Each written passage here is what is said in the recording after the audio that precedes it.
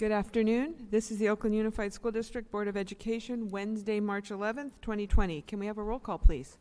On the first attendance roll call, Student Director Smith-Dahl, Student Director Garibo, Director Ng, Here. Director Hitton-Hodge, Present. Director Yee, Present. Director Torres, okay, Director Harris, Vice President Gonzalez, she's ill, President London. Here. Quorum present. Thank you. At this time, the board will recess into closed session. We will be discussing labor matters, legal matters, public employee matters, public employee performance evaluation matters, and pupil matters. We will return at 5:30. We are now in recess. This is the Oakland Unified School District Board of Education. We are returning from closed session. Can we have a roll call, please? Yes, on the second attendance roll call, Student Director Smith-Dahl, Student Director Garibo, Director Ng, Here. Director Hinton-Hodge, Director Yee, Director Torres, Director Harris, Vice President Gonzalez is ill and absent, and President London. I am present. We have a quorum. Thank you. Before moving on to item G, which is the report on action taken in closed session, I want to thank everyone for coming tonight, and we welcome all of those members of the public who are joining us online. We are definitely in uncharted territory with the coronavirus. The superintendent will address the district's latest response to the coronavirus in her report, but I wanted to quickly note the preventative measures that we are taking at the meeting tonight. We actively encourage e-comments through our agenda program that you can find online, and we have already received more than normal. Thank you to everyone who has sent in e-comments. For those of you who are attending in person, we are encouraging social distancing. New word, I bet it'll be in the dictionary thing at the end of the year. We are encouraging social distancing by having the chairs placed in the audience farther apart. Hand sanitizer is available at the entrance. Disinfectant wipes are available at the podium. When you speak during public comment, please try to avoid touching the mic or the podium. I want to again thank everyone who came out to last week's special board meeting to express their opinions. This board deeply respects the will of our community to vehemently disagree with the decisions that the board makes. This is a cornerstone of our democracy, and it is critical to the success of any local government. As we have done at prior meetings, we will need to leave the stage and move upstairs if anyone disrupts this meeting, either by physically approaching the stage or by otherwise making it impossible for the board to conduct the business of the district. By making sure that our board meetings take place, we are simply doing what needs to be done in order for facilities to be built and maintained, students to have the supports that they need to succeed, and employees to have the proper permits and credentials to serve our students. Please note that you can access the bathrooms through the doors in the back corner, and we will make sure that those bathrooms and doors are open and available. I'm now going to go to item G, which is the President's Statement of Reportable Action taken in closed session. Please note that this information is being offered to provide greater transparency, is made at my discretion, and is more than required by the Brown Act. Labor matters. On item C1, number 191555, conference with labor negotiators, the board received a report on this matter and we discussed this matter. Legal matters. On item C2, number 090502, conference with legal counsel around anticipated litigation, the board received a report on this matter and discussed this matter. On item C3, number 19-1434, anticipated litigation, the board approved a settlement resolving the claims raised in this matter, and I believe it was a unanimous vote. On item C4, number 200554, anticipated litigation, the board received a report on this matter, the board discussed this matter, the board provided direction on this matter. Public employee matters. On item C5, number 191486, public employee discipline, dismissal, release. The board approved a settlement resolving the claims raised in this matter. The vote was 6-0. So that was a unanimous vote as well. On item C6, number 191488, public employee discipline, dismissal, release. The board approved a settlement resolving the claims raised in this matter. Again, it was a 6-0 vote. On public, okay, I'm not reporting on that. On pupil matters, the board heard these matters and will vote on them in public in section V as in Victor on the agenda. And public employee performance evaluation matters, we did take up this matter. We have nothing further to report. That concludes item G. We will move now to item H, which is a review of our oath of office and the meeting norms for the Board of Education. The oath of office is the one that all elected officials in the state of California take. We solemnly affirm that we will support the Constitution of the United States, the Constitution of the State of California, and the Charter of the City of Oakland, and will perform the duties of a school board director to the best of our ability. Our meeting norms are listed. We honor the time, act as a collective body, check for understanding, share divergent views, celebrate successes and each other's contributions, presume positive intent, no personal attacks. At this time, we are going to move to item I, which is special orders of the day. Today, we have a report from our Measure G1 Oversight Committee. This is the parcel tax that was passed in 2016, I believe, and I'm delighted to welcome Ms. Habig, and it looks like Mr. Edelstein, our auditor is here as well. Thank you. Oh, there we go. Hello, members of the board. Thank you for welcoming me back. I'm Jill Habig. I'm the chair of the Measure G1 Commission. So you have the full audit report in front of you, and Nathan Edelman can certainly provide any answers to questions that you have about specifics within the report. The overview I just wanted to give you is that we have almost all the audit reports, but not all the audit reports that are required under the ballot measure. So the district's audit is done. Most of the charter school audits are done, but we still have outstanding a few audit reports that we have not yet received. And I just wanted to make sure you're aware of which ones are missing. We have not received an audit report from Baytech, Francophone, OMI, Oakland Military Institute, or Roses in Concrete. I believe we received a couple just recently that may not be in your materials. We received both of American Indians reports, and COVA, Conservatory of Vocal Arts, had submitted a report, but there was actually an error from the auditor that they're correcting. So no, we have not seen any problem with the actual underlying transactions or expenses, but the auditor had misunderstood a piece of the ballot measure, so they're correcting that. So I just wanted to make sure you had the list of what's still outstanding.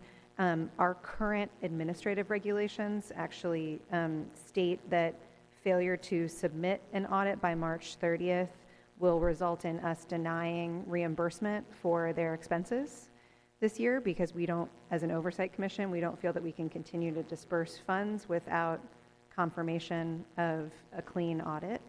Since that deadline is coming up soon, and the ballot measure deadline was already in December, so people are, very well late at this point. I just wanted to make sure the board was aware of our current regulations, and I'm happy to talk in more detail about any components of the audit or our plans for, any schools that don't submit. Any questions or comments from board members?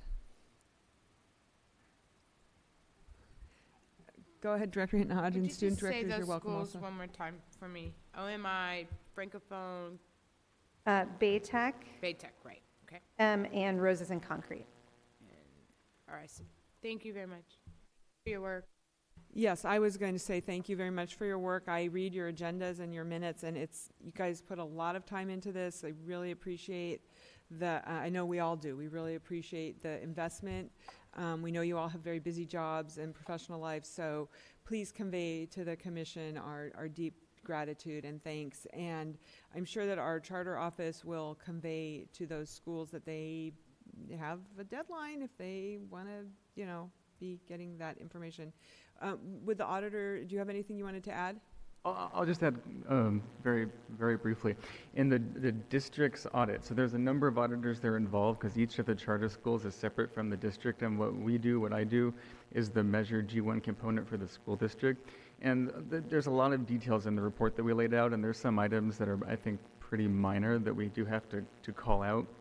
But the end result, the conclusion from the district's audit is that the G1 funds are being used for their intended purpose. Those are funds for teacher salaries, and they're the middle school grants.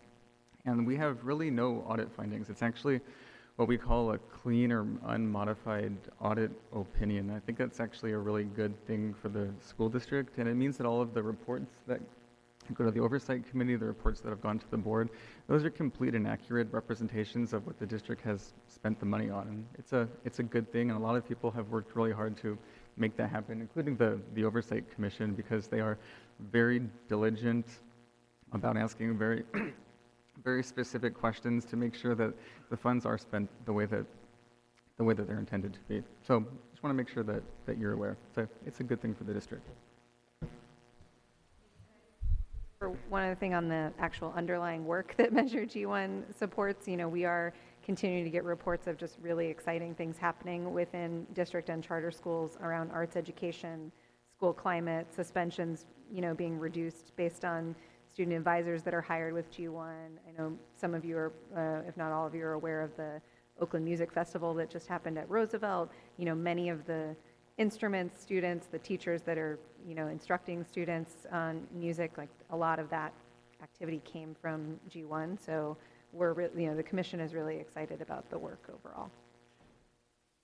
Director Ng, were you going to say something? Sorry, I was getting this out.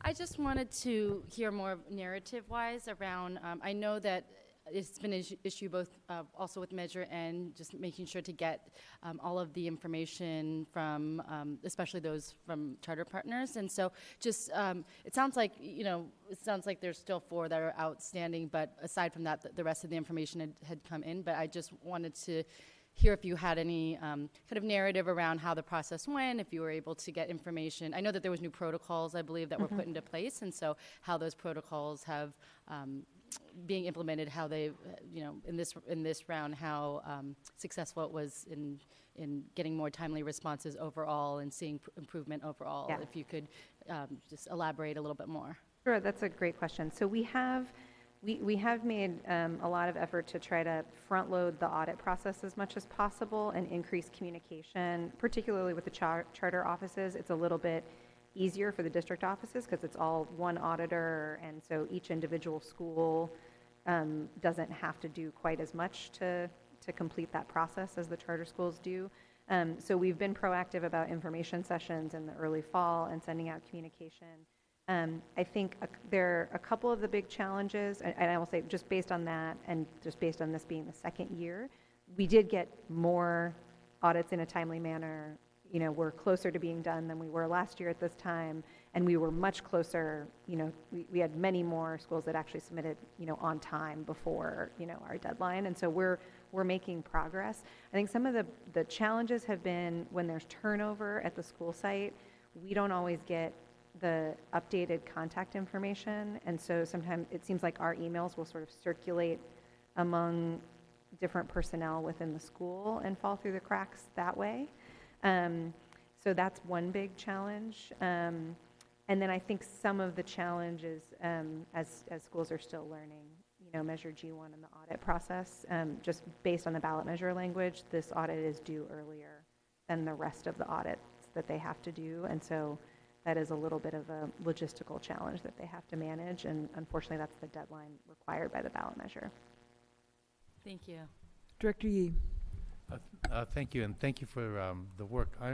I'm curious, as a commissioner, do you ever get resident or voter responses regarding their requests for waivers for the parcel tax?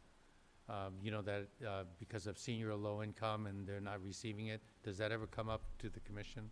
So we haven't reviewed them at all. We do get reports on the total amount collected each year to make sure that we're on track for the projected allocations that we're making for the funding, but we don't see the individual exemption requests.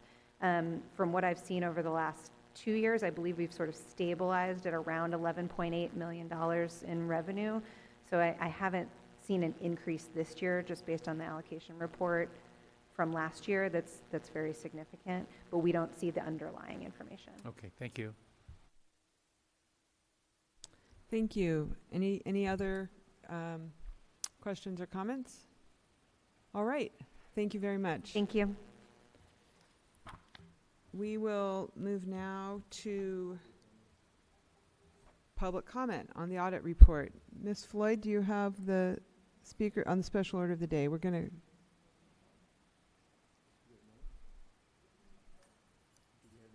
Do we have any speaker cards on this item, please?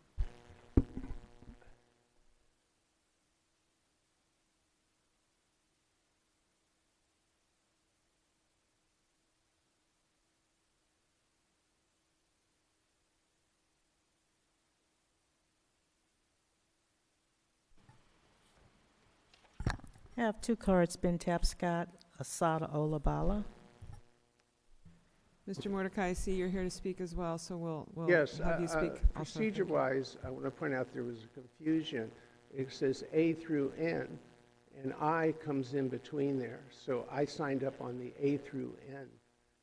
So Right, and when we have a special order of the day, we take comment on that that particular But I item. don't, I mean, I'm sort of sophisticated, and I I got understand. Do you want to confused. offer comment on, we will allow you to speak also on I'm just A through N, saying but that do you want to somehow we offer? have to make this better. Okay, thank you. Do you want to offer comment on this, or are you just Yes, I making do. that point? Okay, Yes, thanks. I do. Let's One start point the I clock. want to make, Jim Mordecai speaking as a vigil, is the timelines. Meeting the timelines, the auditor comes up to the fact that he doesn't have all of the information. What do you do then? You have to submit a report by a deadline. You're not going to make the deadline if you have to wait for reports. There are a lot of legitimate and illegitimate reasons why you don't meet the timeline. I think the procedure has to be you give the information that you have and just say, I didn't get the records for the rest of it. That's the procedure that I like to see followed. So, and then the charter school, this is a measure which includes charter schools. And there's 2 points I want to make, is that the audits are separate. I think that decision wasn't fair because it's made after you tell first you don't tell them that charter schools included, then the school board lets them hire their own auditors. And in the language, if you read it like I do, says that your auditor has to audit their records. Thank you for your time. Thank you, Mr. Mordecai. Welcome. Point of clarification, before you start the time, why are we doing 1 minute instead of 2 minutes tonight? Because we have a long agenda tonight, and we want to make sure we have time for everything. We expect more people will be coming later for other items. How you know who's coming later? Go right ahead. I mean, you're just stifling the capacity of people to be relevant in their conversation on the issues. Love life. The district's audit report said that in some cases, management could not provide all documents originally requested to support audit. The auditor also said that the audit does not express an opinion of the effectiveness of the district's internal control over compliance. In some cases, vendors did not generate invoices that were evidence of expenditures. That's the district's audit. It reflected some issues. Every audit that was done by the charter school, and they had independent, different auditors, had no findings, no inappropriateness. I find that a little bit suspect. Also, when you are reflecting on an audit, the auditor comes before the body to explain. That means every chartered school auditor should be here to explain what their work was, how they did it, and what their findings were. And you don't have that. You just have the responsible district auditor giving you a report, but you're going to approve all of the chartered school audits with no presentation around them. Thank you.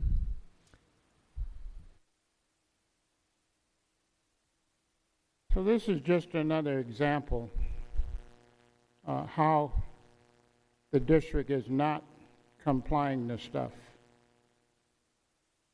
We get programs that started in June asking for payment in September.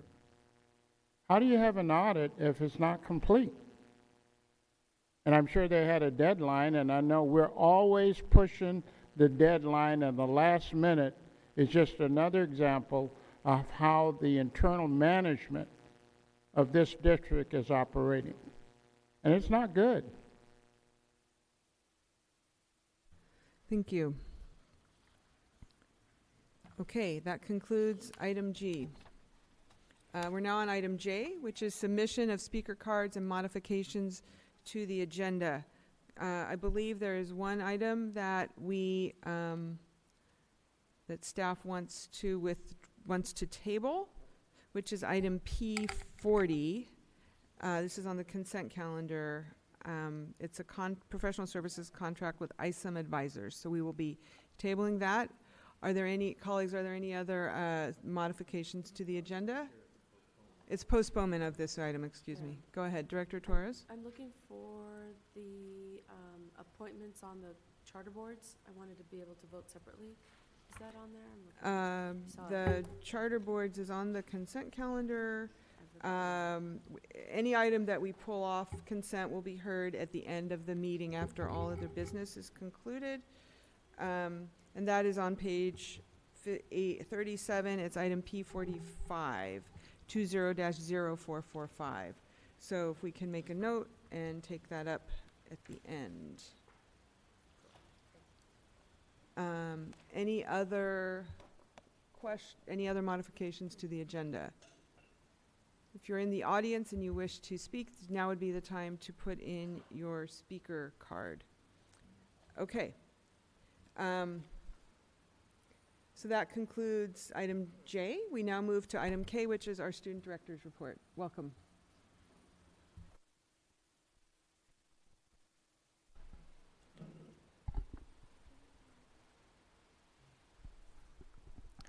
We don't have a report today, but as for what happened last meeting, we want to acknowledge the energy from the last board meeting and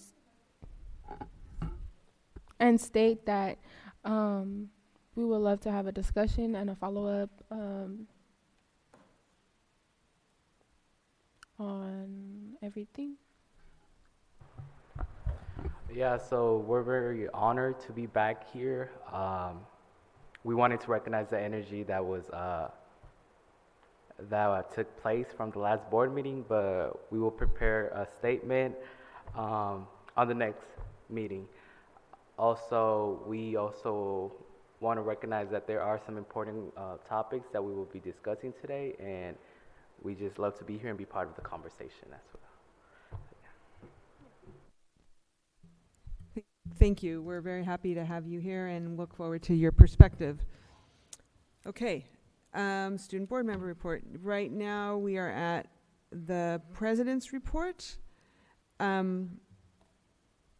do not have any information to share at this time. We're going to hear from the superintendent about coronavirus, which I believe is a topic of main interest. So that's it.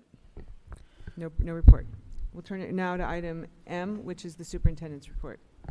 Thank you, Board President. Good evening, community, board directors. I actually have two updates. I'm going to be providing a McClymonds update, and then I will be providing a coronavirus update as well.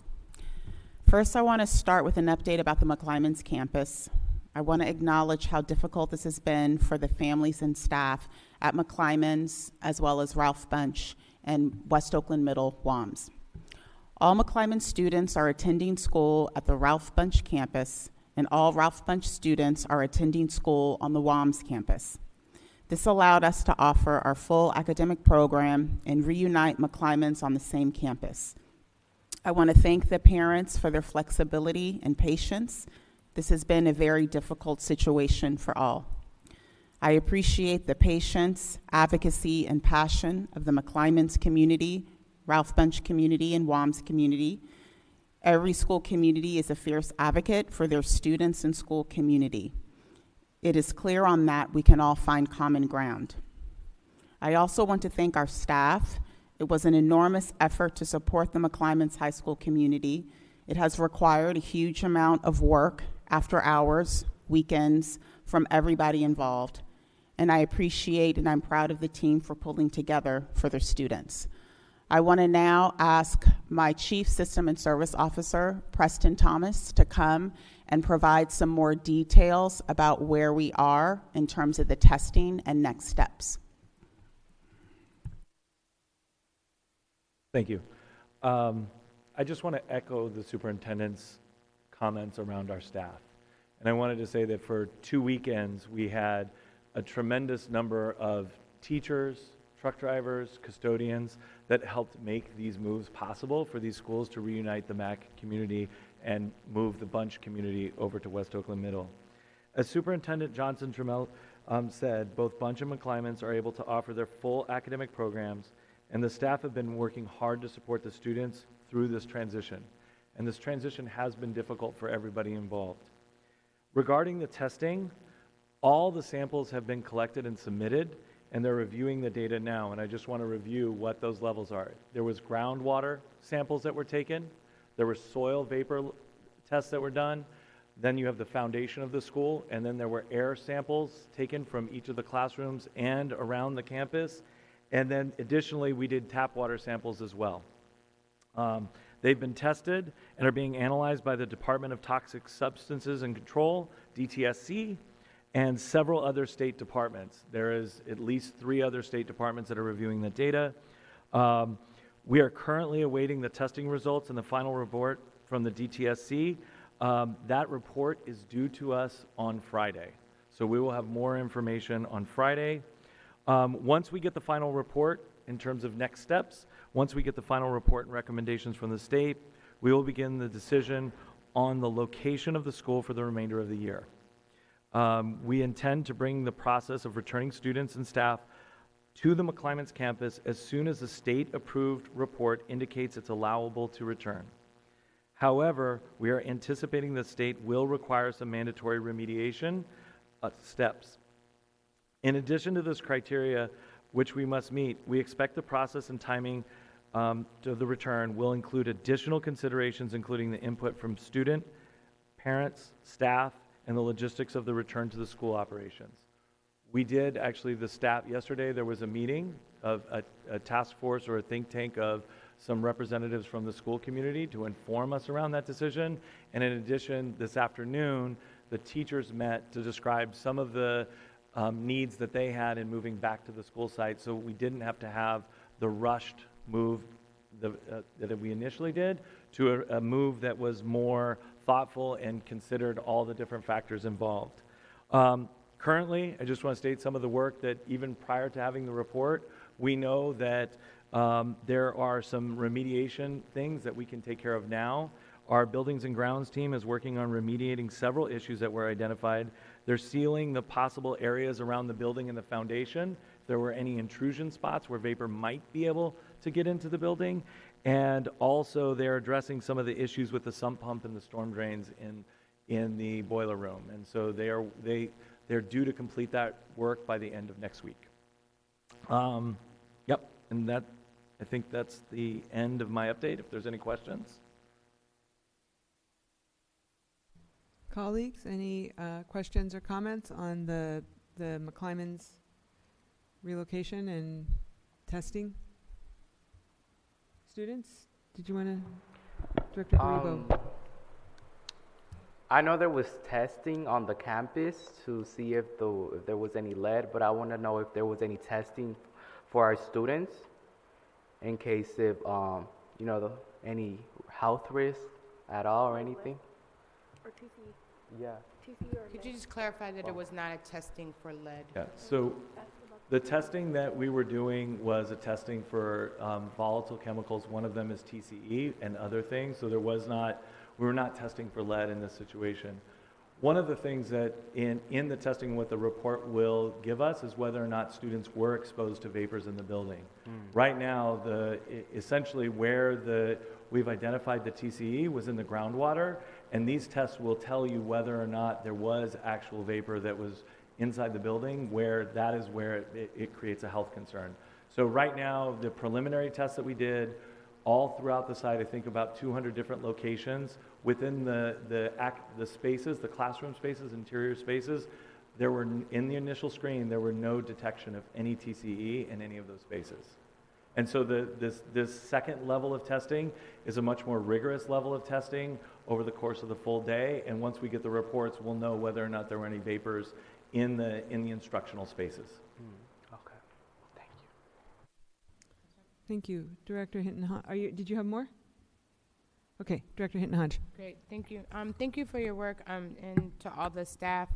I was on the campus today, and the custodian, Mr. Hendricks, I guess we moved the custodians with the people, so they didn't necessarily, well, obviously he couldn't be at the building, but Mr. Hendricks specifically said that he thought that it would be important to get back into the space prior to the move so that he could, address whatever needs were on that campus. So I would appreciate it if there was some, through the superintendent, some kind of contact with the custodial staff. It's sometimes a little uncomfortable for staff to kind of approach me in these situations when, in fact, I think that they should be a part of conversations. They should have some sense of whatever you're anticipating. So again, that was the custodian that approached me. The other thing that is just always concerning to me in this conversation, and everything has centered around McClymonds, but the Ralph Bunch community has been tremendously impacted, and so I don't hear quite enough about their transition. They were made to move in a weekend. What is the conversation about them moving back? I know that they feel really good in an air-conditioned building, much cleaner, much nicer building on the WAMS campus. However, the conversations with those team members, I have not heard of them happening. And I've seen people not be very satisfied with feeling like they're waiting on a decision to happen around McClymonds about their school. And I think that that's totally unfair. I think that our students at Bunch are incredible, resilient, have children, work, are doing things to make sure that they actually make it out and that they can graduate. And so to interrupt and disrupt their learning as well and not be in conversation with those families, I think is just really not, it's not fair. As far as the testing, again, I'm hoping that that there will be a decision that the state people will say that we can move into this space. I know you've already put in air filters and you've done an incredible amount of due diligence. So I am hoping, again, just with a sense of having McClymonds go back into the space that it needs to be into. And then the last thing, just around the academic, just to my colleagues, there's been definitely some conversations about making sure young people are not losing any time.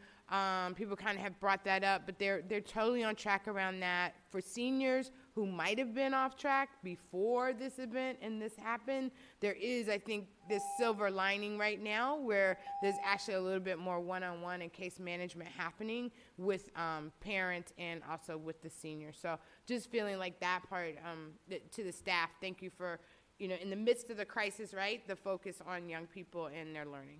Thank you for your work. Do you mind if I just the one piece about Mr. Hendricks and one, he's amazing and keeps that school looking fantastic. And we are planning on going through and doing a clean, I talked to Roland Broach, the executive director of Custodial and Buildings and Grounds. We do have a plan before they re-enter back into the school to do one clean through the school to make sure it is ready to go for students. And I also just wanted to, I deeply empathize with the staff and the students at Bunch.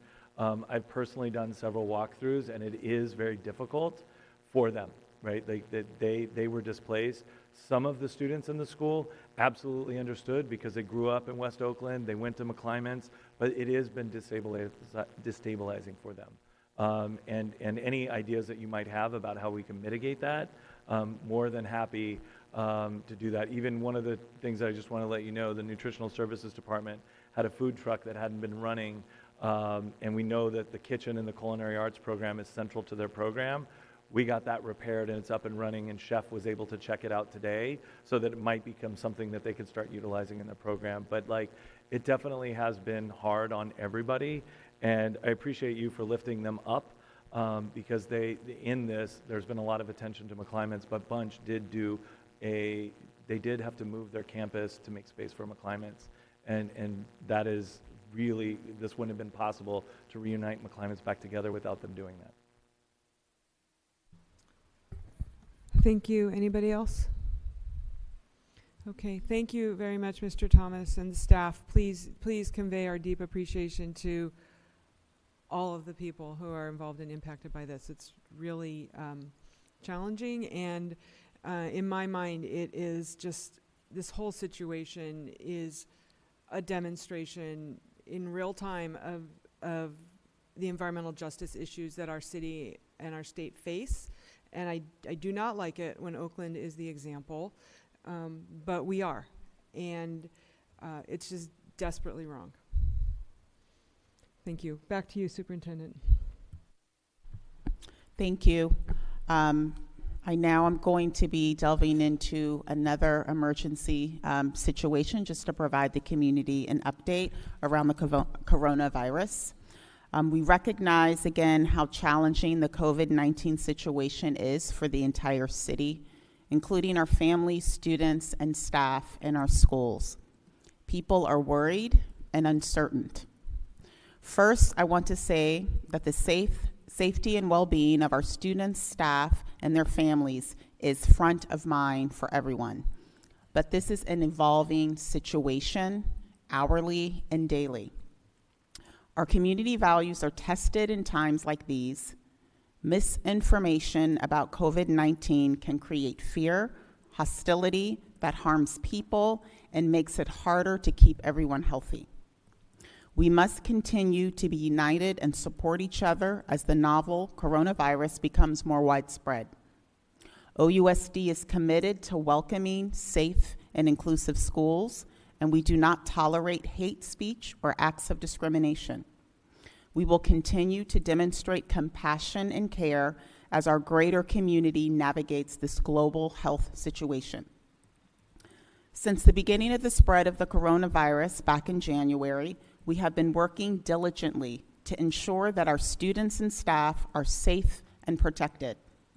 This effort has recently ramped up with regular email updates to our community, daily internal coordination meetings with staff, and the creation of a webpage, ousd.org/coronavirus, that contains coronavirus resources, OUSD communications, and other relevant information. We're using that communication tool as a way to even outreach to other community-based organizations and after-school programs, just to make sure that we're all getting the information to reach as many students and families as possible. We are working closely with the Alameda County Public Health Department and the Alameda County Office of Education in all aspects of our preparation and response. Here is the situation as we understand it of this evening, and I want to underscore that because you should anticipate that communication and guidance will continue to change as we learn more about the virus and the impact specifically in Oakland. There is evidence of community transmission, people testing positive without knowing the source in the Bay Area region. At the same time, there are no known cases of coronavirus within OUSD. We recognize that that can change at any time, but that is the information from tonight. To repeat, we are not aware of any OUSD students or staff who have tested positive for coronavirus. There have been a handful of situations where students or staff may have been exposed to coronavirus, and in those situations, those individuals have all self-quarantined per guidance from County Public Health. Additionally, today, we released a directive that significantly limits gatherings of individuals beyond routine gatherings at school or work sites unless certain criteria are met. More specific information is available online at ousd.org/coronavirus.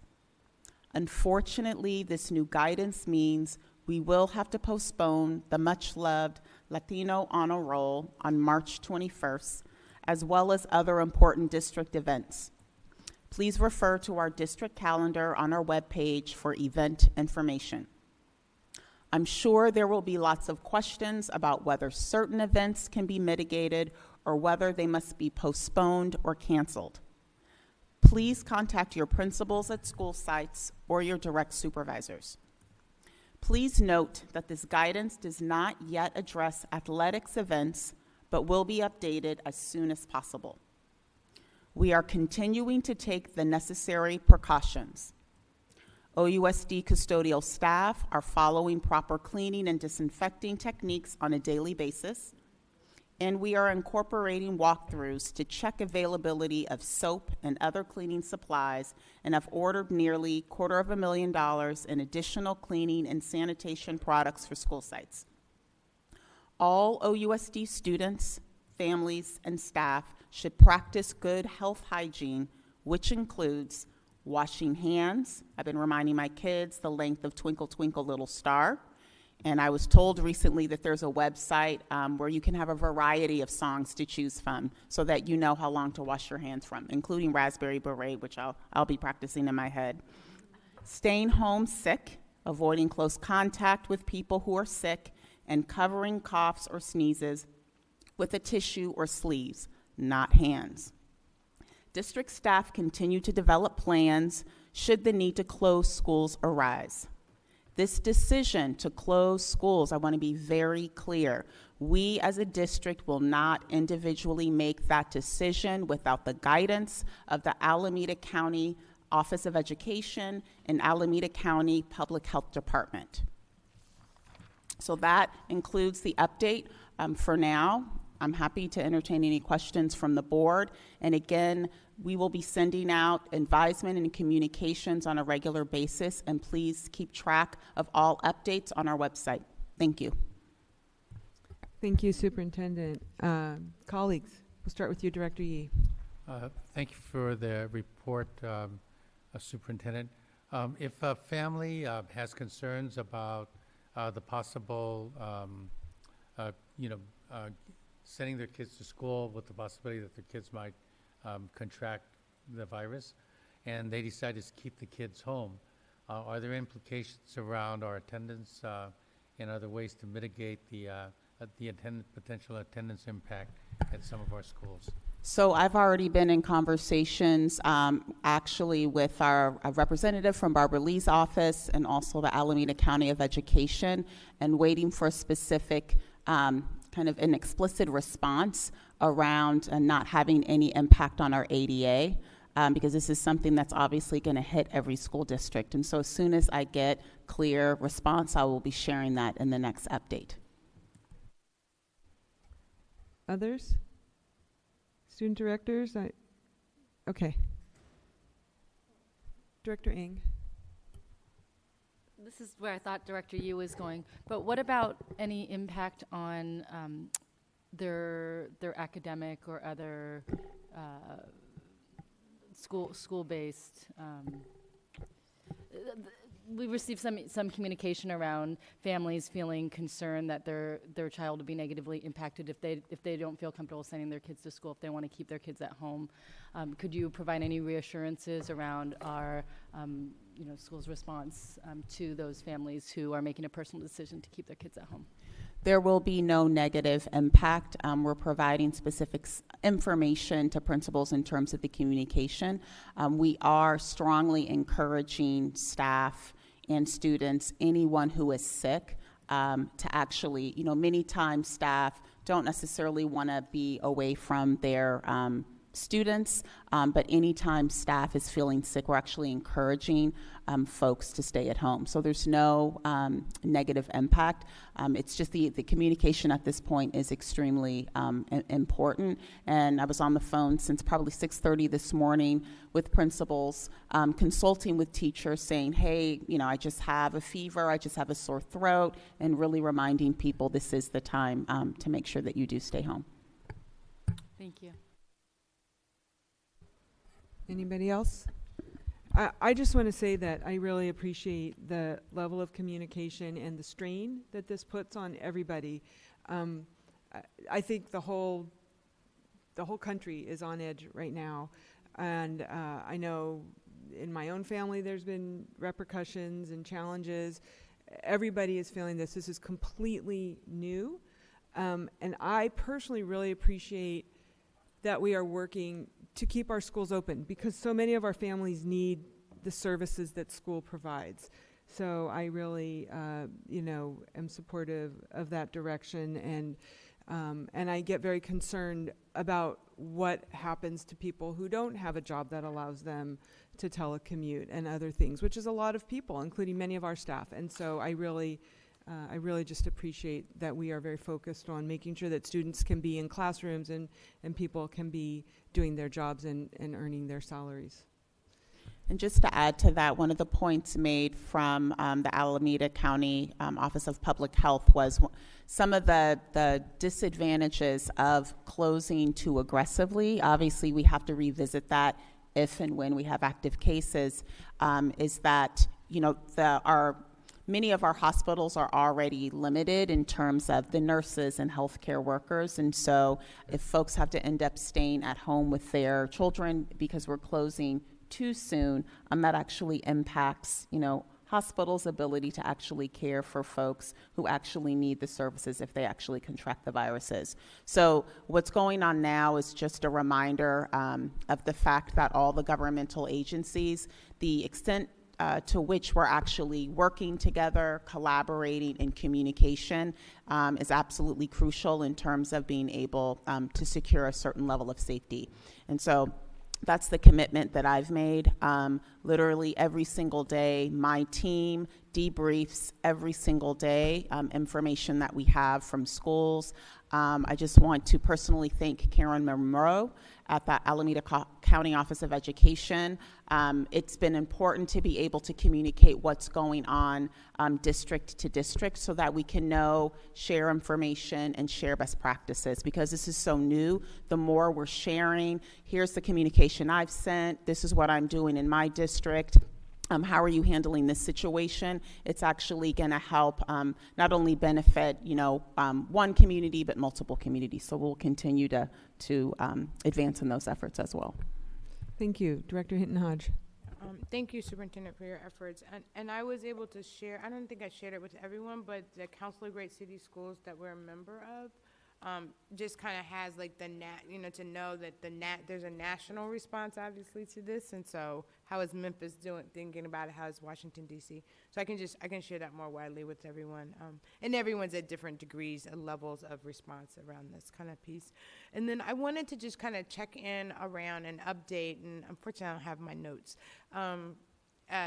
But which is around the Grand Princess docking in the port in West Oakland, and just having the opportunity through the mayor's office, through the governor's office, to be on conference calls, not this morning, but the last 2 mornings. So the morning that the Princess came in, and then the following day. So I think that the communication was relatively good.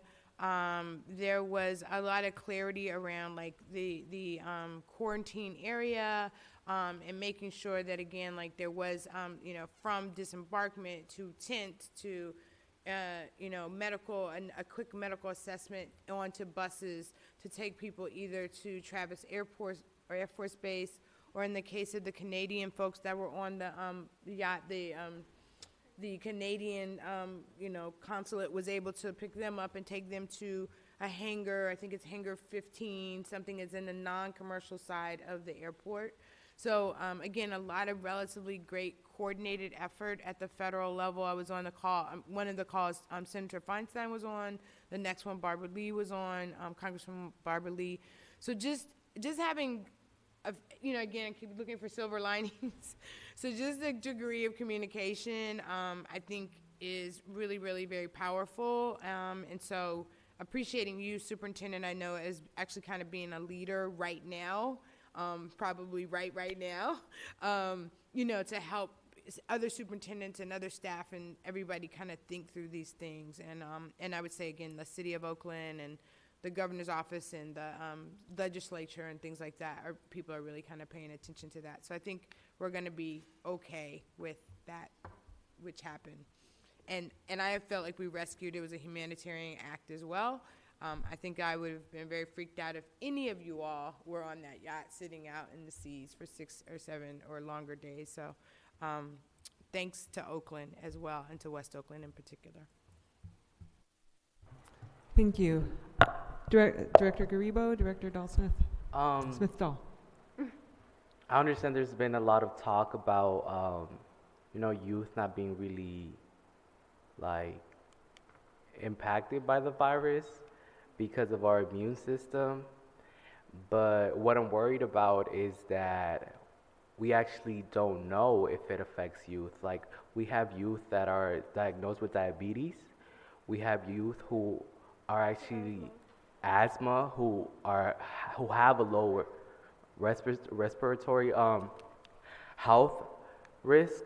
So that's what I'm really worried about, and how we providing the right access of information to them to know that they will not be, affecting our other students. And also, I myself, I have a little brother. He's a newborn, so he's like 1 year old. So it might not affect me, but I'm worried that I'm gonna be bringing it home and affecting like my baby brother or like my auntie who's pregnant. So just sort of provide that fear and providing that access of information to students, not just parents, not just principals and teachers, but students as well.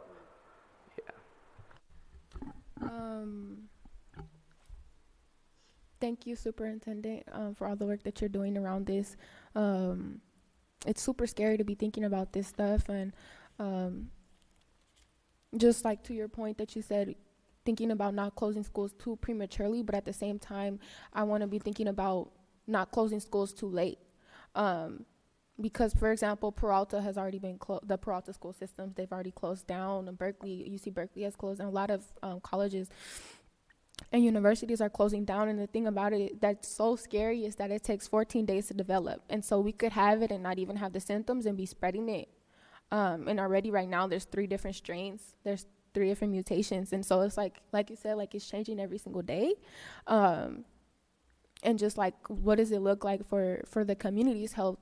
And like, for example, like you said, we have young people and we have people, elderly people in our communities that we might be, transmitting it to, and carriers.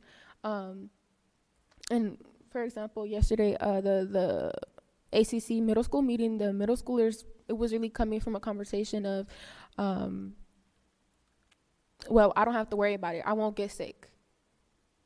And so it's like really having conversation with our young people, like even if you do get it, like as of right now, we don't know like of people from like young people to get sick to the point of death, but like we don't know what it might change to. We don't know the repercussions. We don't know how this virus could change, and like with chickenpox, you can get it and then you get shingles. You know what I'm saying? So we don't know what happens later on in life.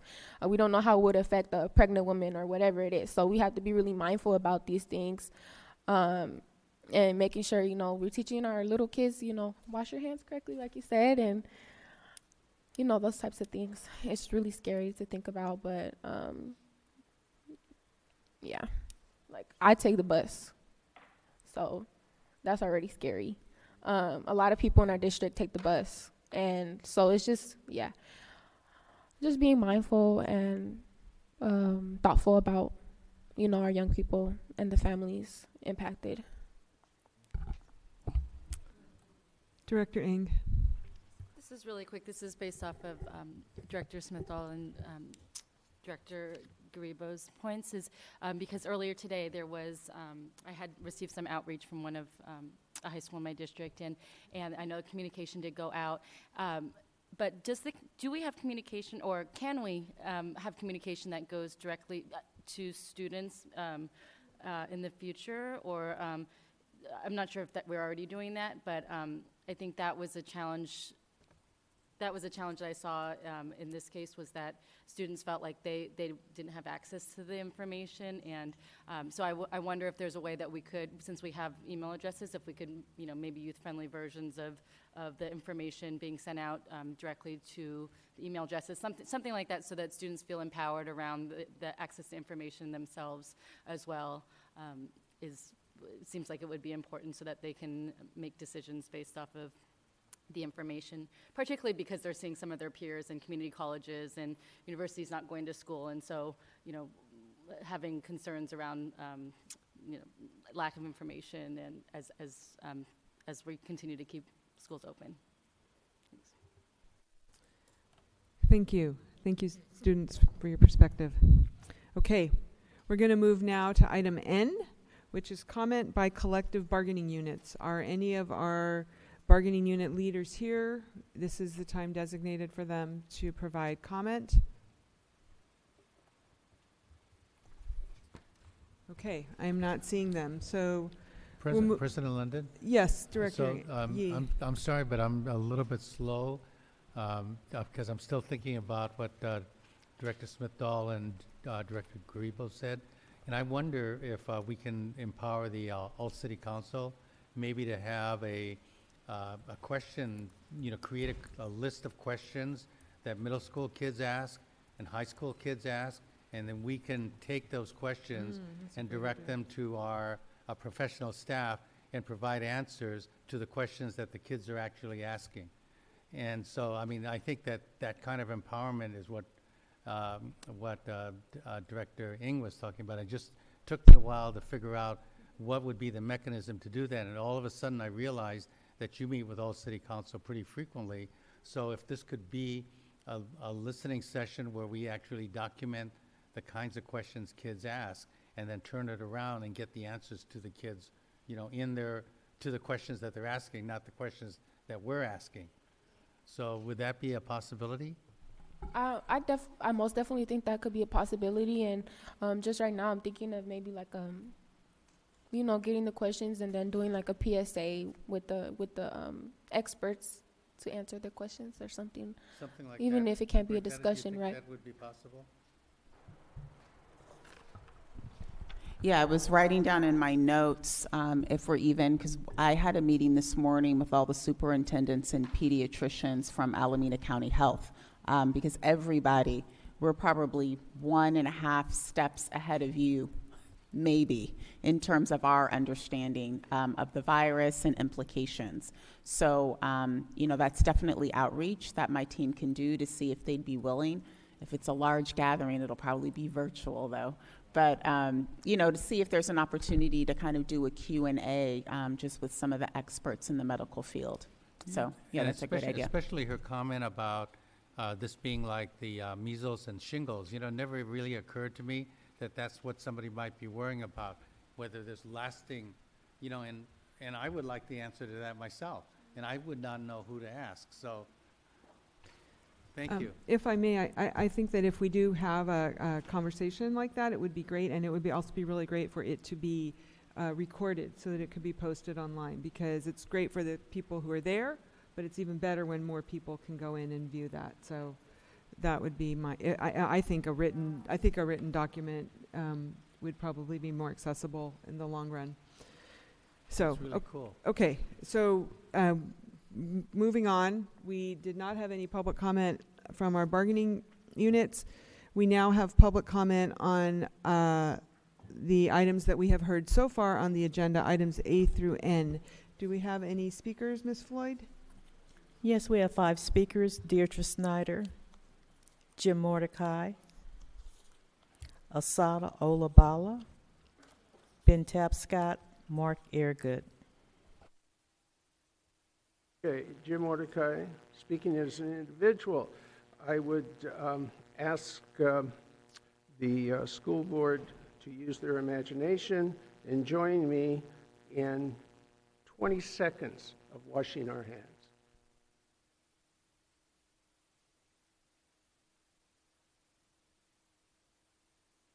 1003, 1004, 1005, 1006, 1007, 1008, 1009, 1010, we're halfway there. 1011, 1012, 1013, 1014, 1015, 1016, 1017, 2018, 1019, there we are. We got there.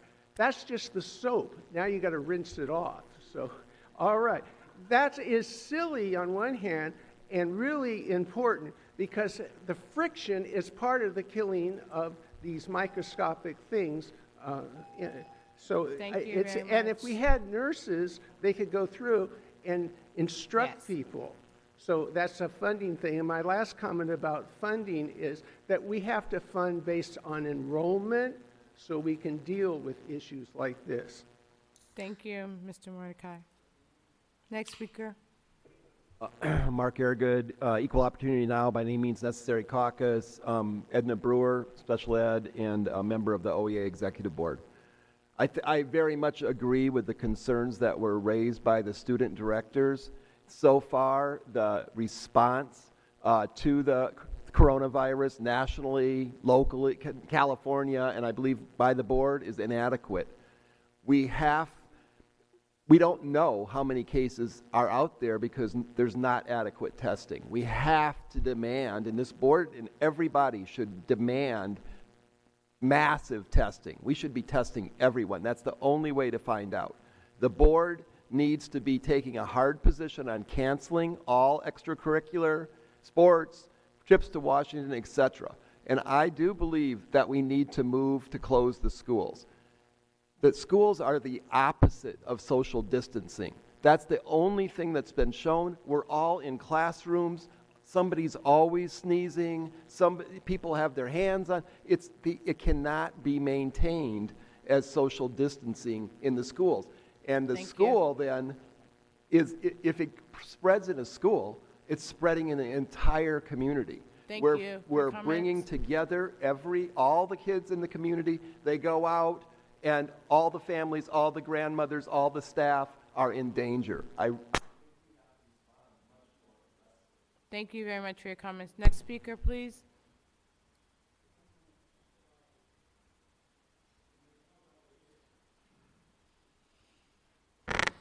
Touch it. Love Life.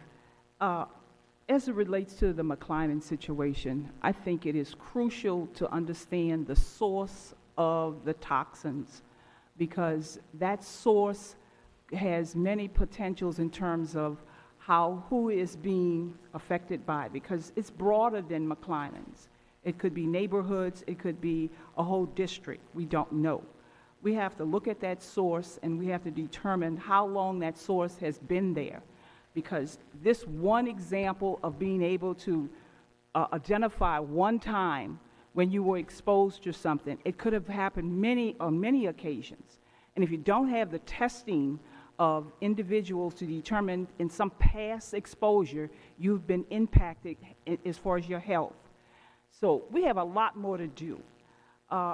Lastly, this term of interruption and disruption is just one example of how chartered schools, when they move into district schools, how those children are interrupted and disrupted when other people come into their classroom environments. Thank you.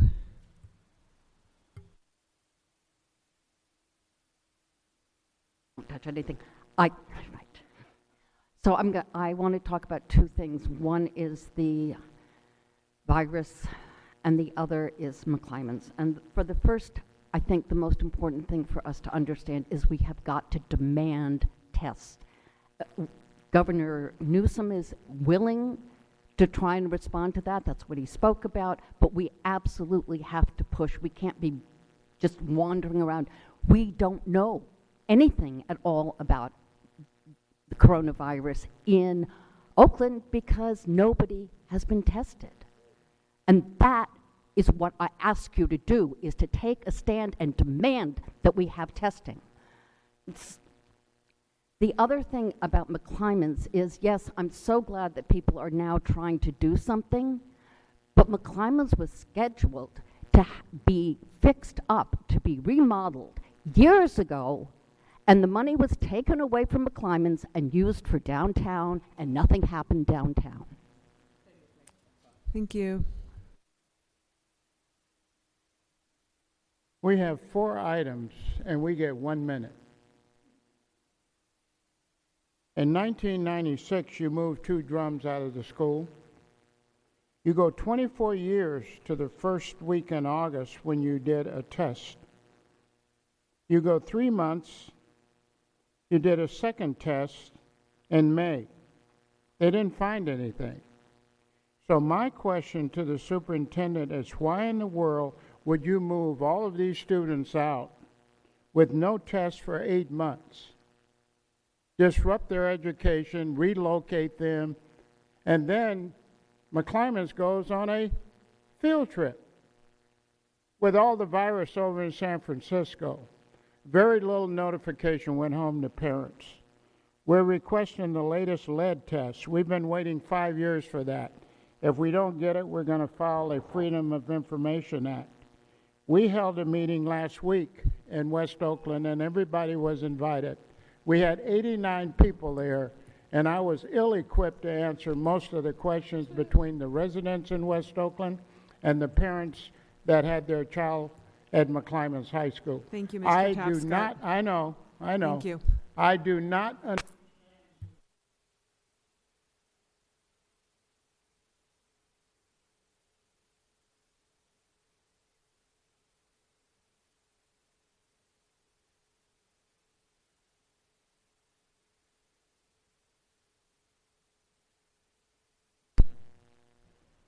Thank you. That concludes public comment on items A through N. At this time, we will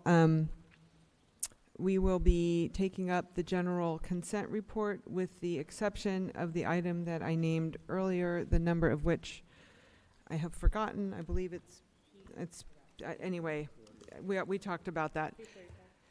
P45. Is there a motion to approve the general consent report? So moved. Is that a second by Director Ng? It is the second, and I had a quick comment as well. Okay, let's go to public comment. Let's go to comments from the public on the consent report, and then we'll come to you. Great. Can we call the cards, please?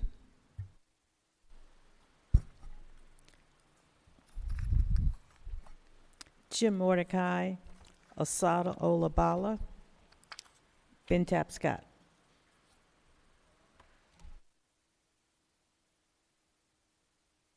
Point of clarification, there are 45 items on here. Can we have more than 1 minute? There's nobody in the room tonight. I have several items I want to speak on. I can't do it in 1 minute. We'll allow Ms. Olabada 2 minutes, please. I appreciate that. Thank you so much. On the consent report, there are several items, 4 of them, that call for increasing the contracts that you currently have with them. And I would ask for some evidence that validates that there needs to be an increase based on the budgetary issues that you are currently dealing with. And so those items are P7, P8, and then P11. But anyway, you guys should know. There is a item P16 that's calling for a temporary hiring freeze, but at the same time you have P15 that's calling for a job position to be put in place. And that's a contradiction if you're having a freeze and at the same time you are requesting for someone to be hired.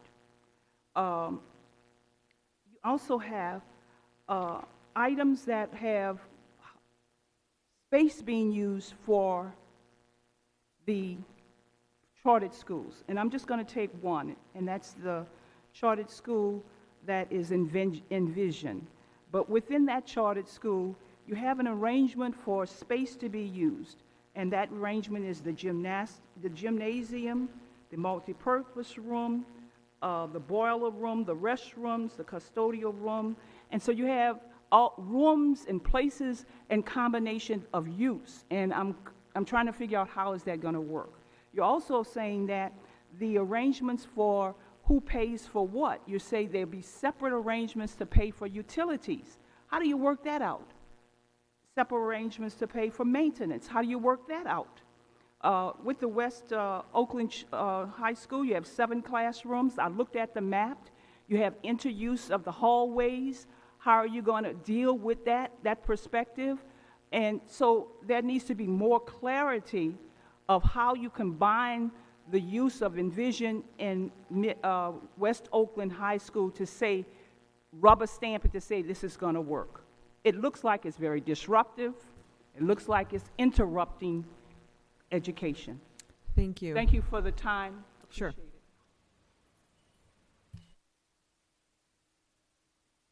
Okay, Jim Mordecai, speaking as an individual, please, I'm going to be talking on page 36 on P42. It says, in lieu of Proposition 39 Facilities Use Agreement. So my question is, when you say in lieu of, there is like the requirements of Prop 39, and then there's a separate agreement. So you're not, it's sort of like you're not just negotiating based upon whatever existing law is. In lieu of means in replacement of. So I'm a person who asked that question. The board doesn't answer questions, but I would like that sent to me. You know what my email address is. The other part was the board on page 37, member governing board of named district authorized charter school board of education. And so people to the board, I'm looking at the Vincent Academy board. Now, I don't expect anybody to respond to it, but Vincent Academy, I assume everybody on the board is Catholic. So my question is Edward Huang. Actually, Mr. Mordecai, Catholic. this is the item that was pulled, and we'll be debating this specific item at the end of the meeting after all the other new business. Okay, that went past me. Thank you. Yes. Thank you.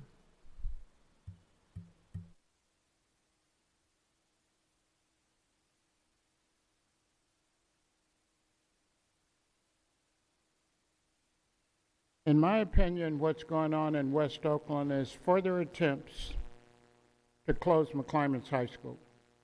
We have been asking for a middle school over there for at least 6 or 7 years. We have 300, and I'm being conservative, 300 6th, 7th, and 8th graders that have to travel outside their neighborhood because this school board, this district, will not give the residents in West Oakland a middle school. The reason that my opinion is you don't give us a middle school because that would feed into McClymonds, and our enrollment would probably go up around 200. We get kids back after they finish the 8th grade. We have 6th, 7th, and 8th graders leaving. Envision moved in after KIP moved out with a 40-year lease. I don't understand this co-location because it says very clearly that this is not to be done if there is a functioning school, which is the rest of it. It said the district must provide adequate space. So here we go again. We thought Envision would be there for a year. Now they want to come back another year. They're competing against West Oakland for the same students. And if they get all the shiny new stuff, parents will then want to go there, and I guess you'll look at closing West Oakland Middle. It's another form of discrimination, in my opinion. Thank you, Mr. Tapscott.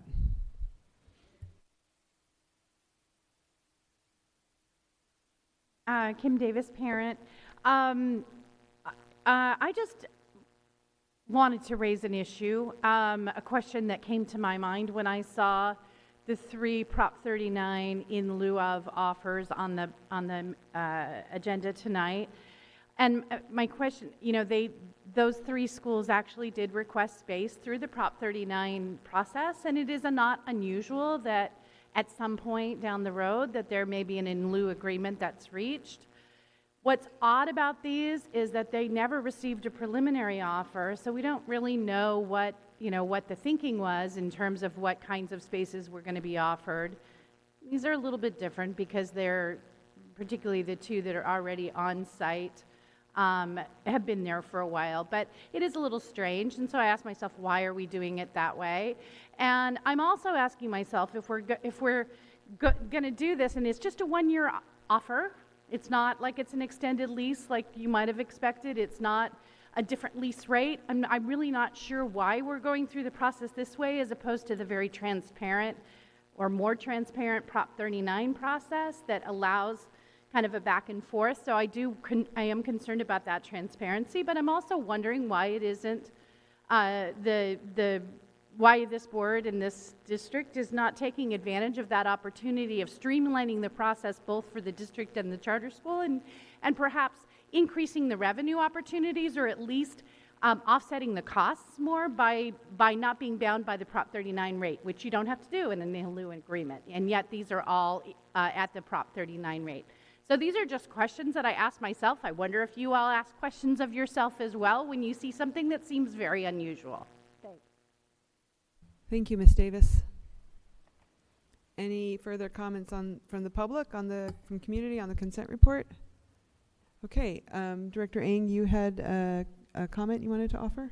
Yes, thank you. I just wanted to quickly lift up P47, which is the amendment to our board bylaw 9130, which would allow our student directors to sit on the Education Partnership Committee, which is comprised of city council and school board members. This is something that we've been trying to do since last spring, and I'm really pleased that we're finally able to do this. So we'll look forward to, and I'm currently the co-chair of it with Councilmember Nikki Bass. And so we'll be in touch to invite you to our next meeting, which is Monday, March 23rd. It's coming up pretty quickly in a couple weeks, should this policy pass, which I hope it does. And I also hope that we can send if this passes, a copy of the amendment to the city offices also, so that they are aware also to the city members. They'll be made aware. Wonderful. If it passes. Wonderful, thank you. I'm really excited that we'll have student representation to be able to speak directly to our public officials here in Oakland, and to be able to demonstrate your advocacy and voice on behalf of our Oakland students. Thank you, Director Ng, for your leadership on that. Can we take a roll call, please, on the consent agenda? On the pending motion to adopt the general consent report number 1, Student Director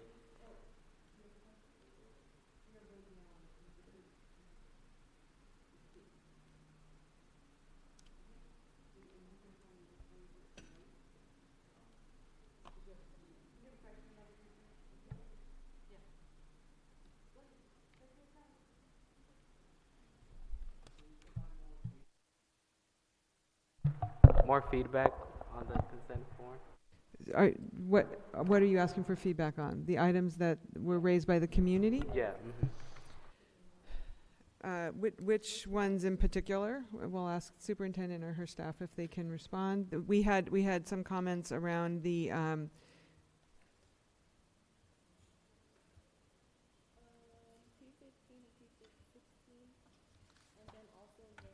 Can you be on the microphone, please, Director? P15 and P16, and also the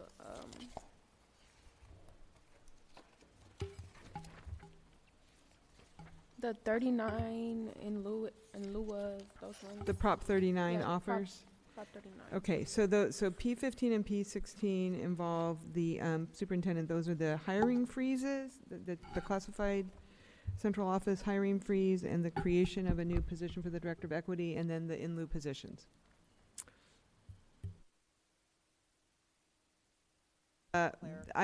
There was some question from community, and the student directors are amplifying around why we are doing the in lieu offers over the, no? Well, first is these two, the freeze vis-a-vis the creation of a new position. So for P16, the freeze is being instated as we do every year as we go through budget development. For P15, P15 is actually the reclassification of a job description for an individual that's already working. As you remember, we did reductions in central leadership. This individual has taken on the work of 2 positions, and so it's providing that person the correct classification to reflect the work that the person is doing. It's not actually an additional position, So but it's we a have new to job get title? it. So, but we have to get it board approved, so that's why it's on here. Okay. And then they were also asking about the charter lease issues. I will have our executive director of our charter office come up and speak to that. Thank you. Hi, good evening. Sonali Mararka, Director of the Office of Charter Schools. So there are a few reasons why we would be pursuing these in lieu of Prop 39 leases. As one of the community members mentioned, these are schools that have applied for Prop 39, so they are schools who otherwise would have received a Prop 39 preliminary and final offer. One advantage of doing these in lieu leases is that we can finalize where they're going to be and how much space they're going to take earlier in the school year. So in the normal Prop 39 process, the final offer doesn't go out until April 1st, and then the school replies by May 1st, and so that's quite late to know what their plans are, and so this helps us confirm earlier on. Also, depending on the nature of the exact Prop 39 calculations, sometimes these schools might be entitled to additional very specific specialized spaces, which might require us to make a 2 or 3 site offer to find those spaces. And then that means typically we have to offer a potential co-location at another district school. Even though we're pretty sure the charter school doesn't want that space, it still creates a lot of anxiety for those district schools. So this lets us lock in earlier. They're going to stay in their same space. We don't have to create anxiety at other district schools by potentially offering pieces of their school as well. So that's another reason we do the in-lieu. And just one other question that came up, I think, around whether we could charge more. If we were doing a multi-year lease, we absolutely would be looking to charge more because it's just a 1-year lease and it's for the space. They pretty much would have been entitled to it anyways. We can't charge more. If it would have been for more space than they are entitled to, we would charge more, or if it were multiple years, for sure. If the student directors have other questions, be happy to answer them. I have a question. Okay, Director Hinton-Hodge. You, sorry. Is there a reason why we aren't doing, because like Cox and Achieve have been around for forever. Is there a reason why we're not doing multi-year offers there? We would be looking at it, but the multi-year process, we would want to do probably potentially enough of a long lease that we would hit our long-term lease criteria, and so that's a bit longer process to go down, which would require a community meeting. And so with these schools right now at this time, we jointly determined and mutually agreed upon doing just a 1-year lease. It requires a community meeting? As part of the long-term lease criteria, there's a commitment that they hold a community meeting to get feedback on. Again, this is only for a longer-term lease, not a 2 or 3 year lease. Yeah. Cool. And then just to the student directors, my support around long-term leases with charters is because there is often a huge critique of them and not serving SPED students or not serving, more difficult students.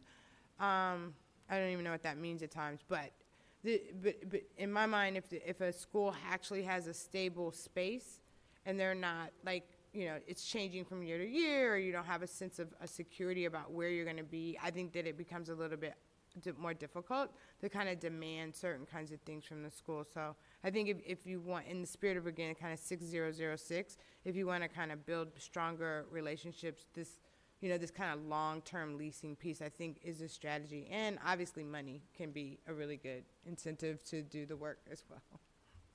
Thank you. Did you have further questions? Okay, can we call the roll, please, on the consent agenda? On the adoption of general consent report number 1, minus the items pulled or postponed, Student Director Smith-Dahl. Yes. Student Director Garibo? Yes. Did you say yes or no? Okay. Yes. Okay. Director Ng? Yes. Director Hinton-Hodge? Yes. Director Yee? Yes. Director Torres? Yes. Director Harris? President London? Yes. The motion's adopted.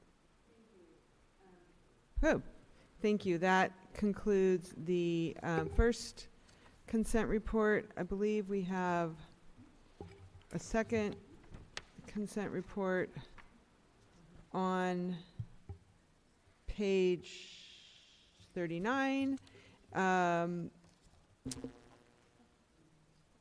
This is a contract for repairs, and is there a motion to approve? So moved. Moved by Director Hinton Hodge, seconded by Director Torres. Is there any public comment on this item, Ms. Floyd? This is P1-1, item 200405. It's an agreement, California Multiple Award Schedule contract with Kruger International for the Facilities Division. Division of Facilities Planning and Management. I have one speaker card, Asala Olabala.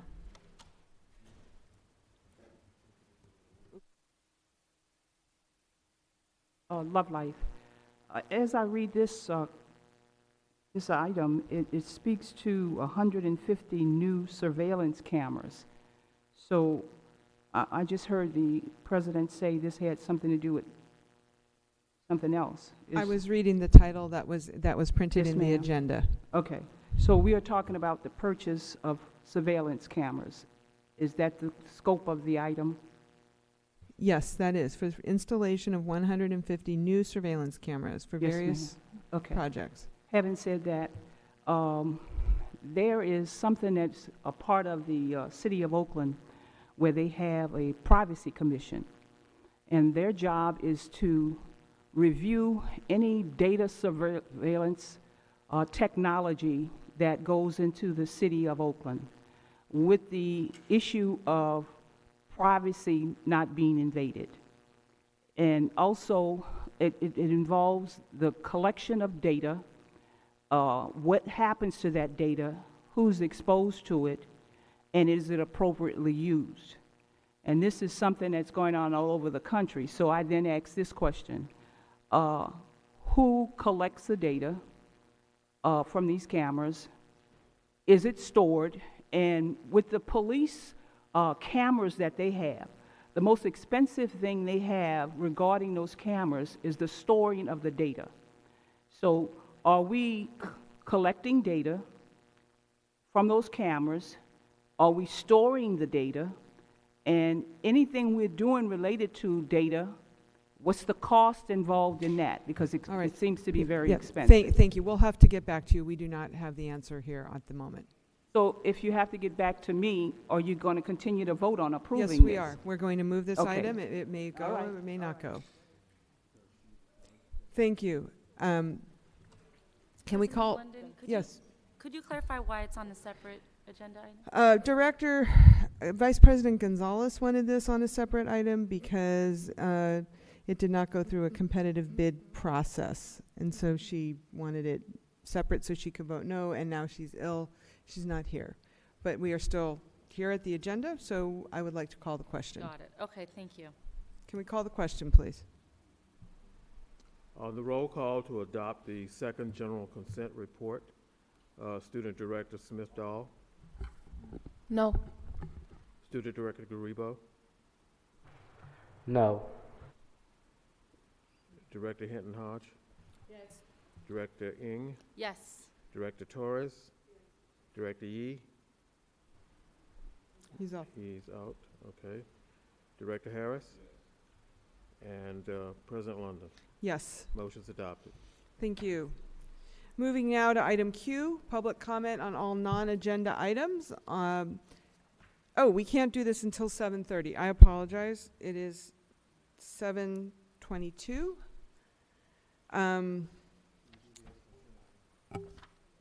Okay, that's a good idea. So we will, at this point, take up, even though I said we would do it at the end, we will take up the item that was pulled earlier, and that will hopefully get us. So this was item P45-20-0445. This is the appointment of several people to charter school governing boards. This item came through our special, it's not a special committee, but we have a committee on charter schools, which Director Harris chairs, and I'm going to ask you, Director Harris, if you would, to please introduce this item.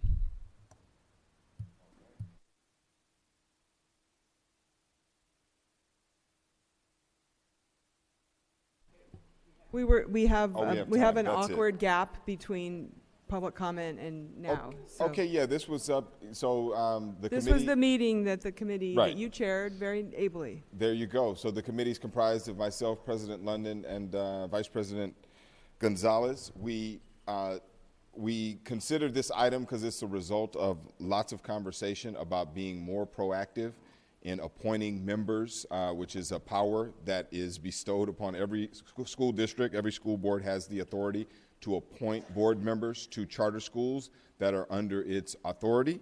And so this is actually the first action in the history, I believe, of the Oakland School Board to actually do this.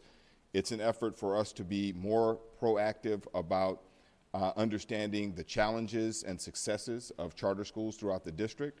And there's also a process by which you can go through if you're a charter school, working with our charter school office to identify if you have a need. You can work with them to appoint members. And so this is, again, the result of that action. So we put forward these 4 candidates for your consideration this evening. And I can take any questions. I'm sure President London can answer them as well if you have them. Thank you. Director Torres, you pulled this item. Do you want to raise your questions? Well, I think I want to vote no based on one of Can you be on the mic, sorry, please? I wanted to vote no based on one of the people who is being recommended in our staff. For some reason, having maybe made comments about the fact that they're going to be a good fit, they have a marketing background. I would say that a background to deal with schools or a parent or working in our schools, I think Mr. Kakashiba is on there, and obviously having been on this board, works with our schools at his organization. I would say the main reason the origin of this type of policy for appointing people was for us to have a better idea if the renewal process is more clear when it comes to our limited staff, our limited resources. We've been cutting every year for years. That office is actually not even adequate, the charter office, for the number of charter schools we have, unlike other places that have 1 or 2 and maybe have 1 staff as well. I wonder if this was going to be another way for us to understand how well board meetings are being conducted, how well they're being transparent, how well students are being treated on special ed in areas where we have always heard concerns. So having marketing experience, I don't know how that plays into it, but nonetheless, I just wanted to vote no. Sure. Before I just want to respond directly to Director Torres. My recollection is that we actually have a report that these people will be required to file 2-3 times a year, and we have a standard report. So it will hit on many of the items that you just named, Director Torres. I think one of the things we discussed at the committee meeting is that there's a tension because we are appointing these folks, and yet they are there to help the charter school do a better job. We are not appointing people to every school, every charter school that we authorize, but these are the ones that we have identified as most in need of some additional assistance right now.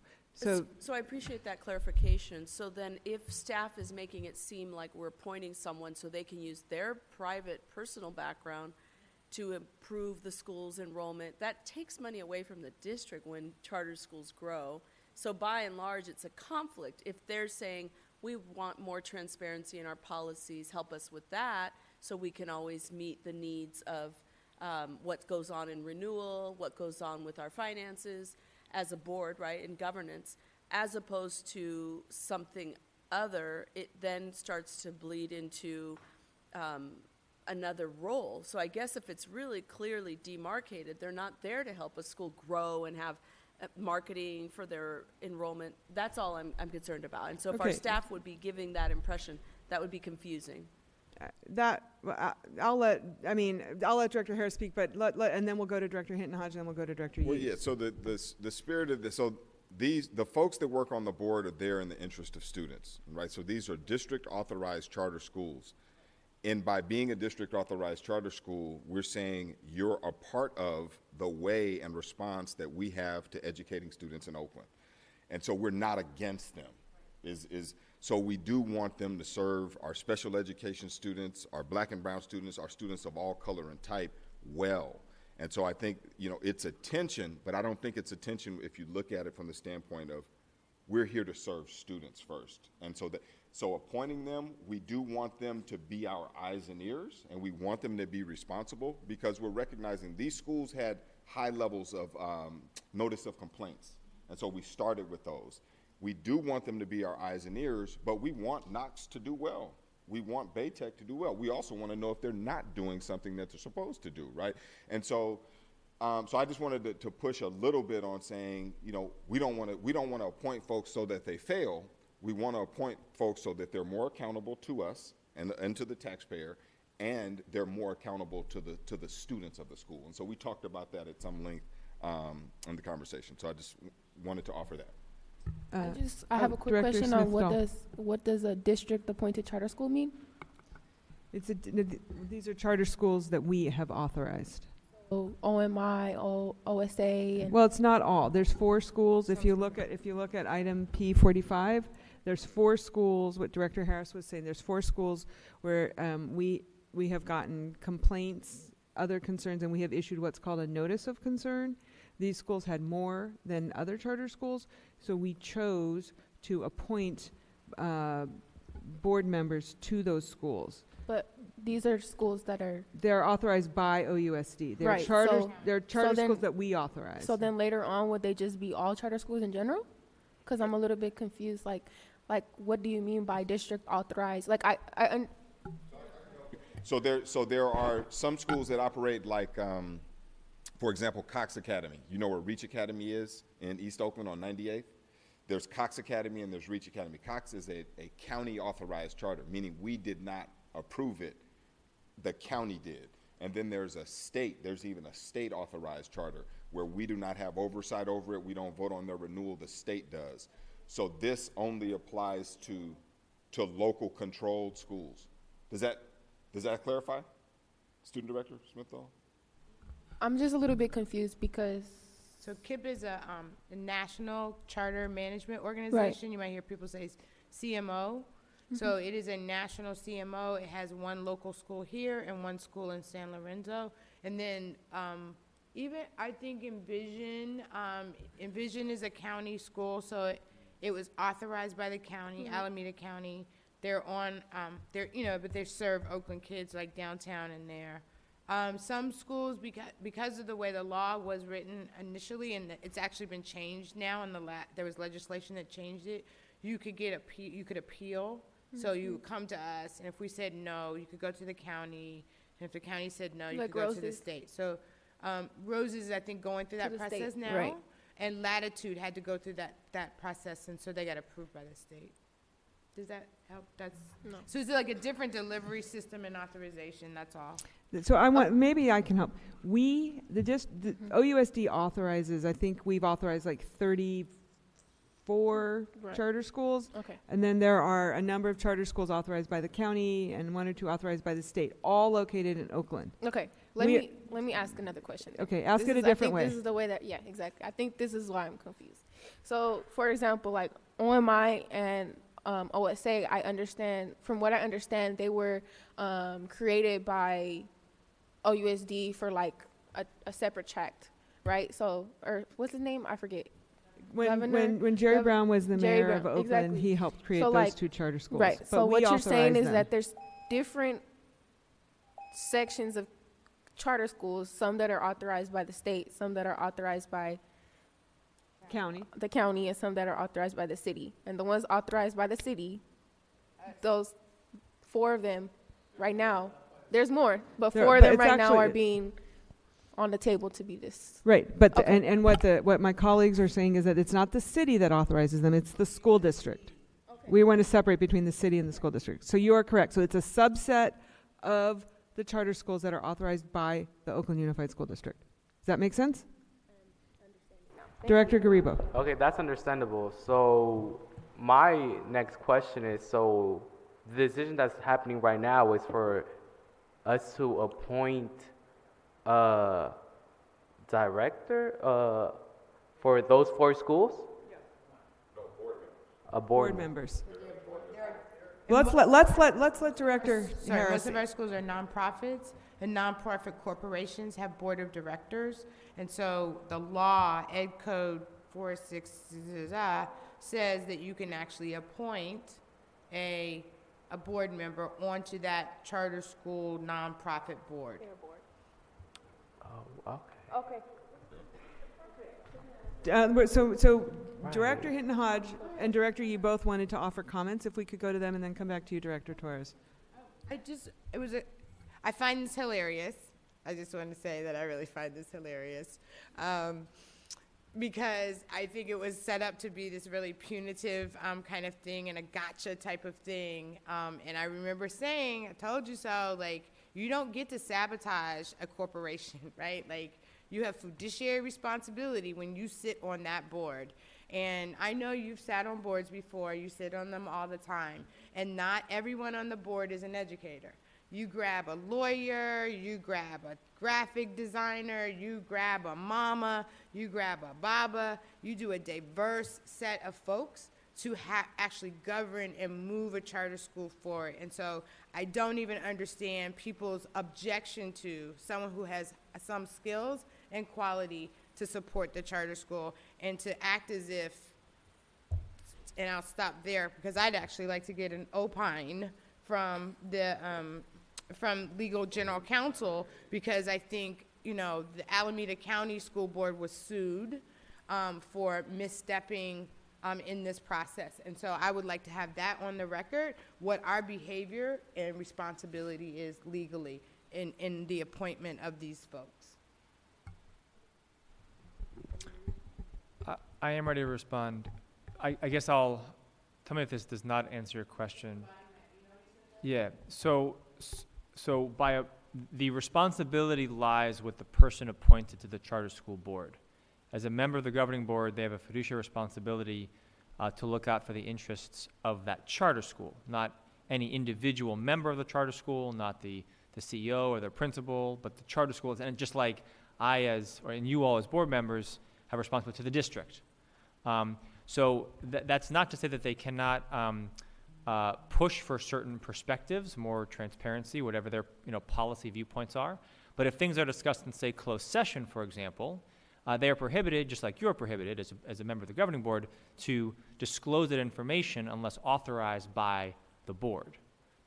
So I hope that answers your question, but that is one concrete example. Thank you. Director Yee. Thank you, and thank you for having this discussion, because I think it started in the year before you folks were on the board. But part of it is the language is really difficult because it describes member of the governing board, so you would think that this is like the superintendent of the charter or something like that, where it's actually just like one of us. But the other challenge to the charter schools, each of these 4 charter schools, that I know them fairly well, actually get to choose their own board members.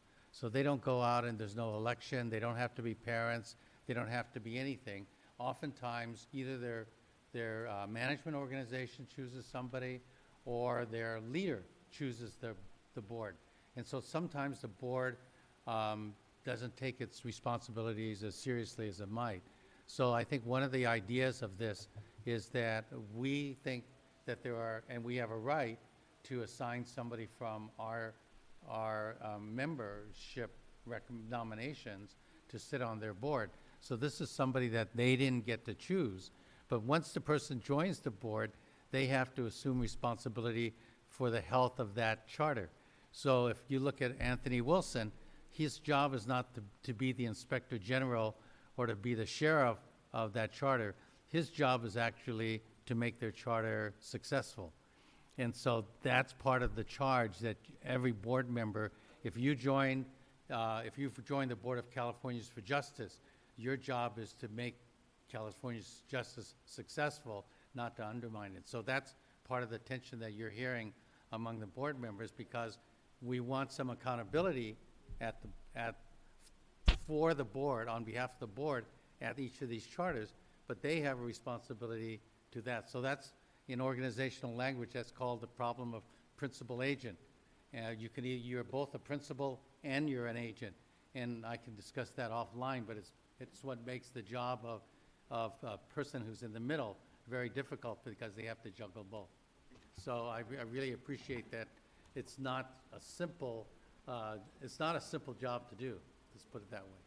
Director Hinton Hodge, briefly. Yeah, and so I just want to actually provide some context. And since you brought up Bay Area Tech, that was a school that was struggling with the board, with the leadership, and they came to our board meeting and asked for someone to be on their board. And so I don't want to make it seem like there's this assumption that, that they, I don't know, they do these things outside of the system, on purpose. But in this particular case, they came to us over a year ago. And so for, again, being really gun-ho about the fact that we should do this kind of work, it took quite a long time to respond to a charter school that actually came to us and asked for help. Okay, we're going to go now to public comment.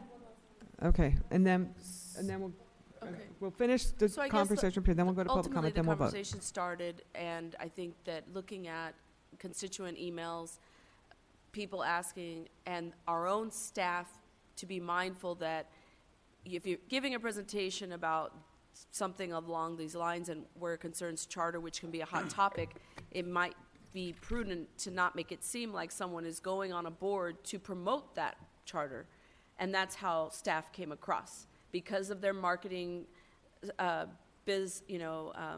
background, and therefore we don't have money for marketing OUSD schools, and our enrollment just plummets over the years I've been up here. If we send somebody on a board to help take more of our students, that seems like the opposite. So that's clearly not the case.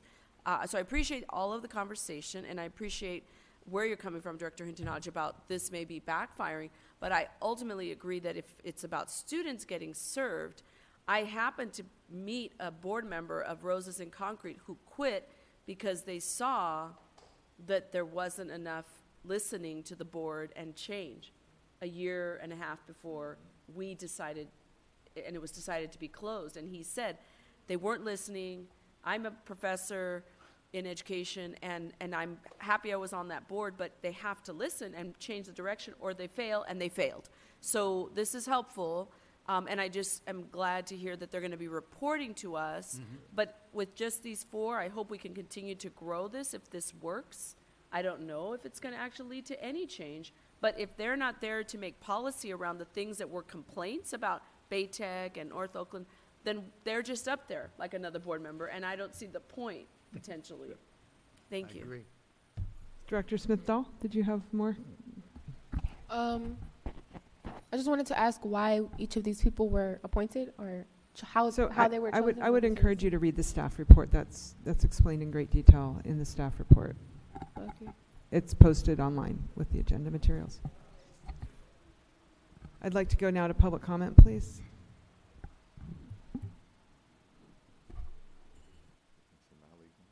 Jim Mordecai, speaking as an individual. For years, I've been asking the board to appoint somebody to one of these charter schools, but I'm coming at it from different position than other people. I was seeing it as a problem of charter schools not being transparent, and that if the appointment to the board would reach out to charter schools, it would increase the transparency.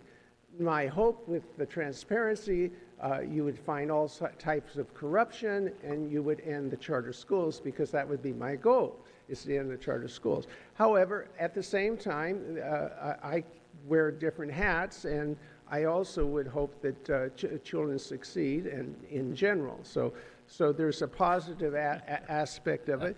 But the successful aspect is that if the person succeeds and helps the charter school, then you have a transfer of resources because the charter school grows, and it grows at the expense of the Oakland school district, and that's a relationship of a host. Thank you, and Mr. a Mordecai. predator. A host and a predator. Thank you, Mr. Mordecai. And the host is the Oakland schools.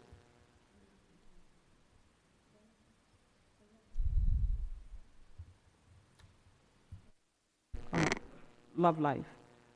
I'm going to reflect on something that's in item T1, that's the certification of financial conditions. You were asked to respond to a number of questions by saying yes or no. And one of the questions, do new charter schools, are they impacting the district's enrollment? And the district answered yes. My question is this: If charter schools are impacting your enrollment, why are you participating in a process that uplifts chartered schools when the end result is your district schools are being impacted by chartered schools? You are participating in bringing down your own enrollment. Anything you do to uplift chartered schools creates the environment that you say impacts your enrollment. And why are you being a participant? The other question is, why are you participating in anything that you can't monitor or hold accountable for, which you say is appropriate? Thank you.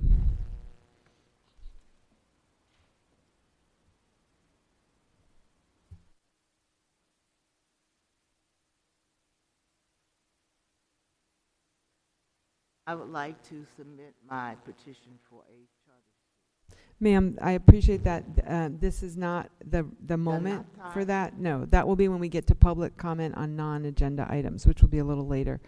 Actually, as soon as we're done with this item, we'll get to that. Mr. Tapscott.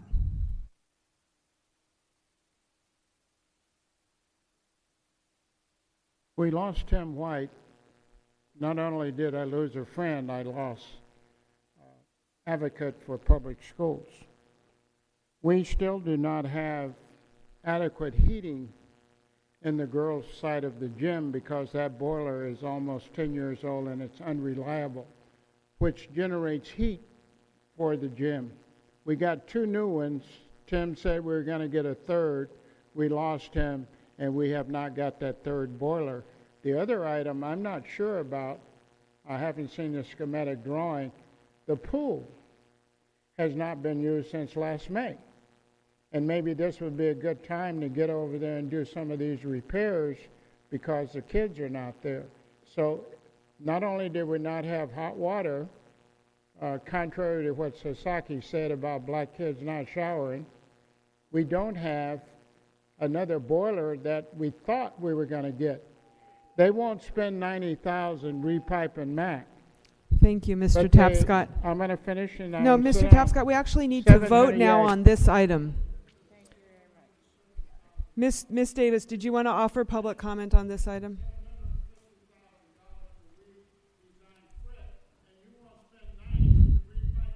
Mr. Tapscott, that is not even the item we're on right now. We're on the item around the charter school appointees. Ms. Davis. Thank you. Kim Davis. And, you know, this, I think, all started because of the letter that I sent, which was based on the concerns raised by Prescott families.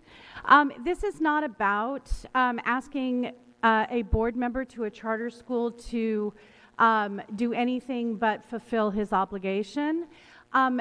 This is about balancing the desire to serve students who are in charter schools that you authorize against the harm that potentially is caused by that appointment. So, as I said in my letter, I do not object to the other 3 folks.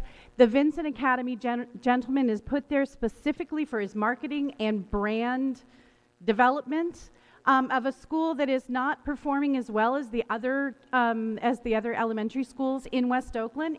70% of the kids come from those schools. This is not helping the children of those schools. This is helping the school look better and get to more people so that you can increase the enrollment that will hurt your district schools. So it's a balancing act. It is, we want to support kids in charter schools, but we cannot do it at the expense of district schools, particularly when the criteria is specifically for that purpose. Can we call the question, please? On the roll call on the pending question. Yeah, we need to move in a second, Madam Chair. Thank you. Can we have a motion? If we could just have the charter schools just come up and quickly explain. But I would actually like to get it on the floor. Will you make the motion? Yeah, sure. I'll move the motion. And I will second it as a member of the committee. Yeah, if we could just have the student director ask a question about how these folks got appointed, and I think very quickly she can just come up and do it. This was shared at the meeting, but nobody watches committee meetings. Sure. Happy. That may or may not be true. Sonali Muraka, Director of the Office of Charter Schools. So the 4 appointees, there is a rubric that's included in the report I'll just talk about quickly. So we had a rubric that looked at a few different items when we talked to applicants. We did an open call for applicants online. We did not have very many people apply because I do think, as the board had a wonderful conversation about, this is definitely an awkward position to take. So we only had 7 applicants. And of those applicants, we interviewed 5 and ultimately selected these 4. We looked for their experience with nonprofit boards, relevant experience around education, and public service generally. We looked for whether they had a targeted skill set that charter boards typically need. So that could be around financials, could be around human resources, could be around academic oversight, those kinds of things. And then we looked at whether or not they would have an obvious conflict of interest. So that's a rubric. We scored all of our candidates based on that. And then we matched the highest ranked candidates to each school based on a diagnostic assessment that was done for all of the current board members at each of these 4 charter schools. We looked at what are the skill sets they already have amongst their current board members and what's the deficit area. And based on the deficit area that was identified, we tried to match a candidate using that skill set. And so just very quickly, for Anthony Wilson, there was a need for more governance experience, and he, for example, is a trustee of a current nonprofit board and has had experience previously working with boards when he, in a prior role. David Kakashiba used to be on the OUSD board. That school that he's going to also needed governance experience, which he has clearly lots of. Giselle Hendry is the nominee for Oakland Military Institute. They needed more academic oversight support. She is actually a retiring principal of a current OUSD school, so she clearly has lots of academic oversight experience. And then for Vincent Academy, which is the one that has been the substance of most of the discussion tonight, their identified skill set using that diagnostic tool was around fundraising and marketing experience. I would also say we, as a charter office, felt like they needed someone who could help them look at data, specifically academic data, around achievement gaps and just overall achievement. Folks have mentioned it's a low-performing school. It is actually a fairly low-performing school. And so our candidate for that role has sort of fundraising marketing experience, but also has a lot of experience looking at student academic data in his day job. So in short words, this is like strengthening these charters, right? Yes, so any appointee to the board, once you become a full board member, just like any of our board members, your goal as a board member is to, you take on the responsibility of the students at that school and doing what's best for them.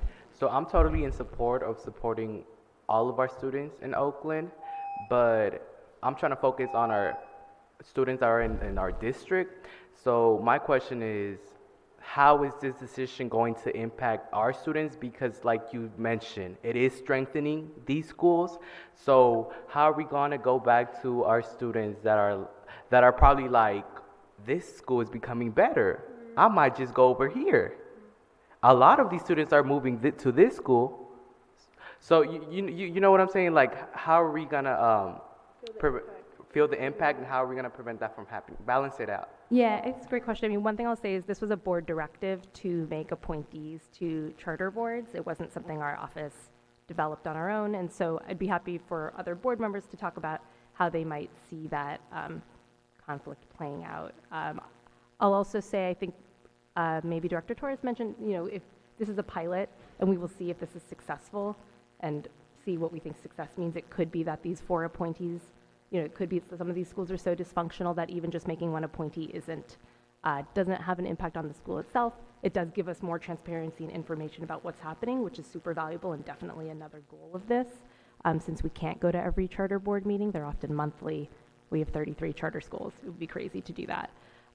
So, I think if it turns out that we are able to find, if it turns out that we are able to find candidates who really can be transformative in these roles, then I think that would make us think differently about what could we do for district schools. Thank you. So colleagues, I want to remind us, we have a long agenda tonight. We've spent half an hour now on a consent agenda item that we weren't supposed to be discussing at all. It was not our plan. So after this, we're going to take the vote shortly. After that, we will have public comment on non-agenda items. Then we will take up the COVA High School charter renewal, and then we will get to the second interim budget report. These are very big items, so I would like to ask us to contain our remarks so we can get on with the business while we're still fresh. Can we call the roll, please, on item P45? Yes. Student Director Smith Dahl. No. Student Director Garibo. No. Director Ng. Yes. Director Hinton Hodge. Yes. Director Yee. Yes. Director Torres. No. Okay. Director Harris. President London. Yes. Motion's adopted. Thank you. At this point, we are going to move to the item Q, which is public comments on all non-agenda items. So if you have public comment on an item that is not on the agenda, your name will be called in a minute, and you will come forward. You will have 1 minute for your comment. Ms. Floyd, can you call the speakers, please?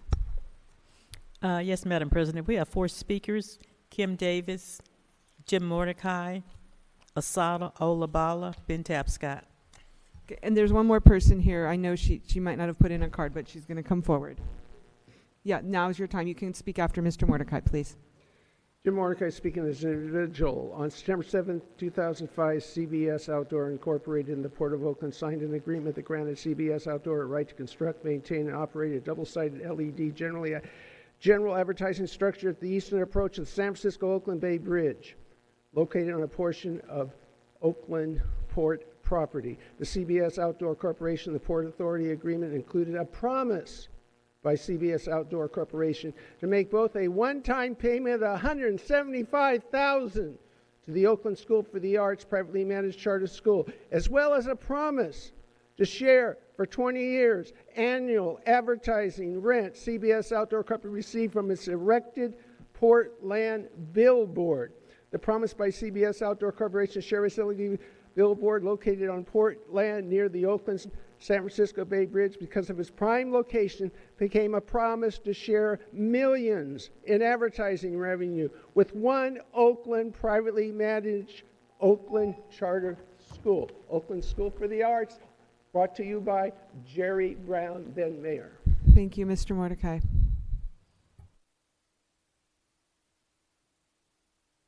Barbara Swafford, and I would like to submit this petition for a charter school. Thank you.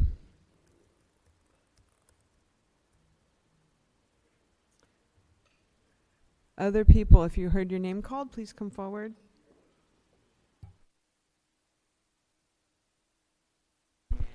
Kim Davis, parent. I just wanted to reiterate what I brought up last week, and I appreciate Dr. Johnson-Trammell taking the time to talk with me about it afterwards.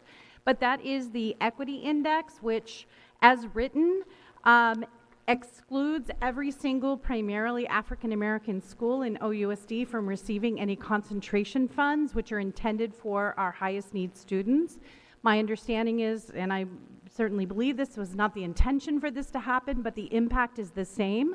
West Oakland schools in particular are being hit hard with this. McClymonds and Prescott, each losing $100,000 in next year's budget, which to my understanding has not yet been restored, any part of it. So I would ask that this board actually think about what didn't happen last week when you all were cutting things, which is an equity index being applied appropriately to the across-the-board cuts, and instead how this new equity index is hurting black students in our district, and we need to change it now. Thanks. Thank you. Love Life. I think it's absolutely necessary that the board and the superintendent review your participation with Oakland Promise. Brilliant Babies is supposed to be a savings plan for parents to grow funds for the potential of their children to go to college. Brilliant Babies, as the current form of it, is not a savings plan. It's an investment plan called the 529 plan. The intent of a 529 plan is for the parent to have ownership of it, and through the years of that child's participation in school, for them to continue to add to it.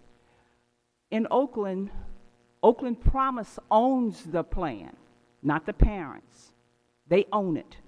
There have been some recent changes to the 529 plan that say parents can identify different beneficiaries They can't do it now. Parents can use the money to go to private schools if they want to. They can't do it because Oakland Promise owns the plan. That's Thank not you. fair to the parents. Thank you.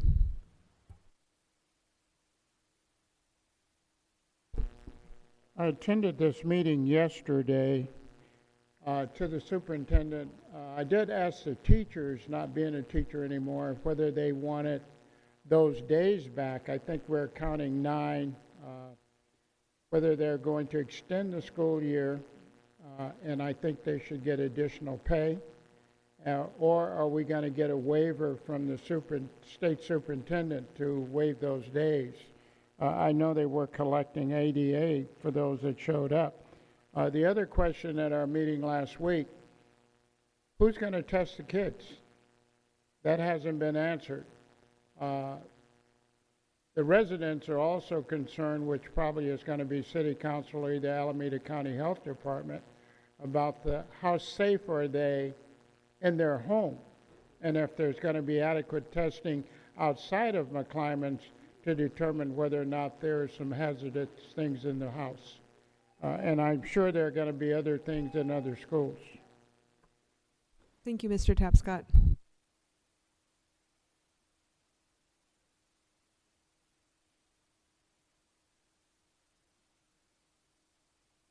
Does that conclude public comment?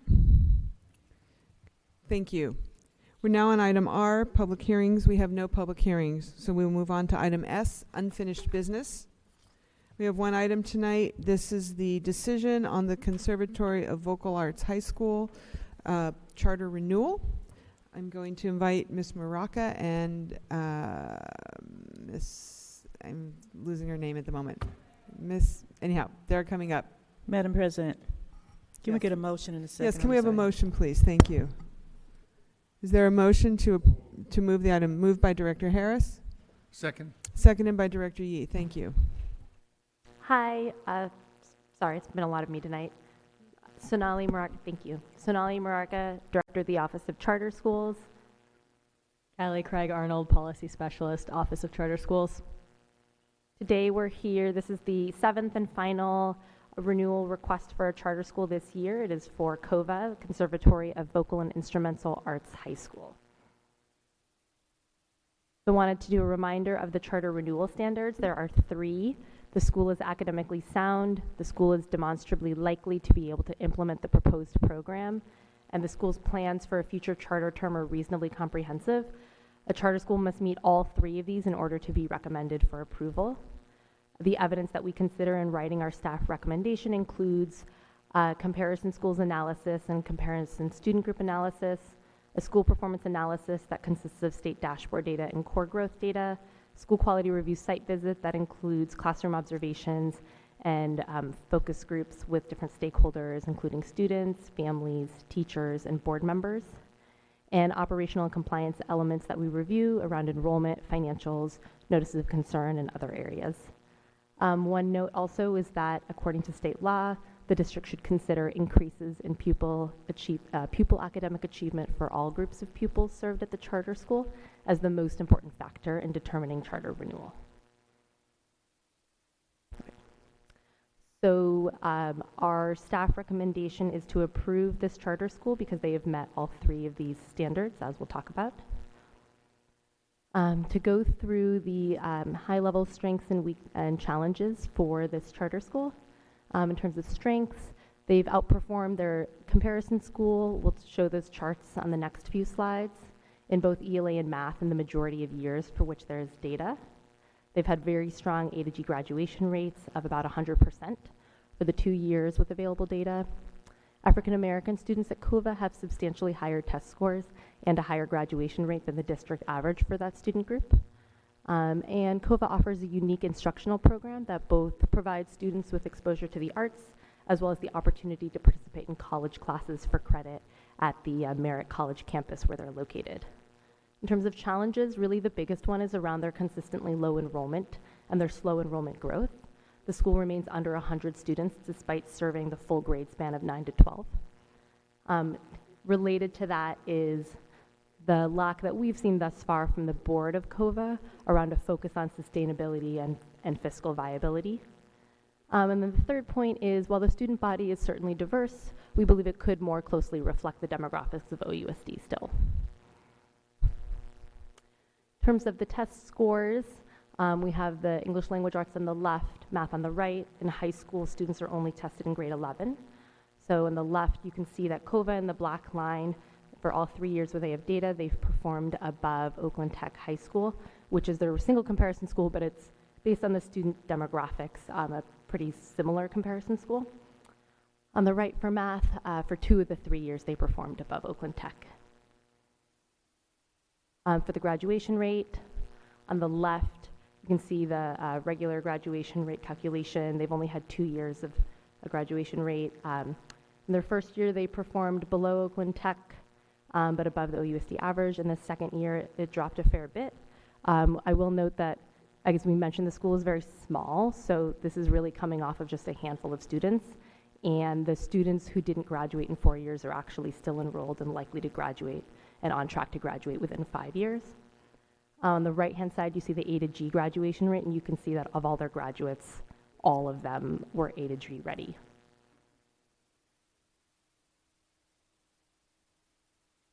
And then looking at their key student groups, again, they're small, so they actually only have 1 year of data for each of these 2 student groups, African American and low income. Before that 1 year of data, you can see on the sort of first panel that those students performed quite a bit above the OUSD average for those groups, at least 35 points on average across ELA and math. And then on the right-hand side, you can see that those groups performed above the OUSD average in the graduation rate by a few percentage points.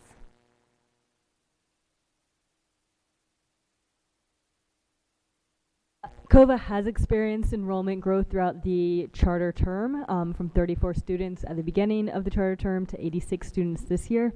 However, they are extremely small for a high school, and they've only been expanding quite slowly, adding 2 students last year and 12 students this year. Normally, this would present concerns around financial viability. In this particular case, they did have an infusion of funds from their closing lower school. So currently, they do have sufficient funds to get them through the next 5 years of a potential new charter term, even if it was continuing to operate in a deficit.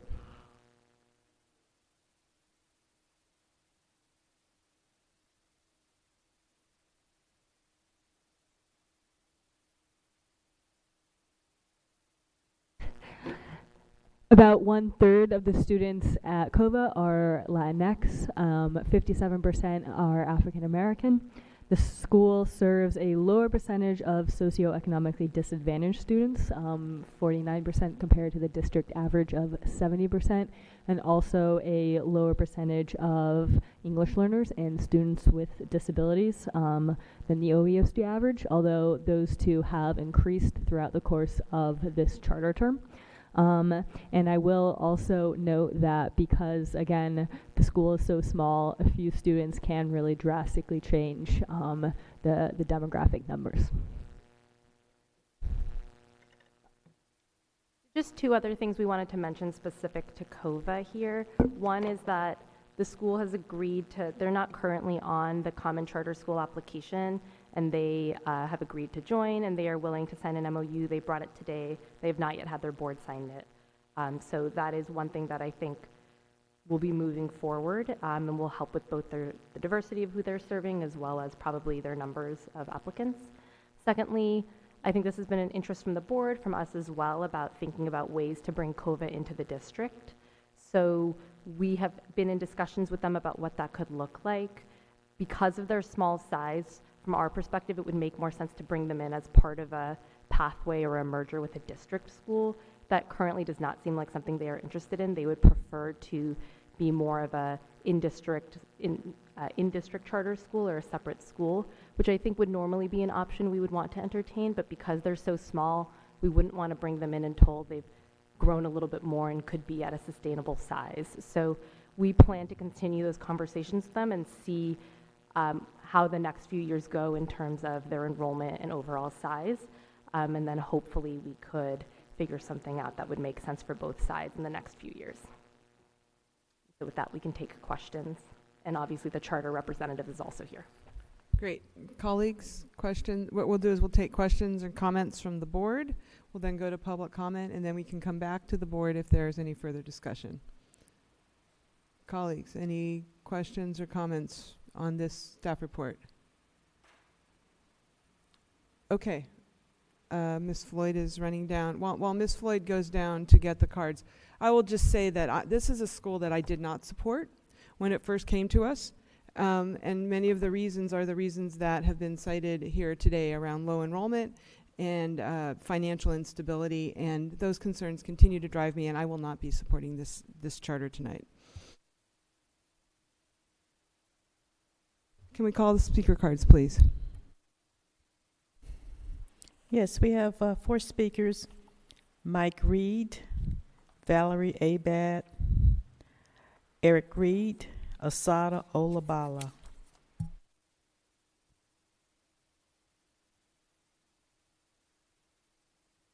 Love Life. I don't usually have too much to say positive about a chartered school, but this chartered school represents what a chartered school is supposed to be, because this chartered school has no prioritizations within its enrollment process. So you don't have to live in the neighborhood, your family member, the staff member, all of that. Anybody can go to that school. That's what a chartered school is supposed to be. The challenge for how you have created chartered schools, culturally, Latinos particularly like to have their children in schools close to them. That's a culture thing. Other groups of people, not so much. So that's one reason why you probably don't see the chartered school with heavy amounts of Latinos. That school's up at Merritt College. And a lot of Latinos are very protective about where their children are. That's what happened with Epic School when they moved it over to Chabot. They didn't want their kids so far away from them. But this school has, and I'm surprised, at least the one thing, African American children have been successful. Thank you. Which can't be said for most of the charter schools in the city of Oakland. Thank you. And I'm surprised, Let's hear Ms. from the London, next. Let's hear that from you the don't next take speaker that in now, please. consideration to vote for.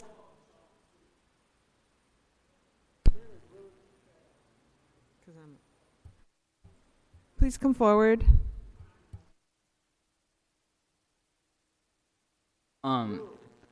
So I am a student of Cova High School, and the opportunities that it has provided for many students, such as like graduation rates and college acceptance rates, graduation, like A to G graduation rates and grade point averages are much higher than other OUSD schools, and it has also provided students with a lot of opportunities, such as the easy access to transfer level college classes.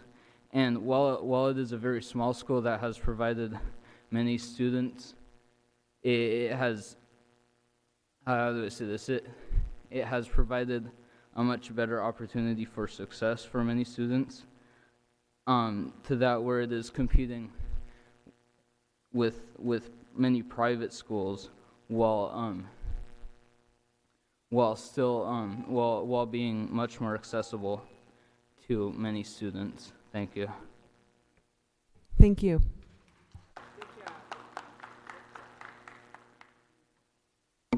Don't want to touch the mic. Don't touch the pin now, huh? Good evening, Board. Dr. Valerie Abad, and I want to thank you all for the time and your staff that they've put into this process. I do want to say that, yes, we are still small, but we're powerful, and sometimes the small are powerful, and I'm hoping that you consider the fact that your own charter office has looked at our finances, has recommended that we do have the funds to continue in the process, and that we hope that you will recognize the strengths and what COVA brings, because it brings an opportunity, and maybe we're small right now, and maybe the intent is here that we will continue to grow. But why not have this opportunity for these students who have an incredible success and have really enjoyed the opportunities that they've had to be able to take college classes and to become college students before they ever hit that college campus. Thank you very much. Thank you.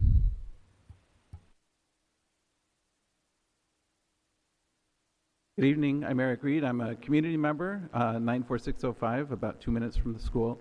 I'm also a teacher, public school educator of 20 years, and I'm a parent of Nico. Really proud of Nico because he struggled in middle school, and he came to COVA. He's a sophomore. He's taken college classes every single semester that he's been in COVA. He's doing English 1A right now, and his second transfer level computer science class, and he's got a 4.0 in his college transcript.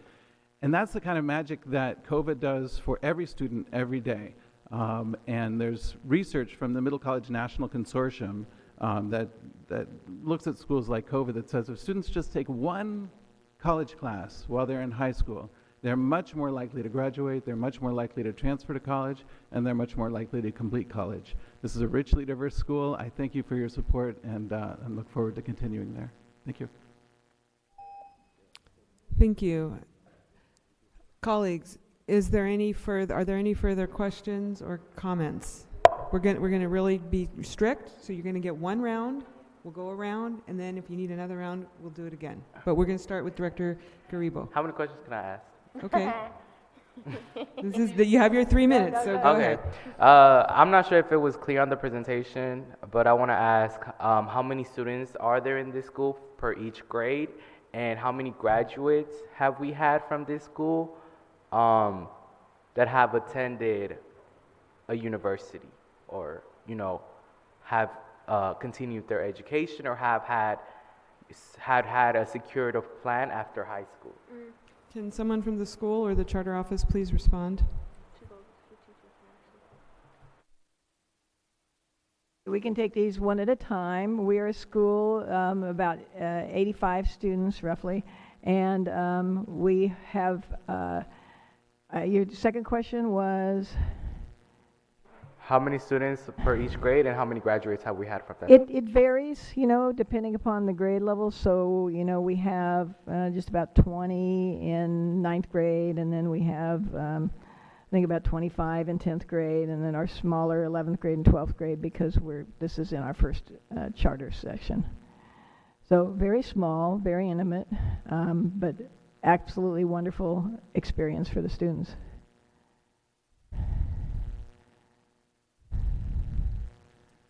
What about the graduation and further education experience? Graduation rate is some of our students do come to us very far behind, and it takes them a little bit longer to finish up all of their credits, and sometimes they come credit deficient to us.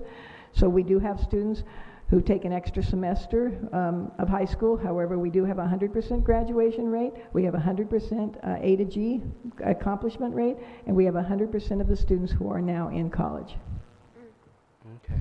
Is there a plan for the students that don't want to go to college? We have several different paths. We have had some students who have, actually we do have one student, I have to say that. He's actually in the military. He went into the military right after high school. We prepped him for meeting with the recruiter. He got a $35,000 signing bonus. He got exactly the placement that he wanted. He got the exact job that he wanted and is very happy and is going to be doing the GI Bill when he graduates and when he gets done with the military. And in terms of other pathways, Merritt College has a law pathway. We have one student who actually just finished his second year up at Seattle University. He has finished 4 years of college, even though he's only been in college for 2 years because he did 2 years while he was with us.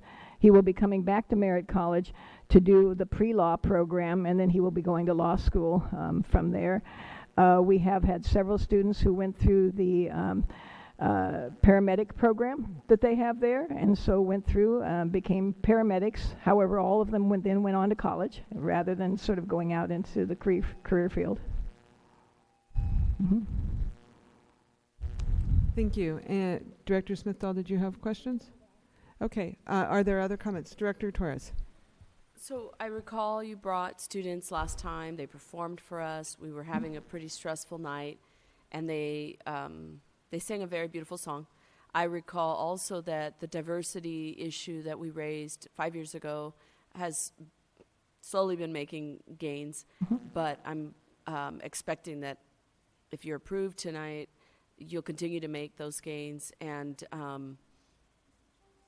ultimately, I appreciate the presentations that you've been making, because I have been here now for the second time hearing from you, and I know that what I get from the students, maybe it's subtle, and from parents, is the strictness that students wanted in their education they didn't get in maybe another school.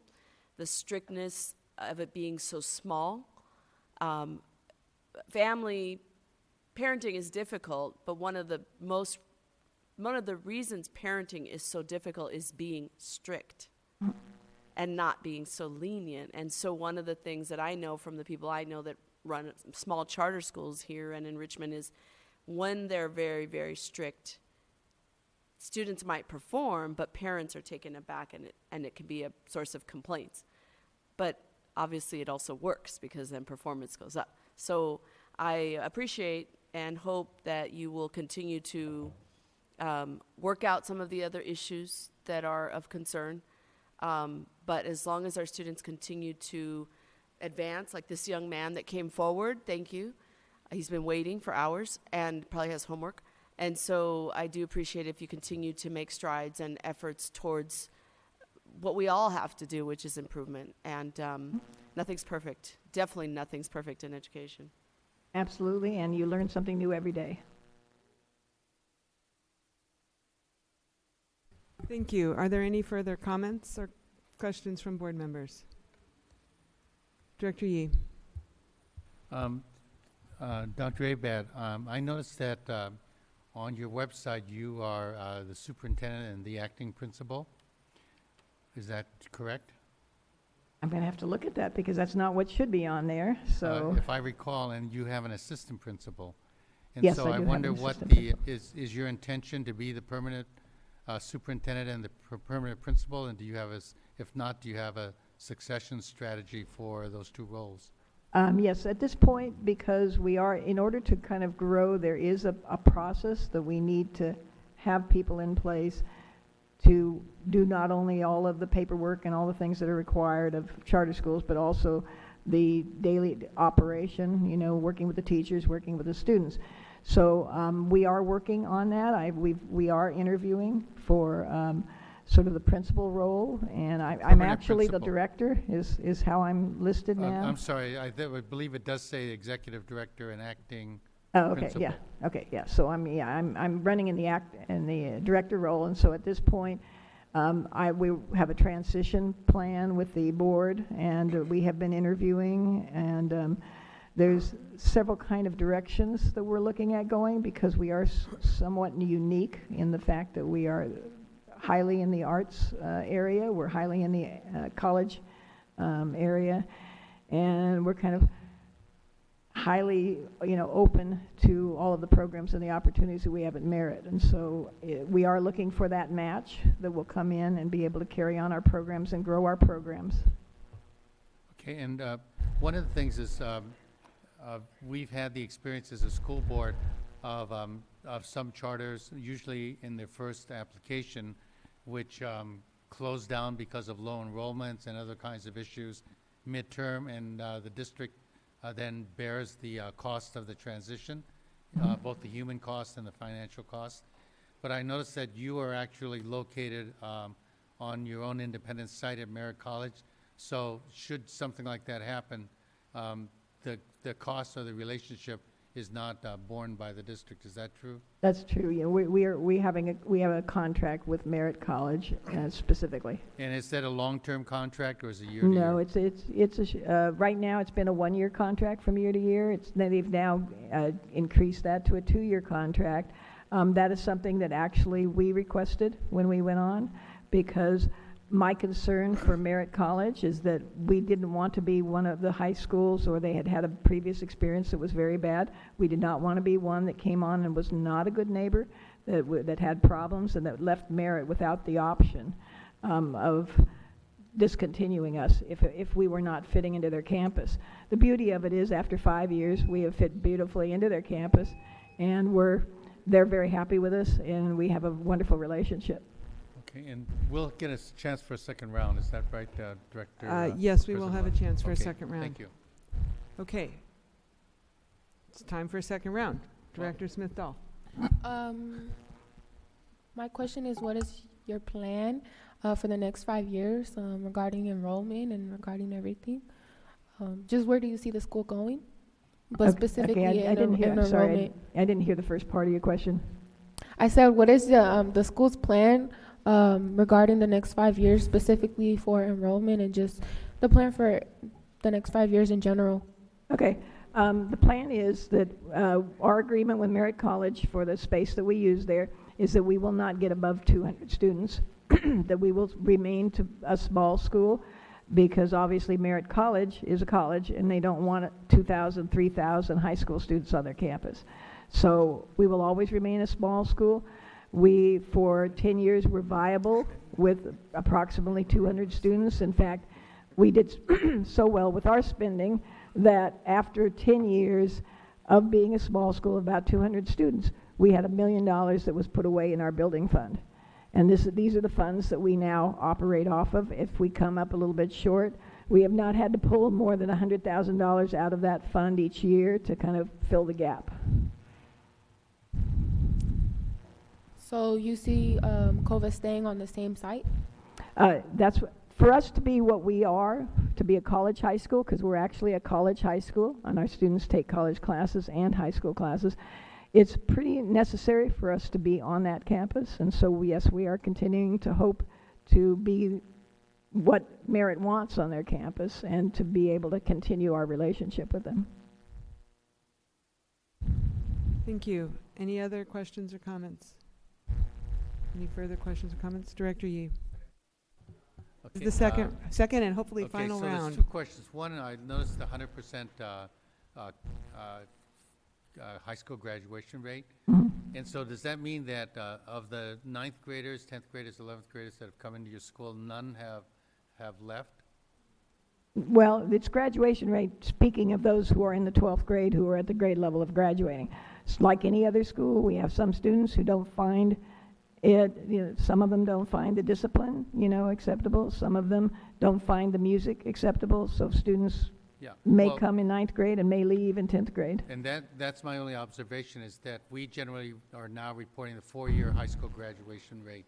So the 4-year high school graduation rate is one of the students who began in the 9th grade, the graduation of them. So that rate would be something less than 100%.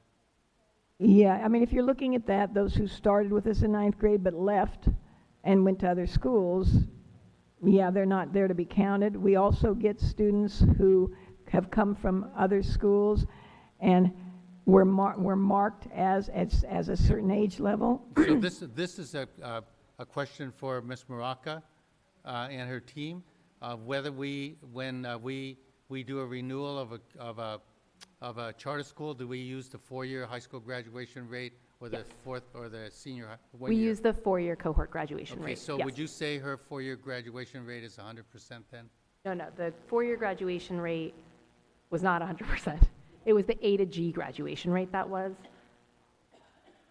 here. These are the graduation rates. On the left, 78 and then 58. Right, so I just wanted to see if you had an explanation for why the 4-year graduation rate and the one that you put up there are two different rates. And now I understand, because you're doing the 12th grade graduation rate, which we no longer use. So that might be a correction that you would make in your future presentations on the graduation rate. No, that's not a problem. We also get students who got out of sync with their age level, because what they do is they choose the age level of 9th grade. And if a student has already been retained, then when they look at that 4-year graduation rate, they're put into another category, and they look like that we didn't graduate them on time. So there's a lot of problems that actually I've been meaning to talk to the state about with that 4-year cohort. Well, nevertheless, that's the number that we are all transitioning to. But the other thing I wanted to congratulate you on is that you actually have an additional 5th year for students who don't complete. And that's something that I think is very important for the variety of kids that you get.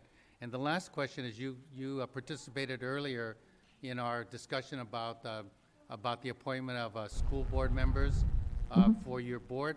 Would that be something that COVA would be interested in having a member appointed by the school board?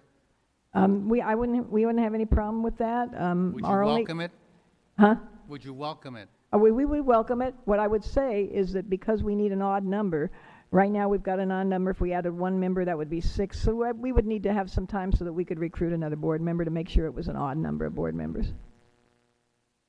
Okay, thank you. All right.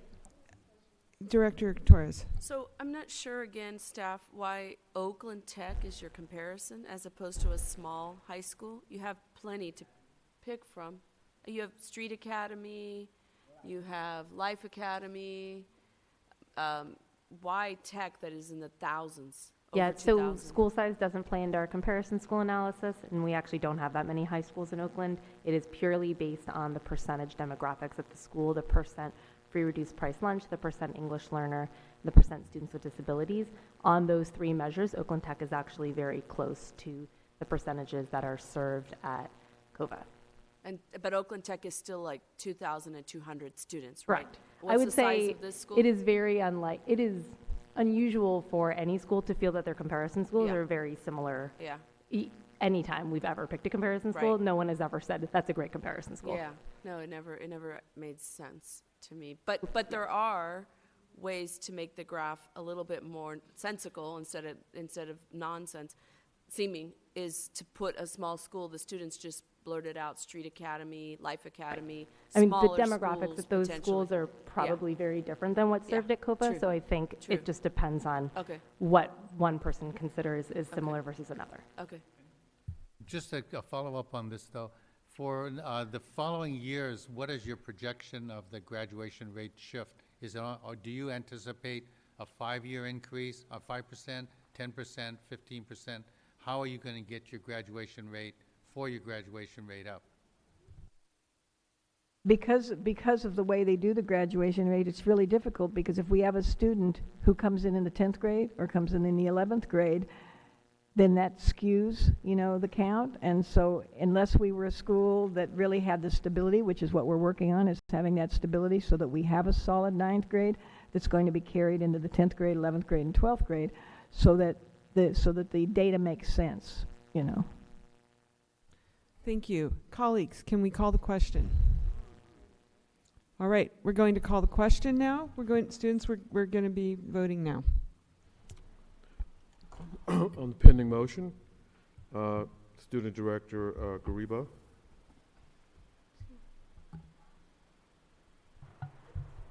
Abstain. Student Director Smith-Dahl. Abstain. Director Torres. Yes. Director Harris. Yes. Director Yee. Yes. Director Hinton Hodge. No. Director Ng is absent. Okay. And President London. No. I have 3 ayes, 1 absent, and two absences. Motion is not adopted.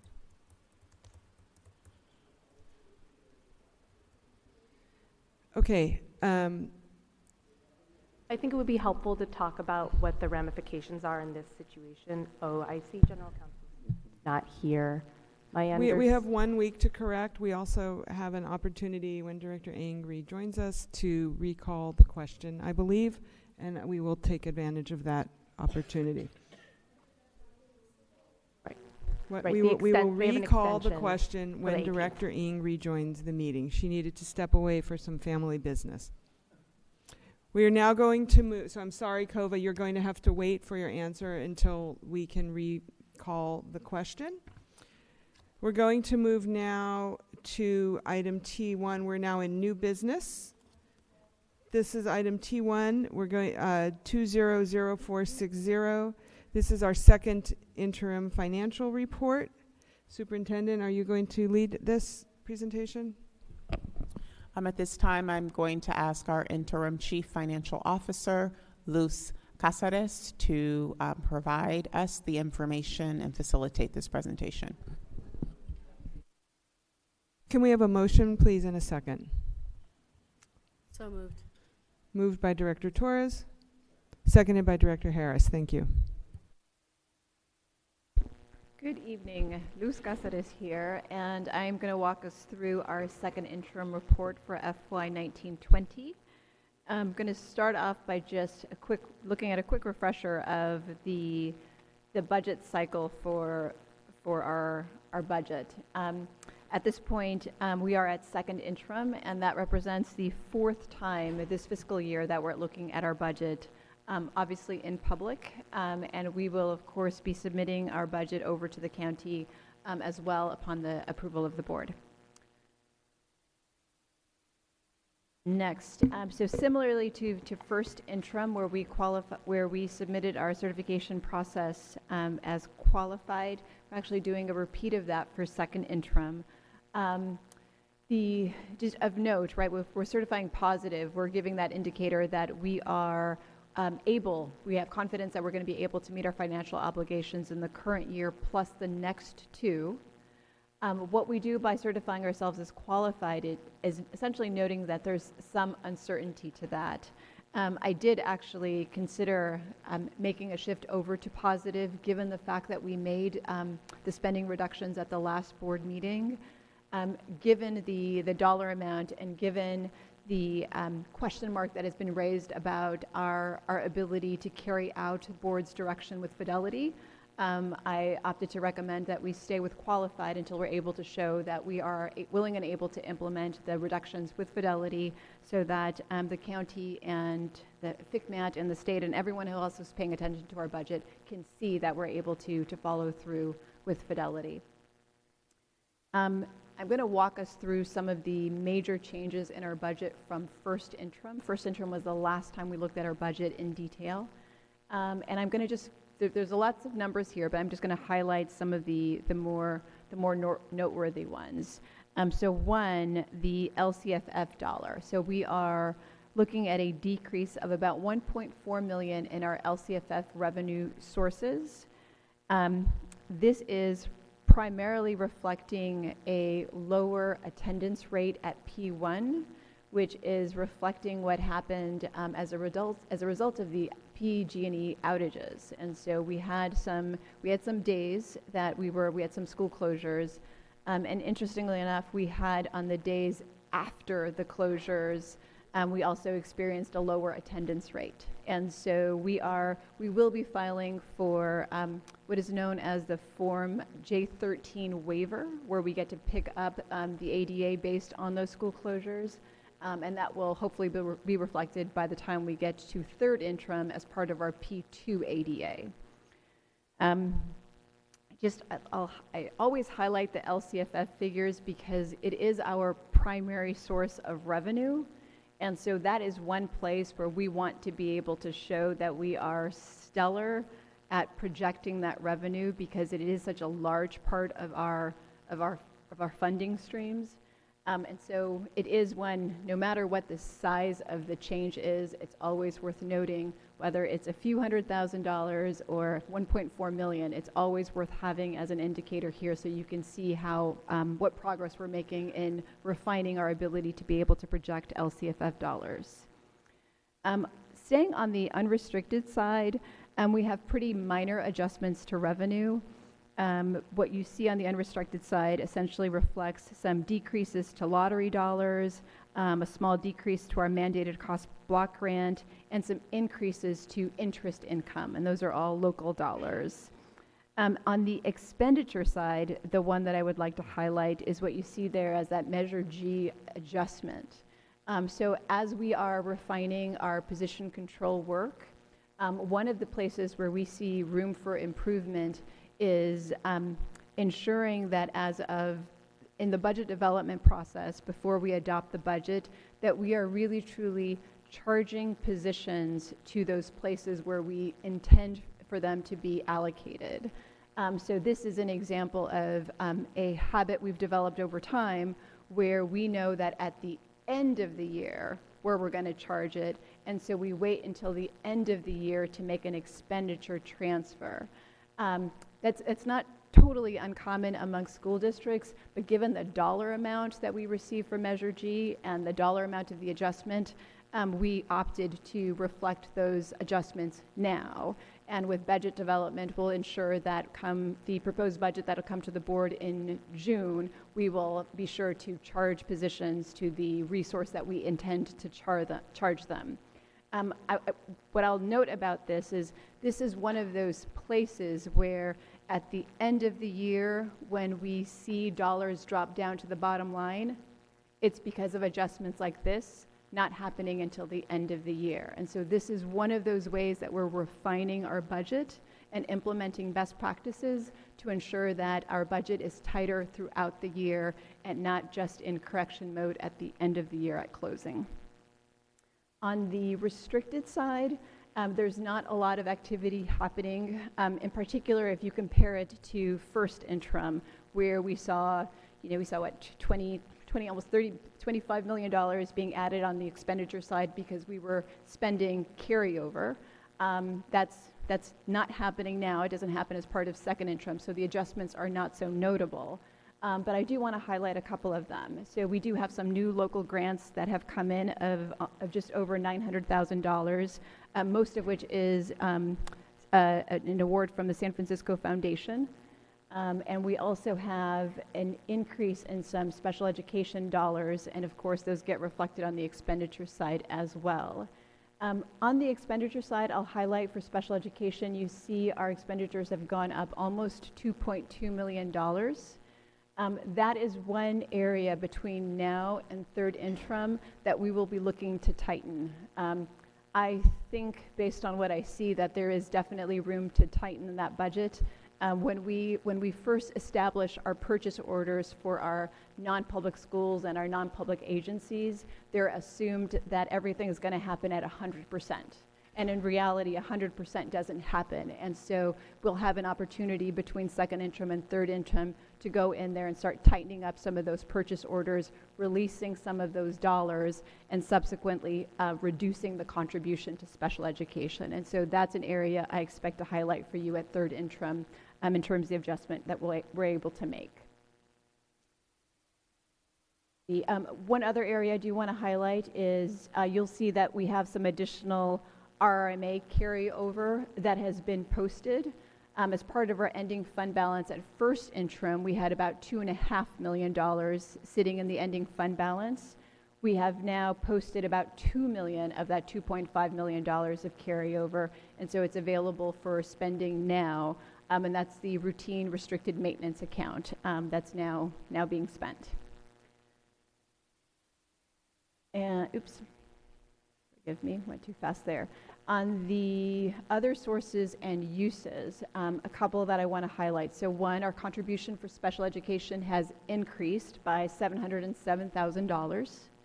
And also, we have historically had a transfer of dollars from Fund 67 to the general fund. Fund 67, as a reminder, is our self-insurance fund. This has been a transfer to reflect support for settlement agreements. And so we've determined that with any settlement agreements, it would not be appropriate to pull dollars from Fund 67. And so we've eliminated that transfer. If and when we get to a settlement agreement or a claim where it's appropriate, we would of course be paying for it out of Fund 67. With that, we have an impact to our ending fund balance, a decrease of about that almost $25 million. And again, most of that reflects the spending of our fund balance. So you'll notice on the restricted side, our beginning fund balance goes from almost $40.7 million to $20.1 million. And so most of that overspending reflects the spending of our fund balance, which presumably is a good thing because we want to spend those carryover dollars that we didn't spend last year. And of that $20 million that is sitting on the restricted side, that is overwhelmingly parcel taxes. I want to say about $19 million of that is in parcel taxes alone. and about another $500,000 is in the RMA that's still there available for staff to spend if needed throughout the balance of the year or save for next year. So You here, skipped audit findings on that last one? yes, so I think on this one. Oh. So this audit adjustment to the fund balance gets reflected on the next page. So that's the net of 3 items. One reflects a $4 million, the $4 million that we see on the next page, that $4 million for health and welfare. And then we had a reduction in revenue, 2 pieces. So one was like $30,000 for ADA, that we average daily attendance, that we could not provide sufficient evidence to the auditor for. And then we had another about $500,000 for a very old mandate audit that we endured a couple of years ago. This, just as a reminder, so we submit, before we had the mandate block grant, we used to submit claims every year for mandated expenses like Brown Act. And so in that process, what the state did over time was determined that it would go back to school sites for all of those claims that were submitted and audit us. The auditing standards that the state came up with were higher, a higher bar than most school districts could meet. And so many school districts ended up losing dollars on the claims that were submitted. So we are not alone in that process. There were many school districts across the state of California that lost money on those audit claims that were submitted. I'm sorry, I said audited claims, the mandate claims that were submitted. And so when we had our last audit for, I don't recall which years it were, but I wanted to say went up to maybe 15, 16. We were unable to provide enough data, enough evidence for the state auditors to support about $500,000 worth of revenue. And so that was the impact that we received for a loss of revenue that we will be billed for in the current year. So those were that's the net of those 3 items. One of them is a positive in that it's sitting there as a $4 million portion of the ending fund balance. And this is particularly to pay for health and welfare. And it looks like health and welfare, that expenses for the month of July and August. And so it is a balance there for those purposes. I'm going to pause there. Does that answer the question? Okay, thank you. And then here's our ending fund balance for all components. And I'm just going to highlight a couple of more for you. So one that I want to note is you'll see the Chromebook replacement at $750,000. So that was as of second interim, which is as of January 31st. Staff is actually now in the process of doing that spending. And so come third interim, you will no longer see that as part of the ending fund balance. It's now been moved up onto the expenditure line because staff is in the process of actually making those purchases now. Similarly, the stale data checks. That's one that's gotten a little bit of attention that I wanted to highlight today for you. So there is the stale data checks, just as a reminder, these are dollars that are, these are checks that we receive essentially that haven't been cashed. So we issue checks, they don't get cashed, and then we recognize them as revenue. And so they sit there as part of this ending fund balance because we know we've written a check and we believe we owe someone money. So we've been going through a process of determining how to clear out that almost $7 million now. And we've been in conversations with our auditors about it and how they would like it done. We've had general counsel take a look at what our options are, and we've done some deep research into what do other school districts do. And so we have now figured out what our best path forward is on that one. And it will eventually require board action. And so just a quick snapshot of what that's going to look like. We will be able to take any portion of that 1.7 million, which is older than 3 years old. and I should know what that amount is, and it's escaping me at the moment. Let's see if it comes back.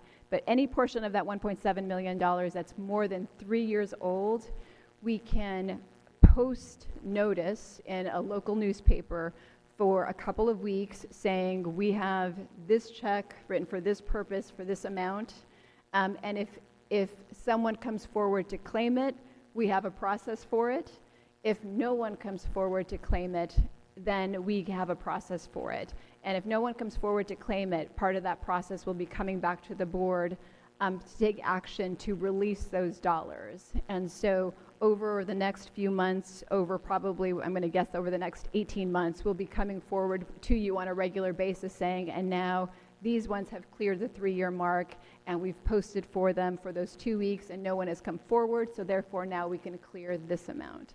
And so that $1.6, almost $7 million should start to look smaller and should start to help our bottom line over the next, 18 to 24 months. All right, so here, we're going to move over to the multi-year projections. These are all of our major assumptions. They are all reflective of the governor's proposed budget on the revenue side, and they do reflect our most recent enrollment numbers based on CalPADS, our recertified CalPADS based in January, as well as our ADA projections based on P1, and so those lower amounts are reflected in there. On the expenditure side, we always assume step and column as part of our multi-year projections. We do always assume that there's going to be an increase in our special education contribution. And I do want to note that we don't, the increase you see as an example from FY 2020 to FY 2021 of 2.9 million, that's an assumption that it's going to grow, not necessarily a particular program or service that's going to increase. It reflects the fact that we know we're going to have step and column increases. It reflects the fact that we know NPS and NPA rates are going to go up, and so it reflects those natural increases in the cost of our programs. We, of course, always apply an inflationary increase to our 4,000s and 5,000s to the supplies and services that we purchase. And our CalPERS and CalSTRS rates, as we all know, have been going up pretty dramatically, and those are always reflected as part of our multi-year projections. And what doesn't get included are any negotiated compensation increases that have yet to be TA'd. So if there's no tentative agreement or that tentative agreement has not yet been approved by the board, it does not get reflected into our multi-year projections until the point in time where it is approved by the board. But all of those assumptions together, you get a whole bunch of numbers that get reflected here. And so I'll highlight for you as an example what happens to our federal revenues. You can see we've got 1 year of reality, and that's FY 2019. FY 2020, we can see our federal revenues have gone up, and part of that is reflecting the fact that we had unearned income from the prior year. And then you see that dramatic decrease into the next year, and that's because we assume a COLA of 0, and we assume any one-time dollars like unearned income don't get repeated. And so all of those assumptions that we make get played out into our multi-year projections. Here we have our components of our ending fund balance over the multiple years. Again, I always like to show FY 2019 because I like to have that 1 year of reality, as every other year is a projection or a guess. And I'll highlight again, there's that $2.7 million now sitting as part of our FY 2020 unassigned. Those are the dollars that we generally go looking to when we want to think about a new program or an expanded program or negotiated compensation increases. It's that unassigned portion that's available for those purposes. Right now, as of second interim, the ones that are top of mind are the dollars that we're spending to ensure that we're as ready as possible in preventing for the coronavirus. And so to date, we have budgeted about an additional $250,000 of that 2.7 for those purposes, and it's mostly in supplies, a little bit of overtime, but to ensure that we have all of the soap and cleaning materials available at our school sites. And we have an additional expense of about $75,000 so far for the work that we're doing to support McClymonds. And so those are two expenses that are not yet reflected in our budget because it was as of second interim, but we will be pooling from that $2.7 million to ensure that we do support it between now and third interim. Some other funds that I just want to highlight. So we have our cafeteria fund, that's Fund 13. Our multi-year projections our current year budget and our multi-year projections assume an interfund transfer of about $500,000.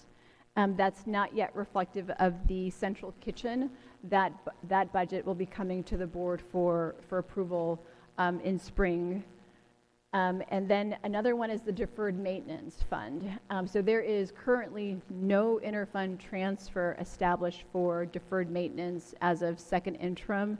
As a reminder, what we did last year to be able to put some dollars into Fund 14 is at the end of year at closing, when we had some dollars drop down to the bottom line, we made a choice to take about $4.5 million and put them toward deferred maintenance. And so this year, when we close, we'll have the option of restoring that 1% reserve that we're using to spend a portion of to support our secondary schools based on the reductions.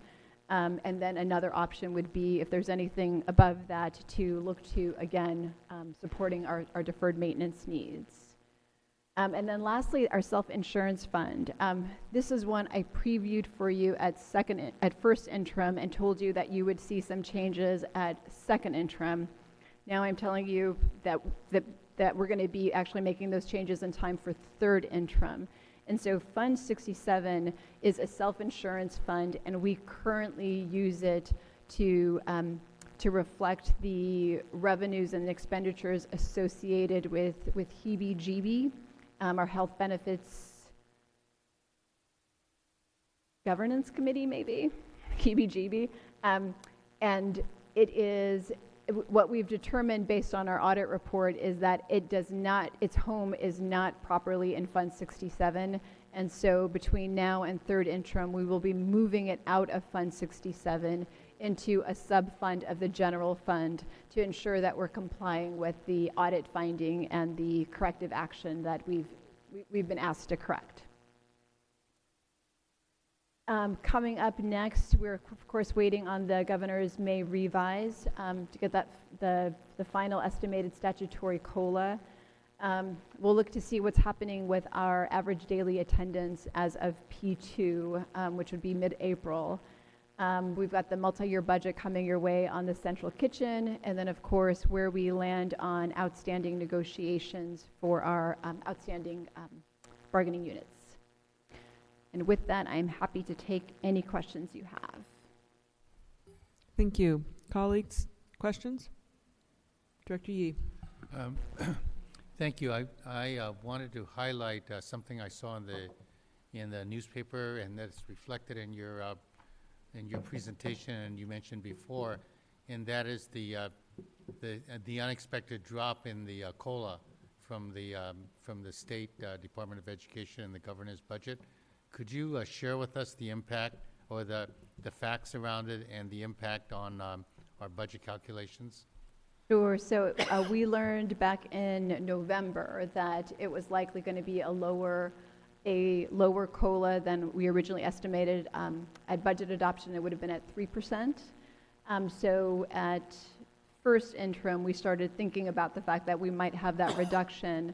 I think for us net, we ended up with a loss of about $1.6 million in the budget year, reflecting that the decrease in the COLA. I think one of the things that the governor didn't do that we were maybe all crossing our fingers that he would do is agree or offer to augment the statutory COLA. That's something that's actually been done in the past. So if we go back to FY 18-19.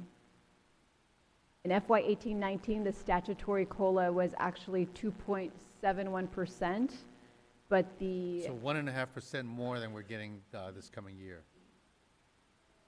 yeah, 0.5% more than what we're getting in the current, yes, the for next For year. the next year. Yes, but what I wanted to highlight was that the statutory COLA was 2.71% in 18-19, but what the state did was they actually augmented the COLA, recognizing that it was a less generous COLA than they could actually fund. So they actually funded it by an additional almost 1%. And so we ended up, while the statutory COLA was only 2.71%, we experienced a COLA of 3.7%.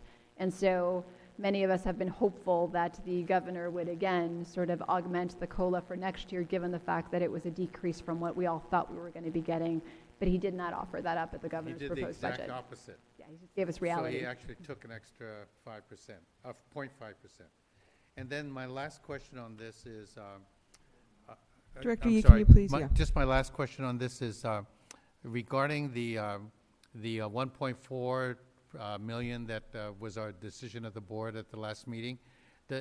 According to your projections, do we believe we'll still make the 3%? I mean, we're projecting for a 3% reserve, the 2% and the 1%.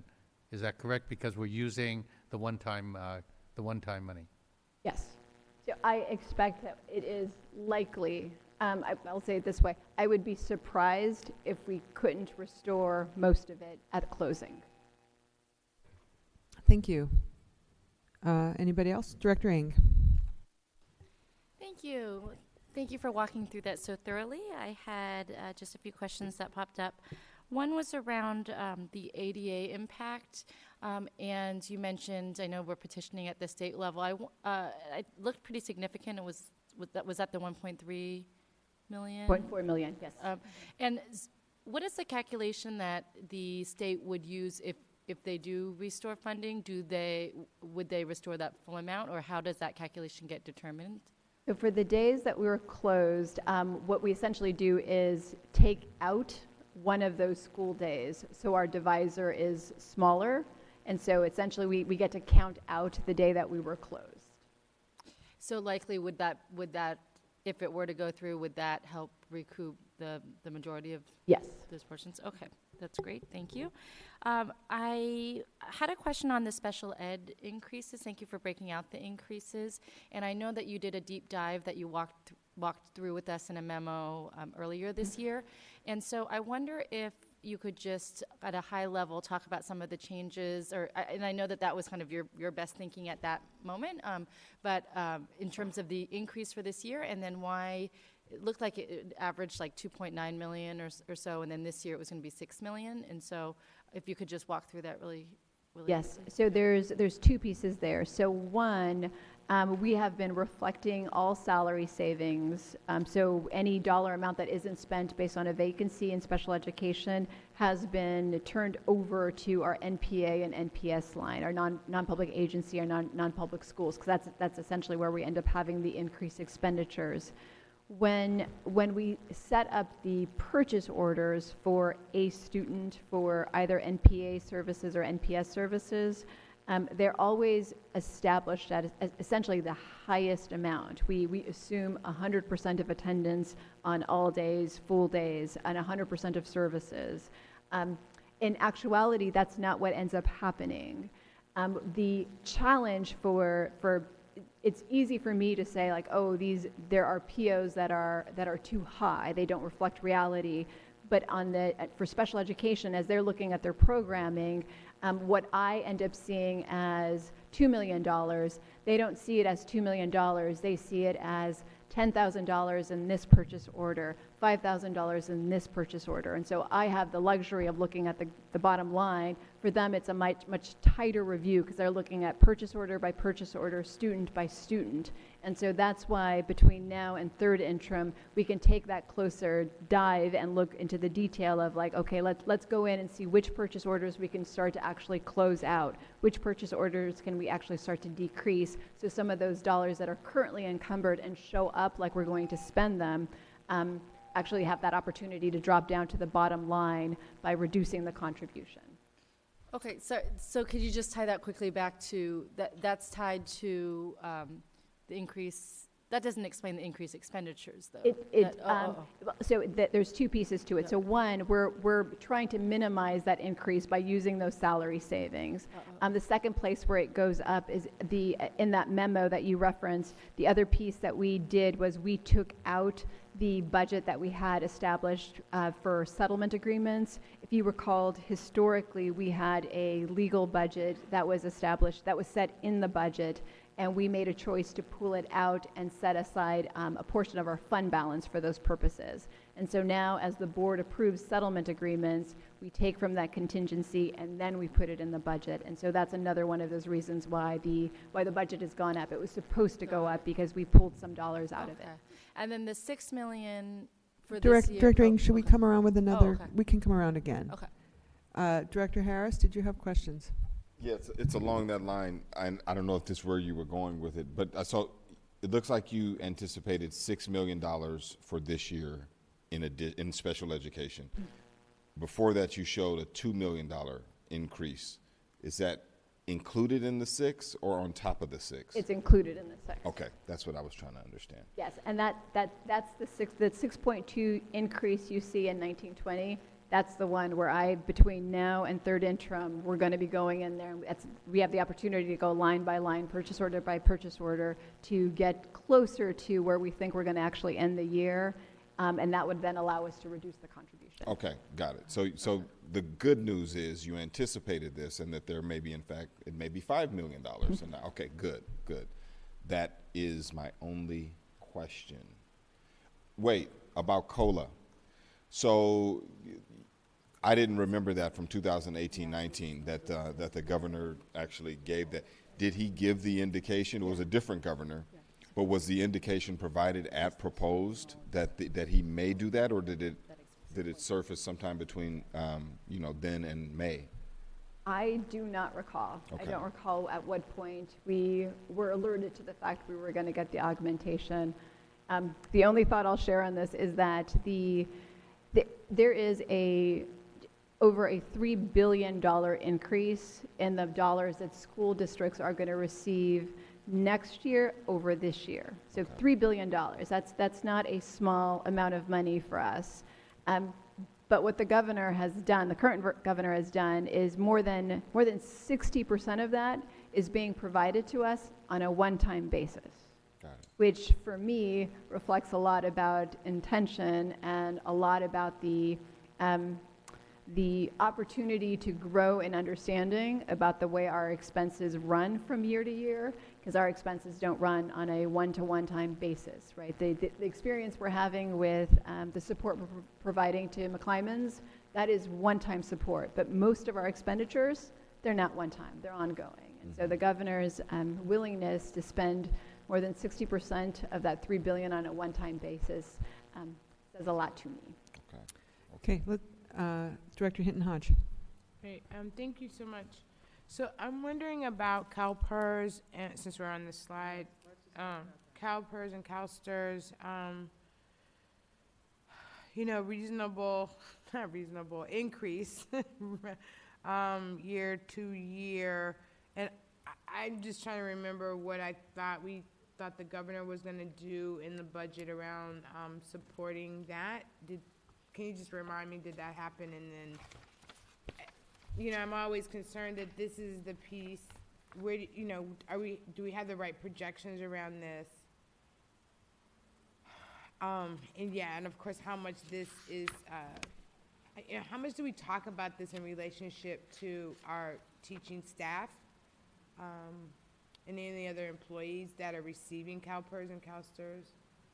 I think a very common talking point of the pain school districts are currently enduring is what's happening with CalPERS and CalSTRS. And just as a reminder, it was underfunded, and which is why we're seeing the increases that we're seeing. The hope that many of us had, and probably still have, because it's not out of the question to maybe be revealed as a part of the May revise, is that there's an opportunity for the governor to do a repeat of what he did last year, which was provide some relief to us in two ways. So one of those ways he provided relief was to lower the employer contribution amount, and so we saw a small decrease in our percentage. The second piece, which is probably the more meaningful piece, is he took some of those one-time dollars and dropped it into STRS and PERS, which then allows it to earn interest over time and eventually get us to a point where we will see smaller increases in those percentages that are incredibly impactful to our budget. I'm always curious about unassigned dollars and whether or not I'm also, when I'm looking at, where is that great page of unassigned in 19, it was 8 mil, and then it's lower in 2020. So I might need to understand that better. But again, I just want to always note that when I see that, that tells me you're not spending it on young people. And then that makes me, like, you know, I really push back on the structural change that you're doing in the fiscal office, and I'm kind of going, who is it that kind of tracks that? I mean, like, if the chief academic officer isn't talking directly to principals and saying, spend your money on young people, I don't know who's doing that. Like, in our structure, right, for me, there's a problem that this much money could be sitting and not being utilized. So I would provide maybe a little bit more nuance on that, on the unassigned portion. So the unassigned portion could be a good thing, could be a bad thing, depending on what the plans of the district are. And so if the district were making plans for, actually I'm going to take it down to the school site level, because that's oftentimes where we have some of those dollars. If a school site has its own carryover because it's saving money for a particular purpose, then it's a good thing. And so similarly for the school district, if we are saving money for a particular purpose, it's a good thing. And so if we know we've got, for example, negotiations coming up, and we know we're going to need some dollars for that. If we know we want to prepare for some unforeseen circumstances, like that additional 1% above our 2% that we have, that could be another reason for it. If we know that we're experiencing a decline in enrollment and we want to have a buffer for that, that would be another reason for that. So the challenge I usually have with unassigned is when we don't have necessarily the thinking behind why we would want to have a reserve. And so that's the really important piece on the unassigned, is to make sure that we're being thoughtful about why we would have one there. To your point about it being unspent, there is the portion that's usually really concerning for school districts that is unspent is anything that's on the restricted side, that's specially targeting our higher needs kids. And so things like Title I carryover is one that's probably noteworthy and definitely one worth asking at closing every year. How much of the carryover is reflected in Title I? What are our plans for it? How do we ensure that year after year we're reducing that to make sure that the money is getting to the kids who are essentially generating the revenue? Okay, can we go on now? Director Torres, did you have any questions or comments? I think that the questions I Yes. had were going to be about special education. I understand you already were asked those. Can you get a little closer to the yes, microphone, please? I also was reading, well, it does look like next year's potential cuts will be less than what was initially anticipated, so that's good news. I also hope that, I didn't hear General Counsel. I thought he was going to chime in when you were talking about, well, that he would chime in at some point about the stale warrants being cleared so that money could be moved. I don't know if it's going to get earmarked for something in particular, or is going to just go to reserves, since we have just seen a cut so that we're now at 3% again. But I'm also reading and concerned about the idea that we would lose ADA if there are closures of schools. And so I was sent a couple of emails this morning, and I was in mediation with the judge, and I wasn't able to look at emails. And I was getting this repeat email about, why haven't you guys done something to close schools? It's not that easy, and it's in the millions. I don't know if it's daily in the millions, but Close schools due to coronavirus. right, closing schools due to the coronavirus. And so this is, I think it's important for people to understand, right? We don't have any contact. We don't have any known positive tests, and financially that's going to be extremely difficult for any district that is doing that, or private school or what have you. So I don't know if you have any thoughts around that topic at all, but I'm definitely feeling like what you're presenting tonight is positive as you look at next year's budget. And as Director Ng reminded me, I won't be up here, but it's definitely looking positive for next year. So thank you. What I will note is what you're seeing, that the smaller reduction amount for FY 2022, what that reflects is the reduction amount that the board approved this month, last week. And so the $15.5 million was the target initially. It was $15.5 million for next year, $10.5 million for the year after, for a total of $26 million of reductions across those 2 years. You made those reductions at a quicker pace, and so we're able to reflect that in the next year out. And so that's why we can have that ending fund balance now, that unassigned portion that is now available to us for things like supporting McClymonds and preparing for the effects of COVID-19. Oops. Thank you. I haven't had a chance yet, and we can do another round. Thank you. I have several questions. Can you clarify for me a little bit more? I'm just going to read them all. A little bit more about the fund balance and unassigned funds. Are those one time? Like Director Hinton-Hodge, I'm astounded by the contribution to CalPERS. I believe that we sent a letter to the governor on his budget based on our legislative platform, and in there we talked about the importance of using one-time funds to pay down the pension obligations, that's something that helps us in the out years in a way that very few things the state could do with one-time funds does. But I really want to lift that up. I want to understand, I think I heard you say that even though we adopted a deferred maintenance plan we adopted a deferred maintenance plan and it outlined an investment strategy, and I think what I heard you say is that we're not necessarily funding that, so I want to understand that better. And then I'm also wondering, last week the Financial Crisis Management and Assistance Team, FCMAT, sent a letter to the legislature, as it is required to do under, I believe, Assembly Bill 1880-40 from a couple of years ago. I'm wondering if you could talk a little bit about what was in that letter. So just to recap, are the fund balance, unassigned funds one time? You don't need to comment on the CalPERS thing, the deferred maintenance, and the FCMAT letter. Yes, so the unassigned portions, some are one time, some are actually ongoing. I would say it's mostly one time, but there is definitely some ongoing component in there that reflects those reductions that the board made. Mm-hmm. On the deferred maintenance, and this slide.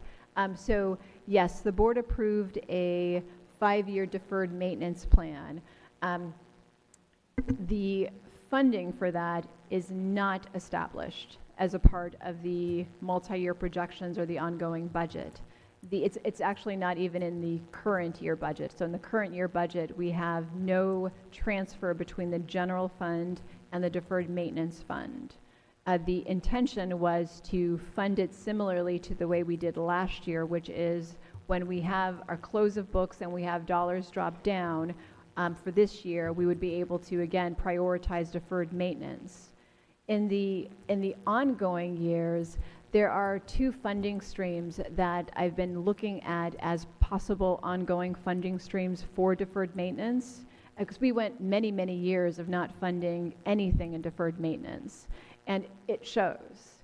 And so the 2 funding streams that we're looking at, so one of them is we receive what are called RDA dollars, Redevelopment Agency dollars. Those are dollars that we could use to support our RMA purposes, and we could also use them to support our deferred maintenance needs. So that's one possible funding source that we could over time transition from the way we're using it now, which is right now it just supports the general fund, and we can start making a pivot over time to get ourselves to a place where we're funding our deferred maintenance plan on an annual ongoing basis. The second funding stream are the dollars that we collect from leases. The one I'm looking at in particular are the dollars that we collect from our charter school leases. And so we collect revenues. Right now, they're supporting the general fund 100%. They just drop down to the bottom line. But that's another possible funding source that we can look to and essentially choose to earmark specifically for deferred maintenance purposes. The challenge that we've had is that when the state took away the requirement of us making a contribution to deferred maintenance, they also took away the requirement to establish a 5-year deferred maintenance plan. So I appreciate that. I do want to hear about the FCMAT letter. Colleagues, I want to flag this for you, and I want to suggest that we need to adopt a policy around funding deferred maintenance, because I am not, I'll just tell you that for me personally, I'm not comfortable leaving it to the whims of whether we're going to have funds at the end of the year that can drop down to fund, these ongoing needs in our buildings. So I'm just flagging that as something you may see me bring forward or ask the facilities committee to look at. Can you talk about the FCMAT letter? Yes. So our FCMAT, we received what we call our March 1 letter from FCMAT. And what it essentially does, it reviews our financial performance against various benchmarks under AB 1840. Some highlights of the letter, I would say, just generally speaking, it was a positive letter. And it did recognize the significant improvements we've made. I think one of the most noteworthy highlights is that FCMAT accepted our numbers. Last year, they did not accept our numbers. Their numbers for OUSD came from the county. And that's no longer true. So that they accepted our numbers in our multi-year projections. And not only did they accept our numbers, they actually also accepted our version of the adjustments to our multi-year projections. Particularly, that would be the cost of the collective bargaining, the negotiated compensation increases that we've not yet negotiated. And so they accepted all of our numbers as true and valid. They, in that process, did recognize an operating deficit of $32 million. That is noteworthy for many reasons, one of which is that is the basis for the funding of one-time dollars that we could be eligible for in the upcoming fiscal year. So we would be eligible for up to 50%. Wouldn't get that money this year. It would be possible next year. And I say possible next year only because FCMAT still gets to make that determination about whether or not those dollars come our way. And part of that assessment of whether those dollars come our way is they've seen us do the hard work of the spending reductions, and then the next pieces that come from that are seeing us actually implement those spending reductions and continue to meet the benchmarks that have been established for us. There is one in the letter, I do want to highlight one quote, and that is, during the last several months, the district has made significant improvement in its financial planning, reporting, and budgetary systems and processes. The district governing board and superintendent are to be commended for their commitment to improvement and for the progress being made. And I want to highlight that because FCMAT did not feel that way last year. And FCMAT's opinion is an opinion. It's not everything, but it's something. And it's something that moves us down that path of getting access to 50% of that $32 million, which is noteworthy for us. Thank you. We'll now go into another round of questions, and then we'll take public comment. Director Yee, I believe you had additional questions, and I think Director Ng also did. The comment that you made about FCMAT's report, I believe there was a citation complimenting. Yes, I do. I believe there was a comment in there complimenting the work of our interim staff as well as the existing staff working collectively with you. So I want to be sure that even though you're probably too modest to read that part, If pause right there, yeah. If you could really just cite, could you continue reading that remark? I will continue reading the remark as I turn bright red. Over the past months, the district has benefited from a highly experienced interim CFO who has embraced the challenge and guided the district's leadership team through the necessary essential steps to solvency. Thank you. I recall there was something in that spirit that was written there, so. Thank you. Anything else? Additional Director Hinton Hodge. So did I just hear you say that we have a structural deficit of $35 million? 32. $32 million? So again, to my colleagues, I don't know what we're doing. I don't really know what we're doing. I don't know what we're doing. I had another question. Health and welfare, does that mean, is that benefits? Yes, Okay. major medical benefits. Great. So different from like STRS and PERS, but major medical. Okay, cool. And closing out POs is a little bit different than, and again, this is where I'm concerned about what is the infrastructure to support that happening. Is that coming now from this new accounting office as opposed to people who support folks around budgets and help them with POs? Most of that work would actually happen within the relevant department. So in this case, we're talking about special education, and so it would be the special education team that's digging in through the purchase orders, because they know the students, they know the services, and so they're the ones who would be doing that detailed work of determining where we have dollars to drop down to unencumber.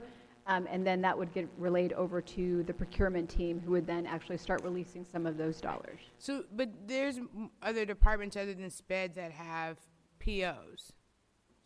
So POs, I mean, I can remember always at the closing of books, we see, POs that haven't been closed out or late contracts and things of that sort. So maybe I'm not sure why you're focusing on SPED in this case? Only because of the conversation we had about the contribution to special education and how between the second interim and third interim we would be tightening that budget. And so that's why I noted special ed. To your point about all departments having purchase orders, yes. I would say special ed is a little different in that the number of purchase orders, the type of purchase orders, and the dollar amounts associated with those purchase orders is unique to being special education. But to your point, yes, that process of cleaning up purchase orders and tightening them should be going on throughout the year.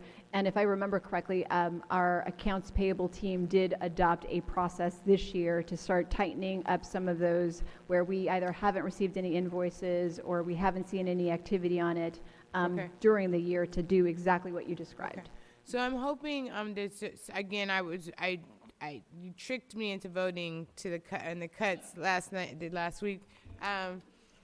Yes, it was like a bamboozled on me, and so I want to keep saying that that wasn't the way to get to dealing with our structural deficit. And so I'm always saying generate revenue, but it's also it's also about reducing expenses in some kinds of ways, so that I just think that's critical for us to be looking at if we have 32 mil. And I'm glad that the relationship stuff, because I think it should be noted that as we're out here promoting our better relationships, interim CFO, also our general counsel, relationships do matter.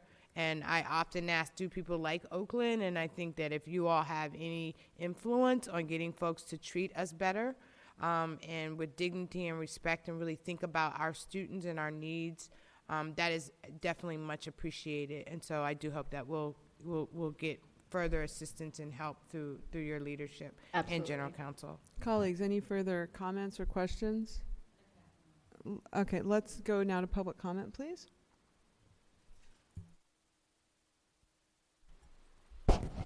We have Kim Davis, Jim Mordecai, Asada Olabala.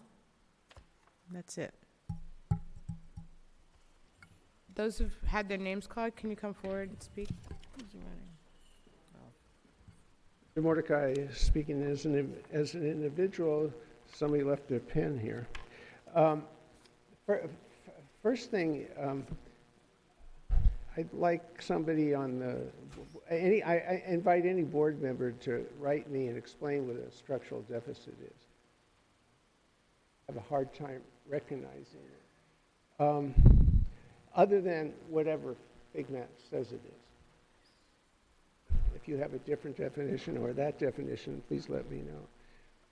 Secondly, what I was really focusing on is the governor. And the governor last year provided a cost of living increase, which really isn't a cost of living, it's a government cost of living. But he provided it last year, and this year he came up short. And I don't know what the numbers are, but it's something like 2.5% instead of last year it was 3 something. Yeah, whatever. But so the final statement of that is that I'm sure he's under great pressure, and there's going to be a negotiation going on how he's going to use this one-time funding money to close that gap. I don't think it's going to stay where it is. I think it's going to move. I don't think it's going to move enough to that would really help out, but I think politically it's got to move. Thank you, Mr. Mordecai. Next speaker.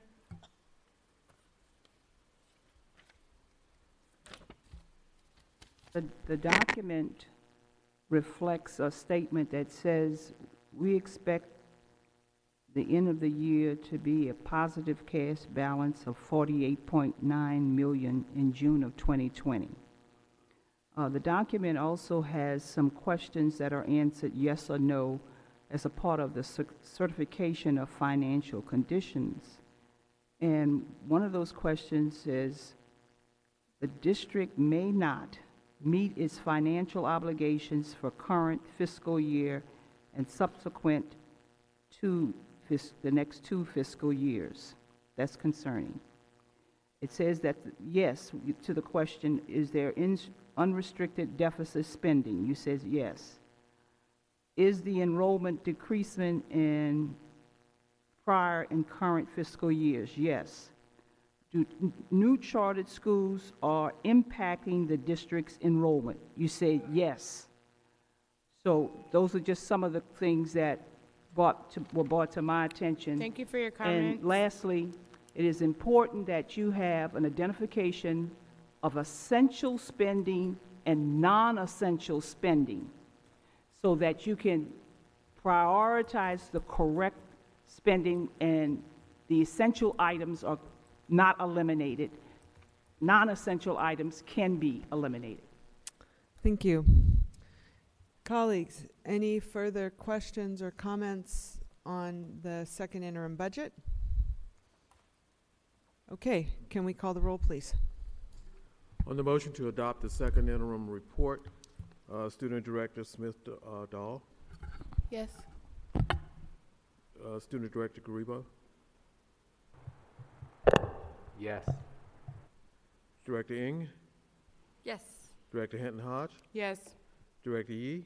Yes. Director Torres. Yes. Director Harris. Yes. Vice President London. President London. Yes.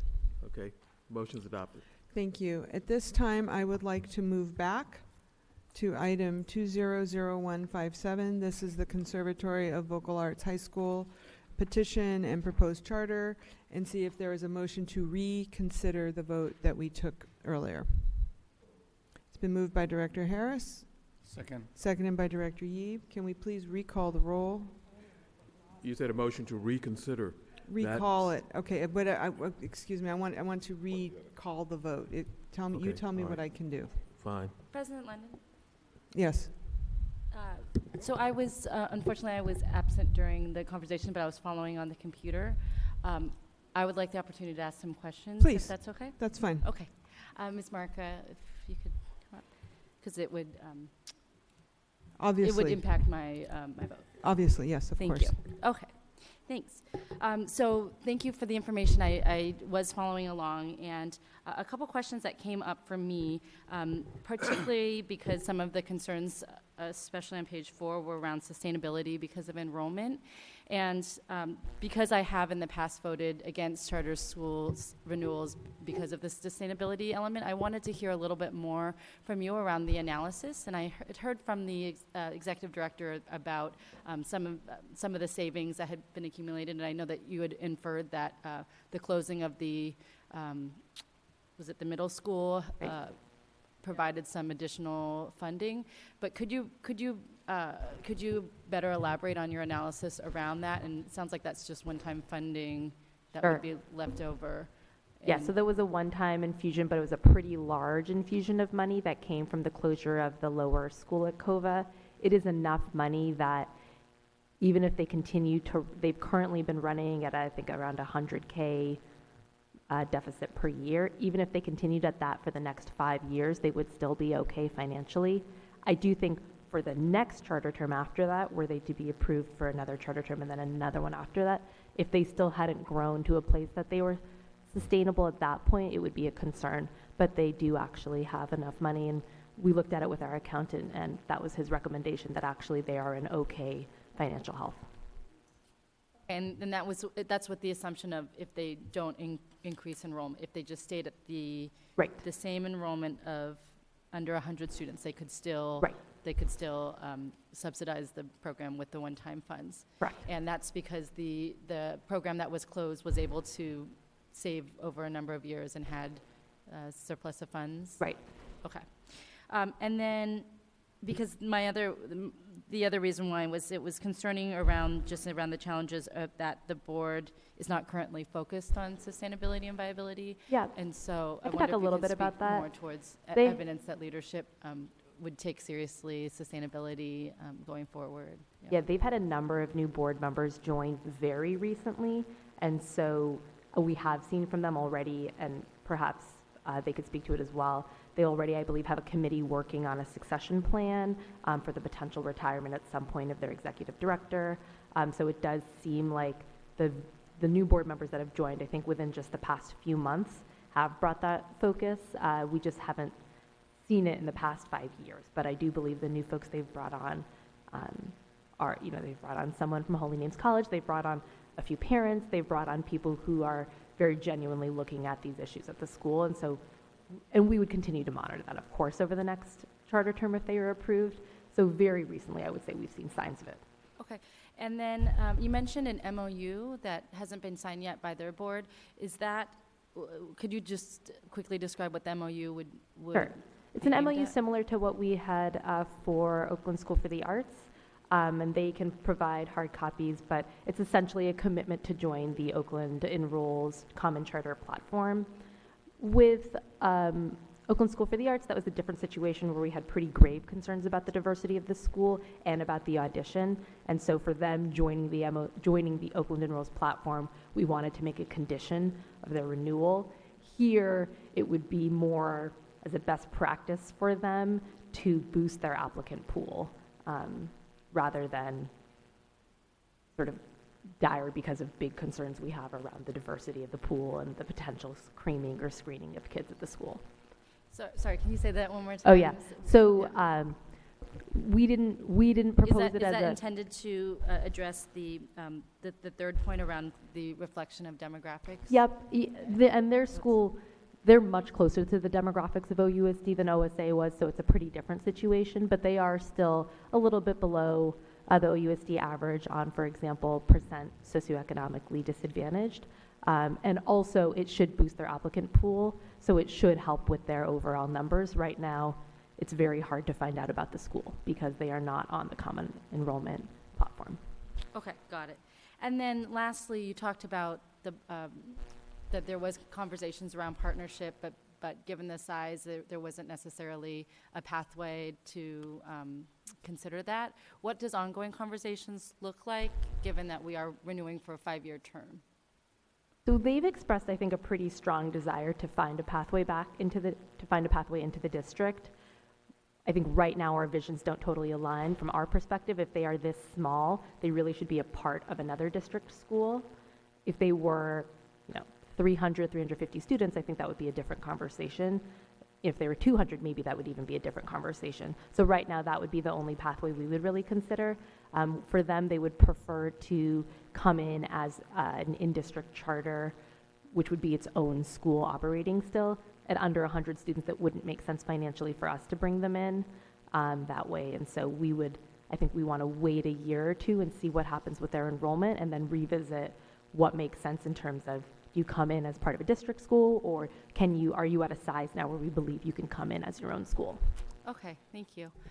So Colleagues, so I'm prepared to support this, this petition. I believe that the academics and the unique nature of the program, given the location on Merritt College, warrant, and because of the financial assurances, because of the reserves, help to ease my concerns around the under 100 enrollment. I think otherwise I would have had definitely a lot of concerns around approving a school of that size, and particularly with board transitions that were not historically focused on the sustainability element. But given the financial reserves, given the academic programming, and the MOU that is in place, I'm prepared to support it. I do, though, encourage staff to continue the conversation with COVA. I would love to see how we can develop a partnership and welcome this school community and find a way for sustainability potentially within the district. Thank you. Thank you. Can we call the roll, please? Oh, okay. Director Harris. Yeah, the enrollment piece gives me pause. So just quickly, if this was a regular school, a district school, a charter school, there's no way that it would function with 98 students. It's also the graduation rate. First of all, there's no accurate tracking of graduation rate over the time of it. And there's been a 20% decrease in graduation rate. So, but your numbers comparable to the district and overall are where they should be. So I want to take this opportunity to be a little bit more aggressive about the conversation. So I do think you should sign the MOU to join the common enrollment platform on the charter side. But I also think there needs to be a date certain about how you're having this conversation about becoming in district or becoming a pathway in the district.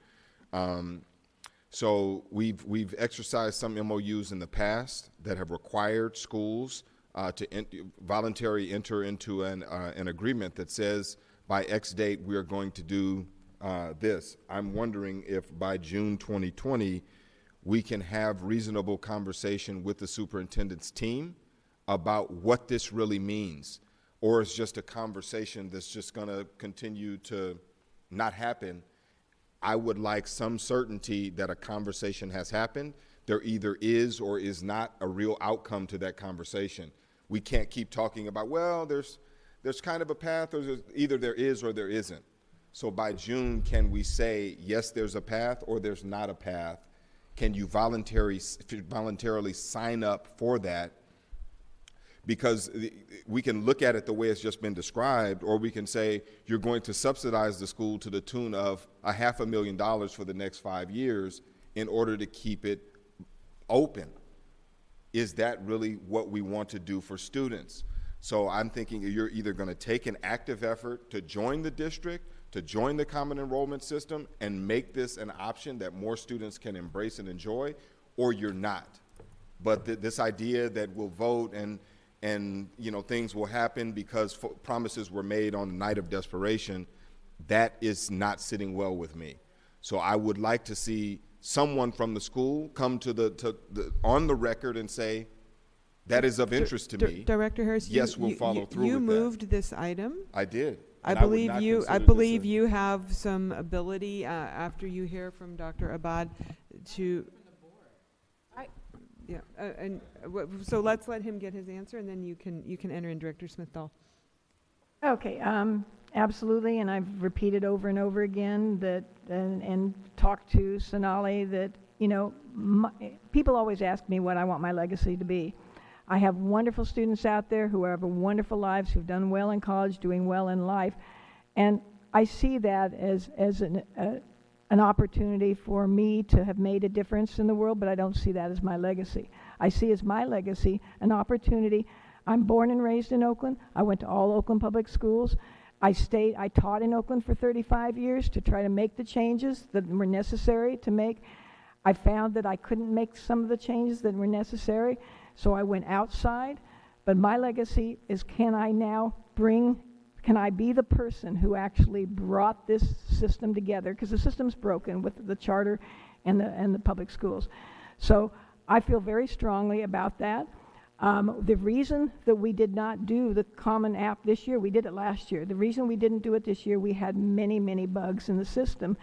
And actually, we didn't, all the enrollments that people had put on the system didn't get down to us because they got stuck somewhere in the computer when we had parents telling us, I applied for your school and you're not calling us. And we said, well, we didn't get your application. Then they discovered there was some problem, and they said, well, we had to push the applications down to you.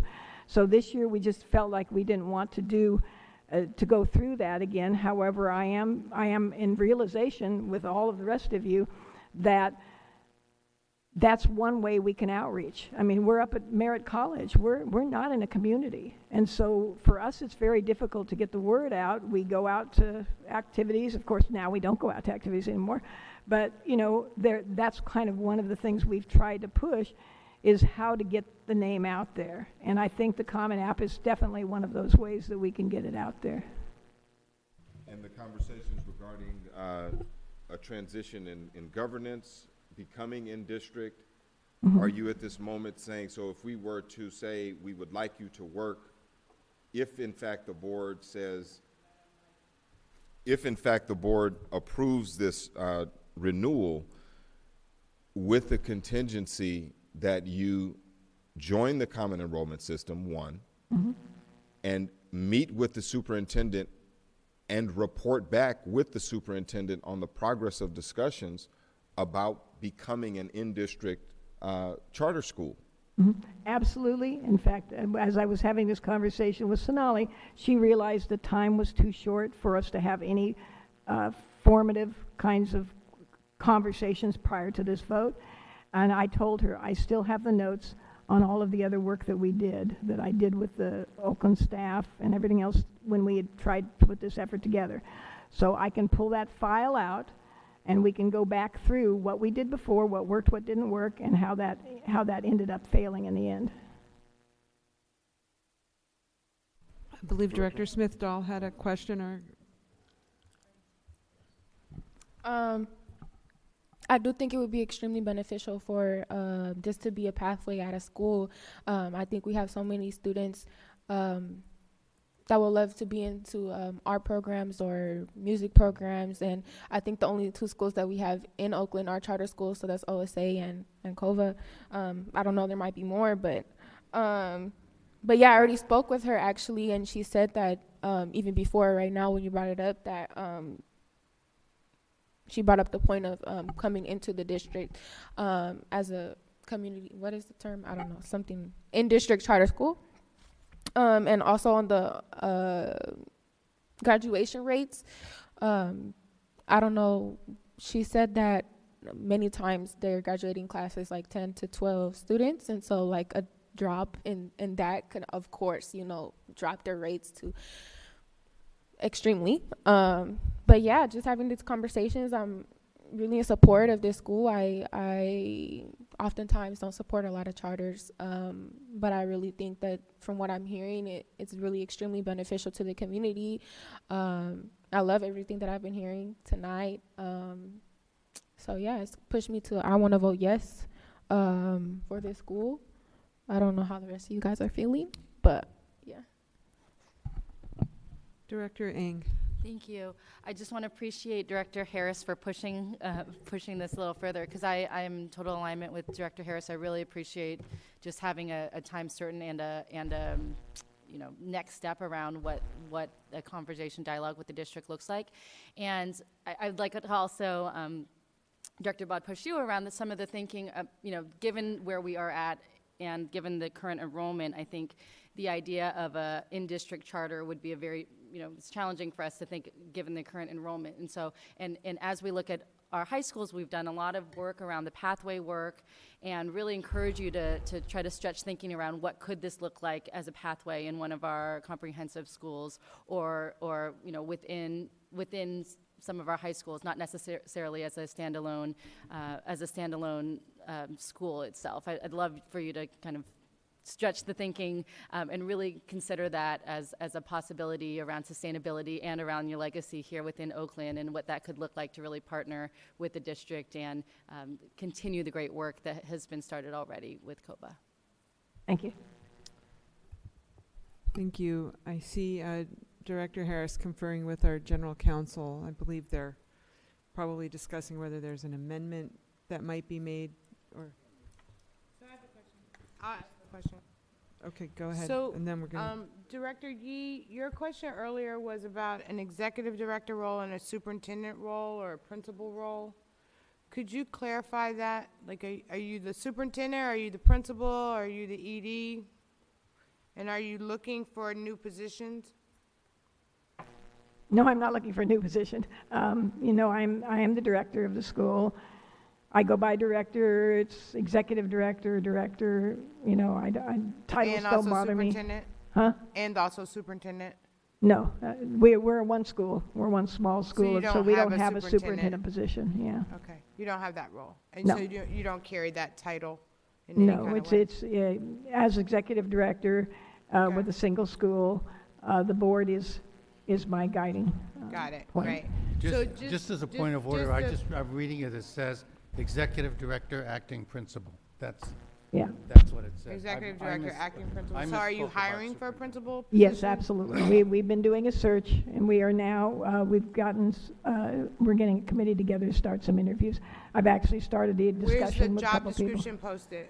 Right now, it's on EdJoin, and we have 3 other websites that we're going to add it to.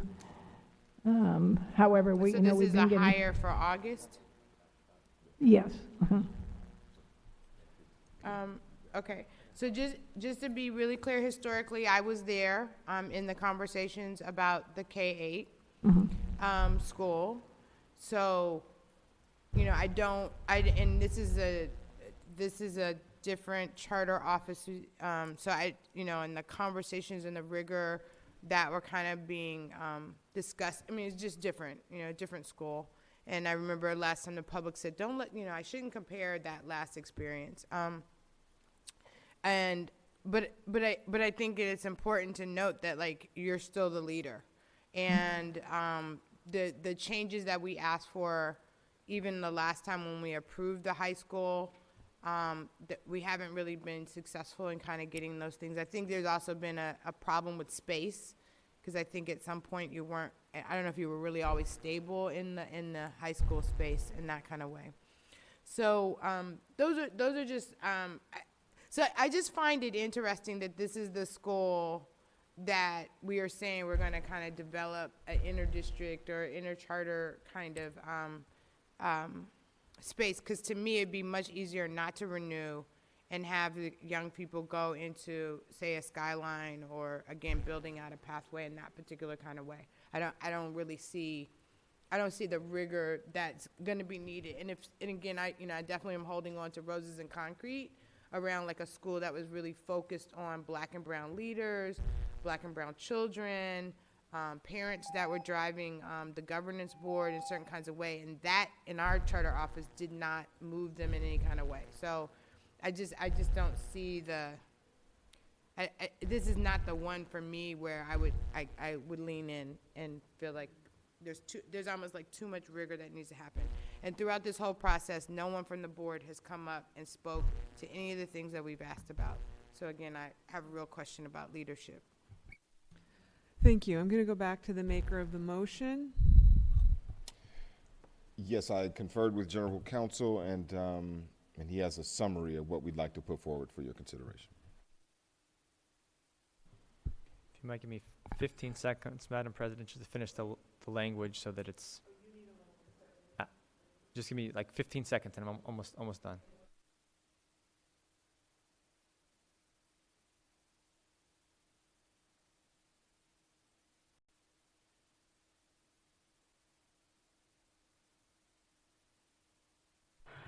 I do have a question. If this does happen, if this becomes a pathway that we might consider, are we gonna be accountable of transferring all these students like to a school into that pathway, and not actually like shifting all the students, like sending 20 students to Skyline, then sending other students to Oakland High? So, you know, keeping the system in a way like the way it's happening right now at the school currently. So Yeah, so it can succeed, and the pathway could actually function the way it's functioning at the school currently. Yeah. Yeah, and I think that's, so allowing the conversation to happen is, so the superintendent, and I think that's what this is about, is figuring out, can we keep these 98 students together? If they all go to Skyline, this is how it will work. This is how the funding will work. This is how teachers will. So I think what we're pushing for is, if the school is not sustainable fiscally long-term, and so like in 20 years, if they run out of money in 5 years, then it was a 5-year experiment that didn't work, right? So if we can make it sustainable, and in 20 years, so does that mean bringing it into OUSD, and then how it works? And so what I'm trying to do is force the conversation such that it happens, and we can determine whether or not it happens or not, and then we do what we must do at that point. But that's all I'm trying to do. But I think you have the right idea, but I think that's a conversation we want the superintendent to really dig into. I think that if this conversation is to be had, I think it's super important to bring up the fact that there was a art program in Fremont many years ago, and it failed. Or I don't want to say it failed, but it was phased out.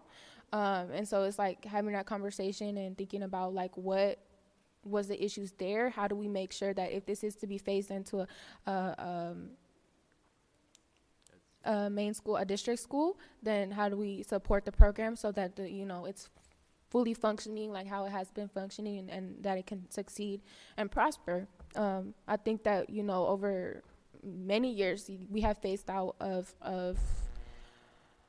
giving children the space to have art and have music and all these things, and we've been really focused on science and math and English, and not that those things aren't beneficial, but it's like, how do we also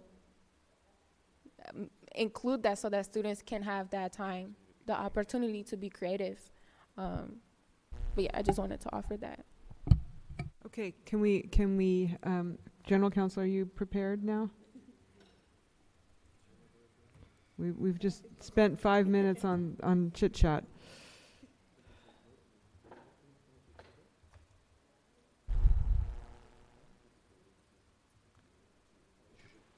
Okay. Okay. Thank you, Madam President. After consulting with our parliamentarian, I would recommend, consistent with Director Harris's guidance, to take 2 separate votes.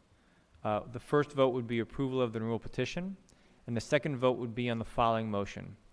Direct staff to enter into negotiations with COVA that result in an agreement that A, utilizes the Common App as soon as practicable, and 2, formally explores with district staff what the conditions would be under which COVA will become a dependent charter of OUSD. Director Harris, does that capture your? Okay. I just have one comment on that, Go if ahead. I may, President London. I don't think there is a state definition for dependent charter. And I think that am I correct, Director Henry Hodge? You are correct. Oh, sorry. So I would say that you either asterisk dependent charter or you use some other language so that it doesn't formalize something that doesn't exist. But understanding the spirit of it, because I think the superintendent and many of us on the board have, and many people in the charter community have desired some kind of relationship, but that is ill-defined, I believe, by the Ed Code and legislation, state legislators. So I think that this is an opportunity for us to be at the cutting edge of defining what that might be, but I don't think we can use that language in any formal way. I was just going to comment, I believe the distinction made by the state is around direct funding versus local funding, and local funding would be it's direct funding. It's different. It depends on how the funding flows. That's the only, when we've talked to the state about that, that's the only formal definition they've given us.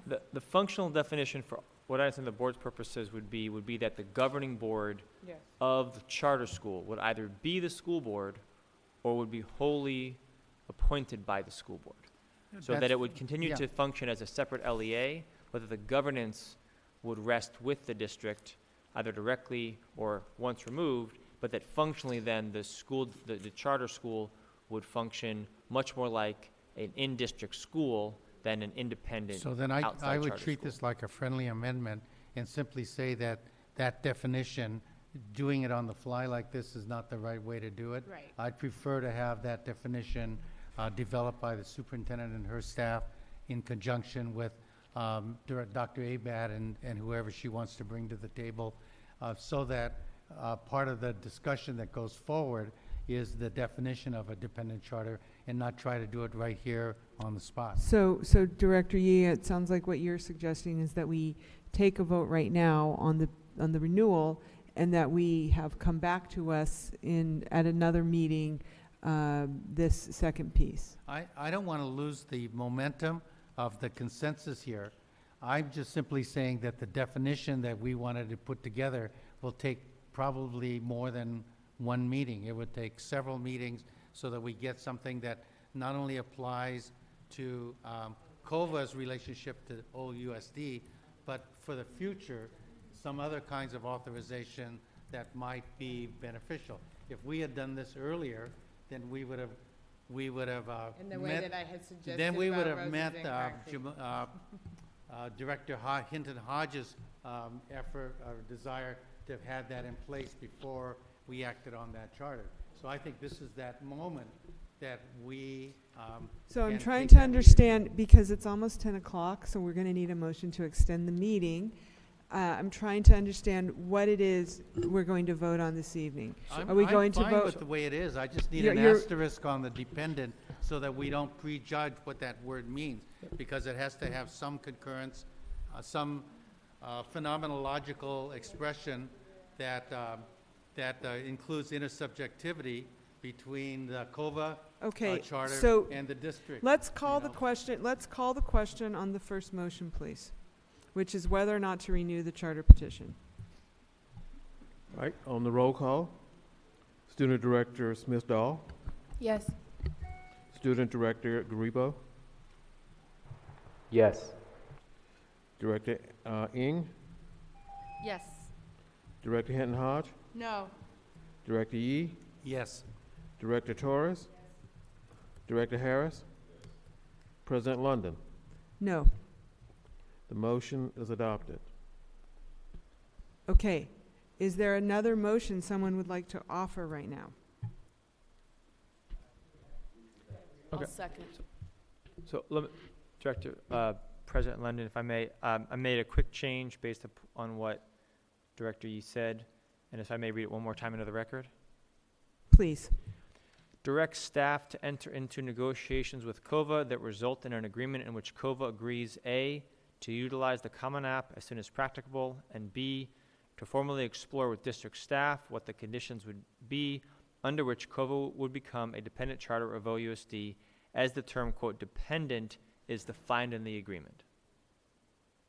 That's the motion. Is there a maker? Moved by Director Harris, seconded by Director Torres. Do we need discussion on this? I just have a question to General Counsel. So based on the fact that this is not in charter law, why is this a binding MOU? How is it going to be binding? Because we've just renewed them. So there's standards around renewal. They had to meet certain criteria. Now this MOU is there. So is this MOU binding? I mean, I think we'd have to wait till we have the final language of the MOU to answer that definitively, but yes, I believe it could be binding if written properly. Is there further discussion?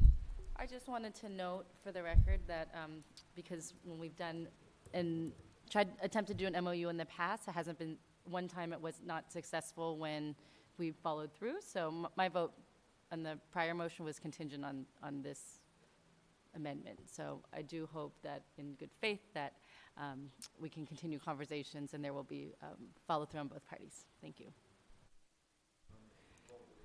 Ms. Abad, and part of this is you have this moment to say that you understand why we made this motion and that the onus is shared by you to follow up in good faith in these conversations. Yeah, I have no problem with following up. I kind of developed this from discussions I've had with people from LA Unified, and they do have a variety of different flavors of charter schools. And so my recommendation would be to kind of look at what the options are, has happened in LA, and to look and see if there are any of those that would be a starting point for Oakland. We're going to now move to public comment on this new motion. If you would like to offer public comment, you can come forward at this time. You will have 1 minute.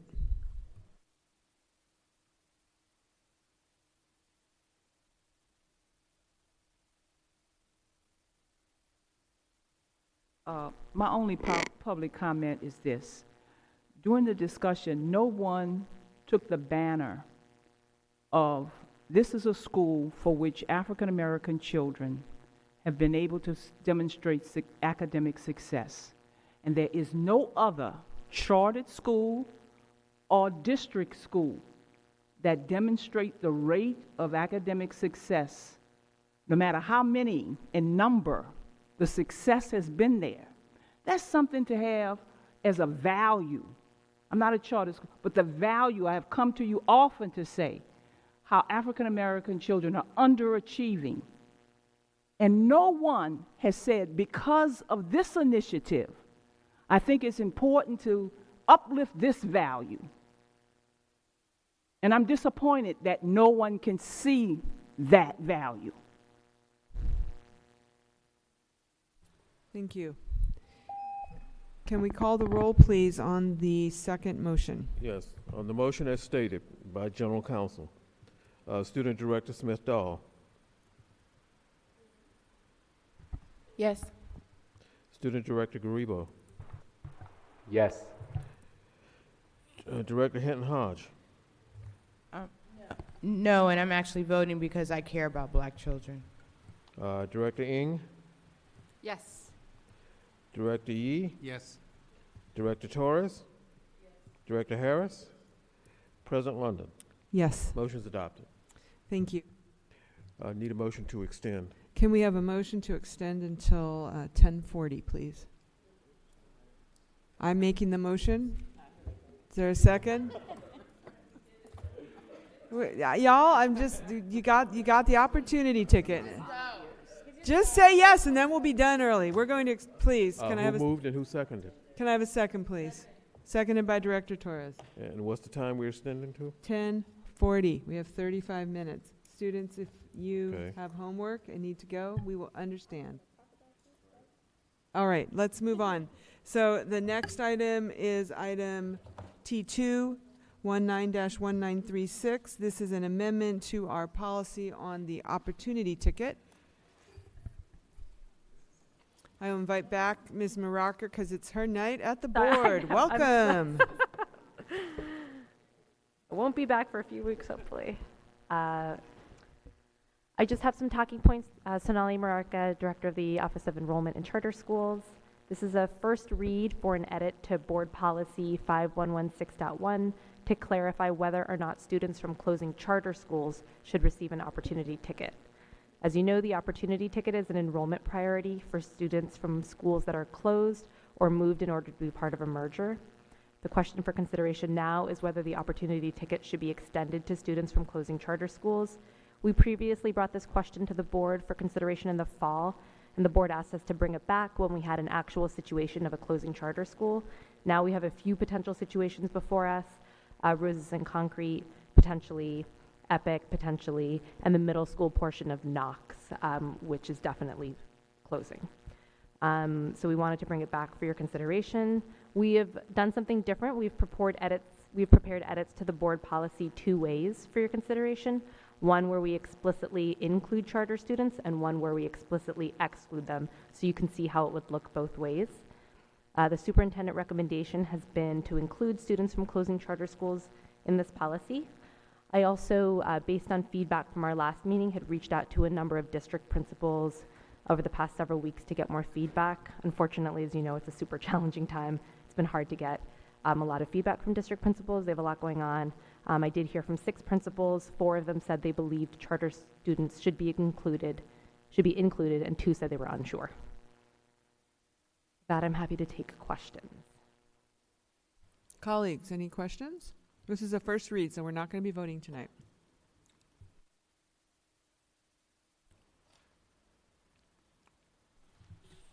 Director Ng, then Director Yee. Thank you.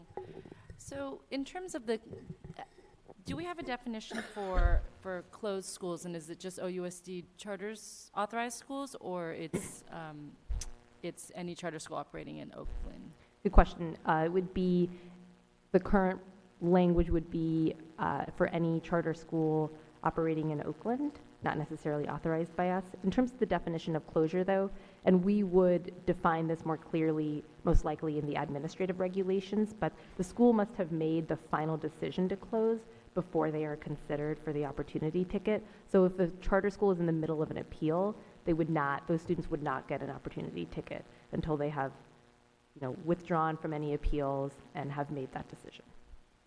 And so, given the timeline of most of our charter schools and when the decisions come down, and with new AB 1505 rules, that'll probably extend the decision process a little bit further. It is likely that a denied charter school, those students may not, very often probably would not be part of the round 1 lottery for seats, and they may only be eligible for the round 2 or round 3 just based on timing. Okay. And then in light of our previous conversation where we talked about discussions with proactive discussions around charter schools becoming part of the district, there was a similar conversation that was going on with Roses and Concretes in terms of a desire to take some of the best practices of the cohort, of the school, and have discussions around, and in that case, we would want to keep the cohort of students together. So could you talk a little bit about those potentially competing strategies and how you see them fitting together? Sure. So, and I think this is true for a district school that's potentially closing as well, that it might be that we feel like there are 1 or 2 welcoming schools that we think are particularly well suited to serve the students, and we think it's a good idea to try to keep students from the closing school as much as possible together. I don't think that I don't think the opportunity ticket and the welcoming school strategy need to be in conflict. I think we can say, here are 2 schools that we think would be a great fit. Here are some tours that we specially set up and some orientations and other meetings. At the same time, we know school closure is challenging for any family who goes through that. And so if one of these 2 schools doesn't fit your needs, you do have an enrollment priority into another school that does best fit your needs. Great. So it wouldn't inhibit us proactively making those connections between closing school and a welcoming school and encouraging students to expand the programming at that school. Absolutely, yeah. Okay, thank you. Director Yee. Thank you for bringing this up. There's a couple things. One, I know that you are working on a board policy on enrollment and student assignment, which currently doesn't exist, and so I'm excited about that. And because this version of opportunity ticket doesn't apply to the schools that are in this particular round of options, is that correct? No, it wouldn't apply for the round 1 lottery, whose offers are going out tomorrow.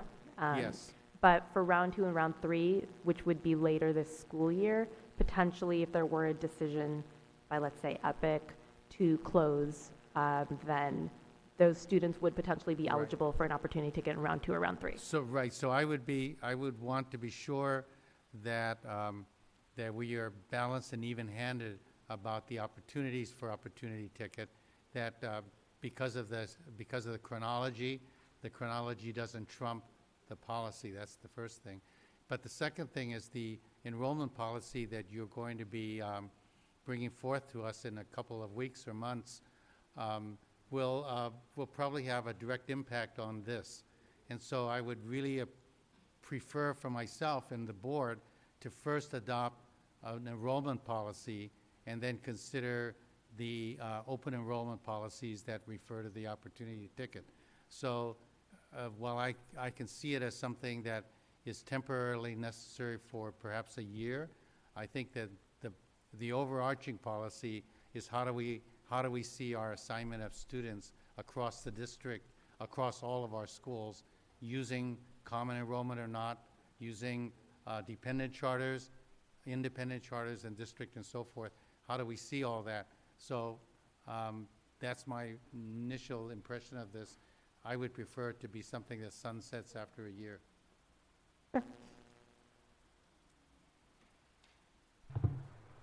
For me, when I think about the opportunity ticket, I think about who is this opportunity for. So there's a lot of pros and cons when we talk about this. We have like more students from charter schools are going to be coming to our district, but then we have like who's going to be prioritized first. So let's say that I'm a student at a charter school and Mike is a student at a public school. My school just got shut down. It's a charter school. And Micah wants to transfer to Skyline because her brother or sister's there. So who's going to be prioritized, me or Micah? Great, good question. So where the opportunity ticket falls in the enrollment priorities, I can talk about. So first and foremost, siblings would go first. So in that particular situation, Micah would get in first. And then it goes to opportunity ticket students. And that's only up to half of the remaining seats at that point. And then it would go to neighborhood, families with neighborhood priority who live in that boundary. And then to children of OUSD staff members who work at that school site, and then to all other Oakland residents who are interested. Okay. And just one other thing I'll mention is the opportunity ticket wouldn't be for kindergarten, 6th grade, or 9th grade, where the majority of our seats are open. It would, because those students anyways, if you're at an elementary school that's closing and you're in the 5th grade, you anyways would have had to go to a new school. So it's only for students who would have expected to continue on at that same school next year, but are no longer able to because it's closing.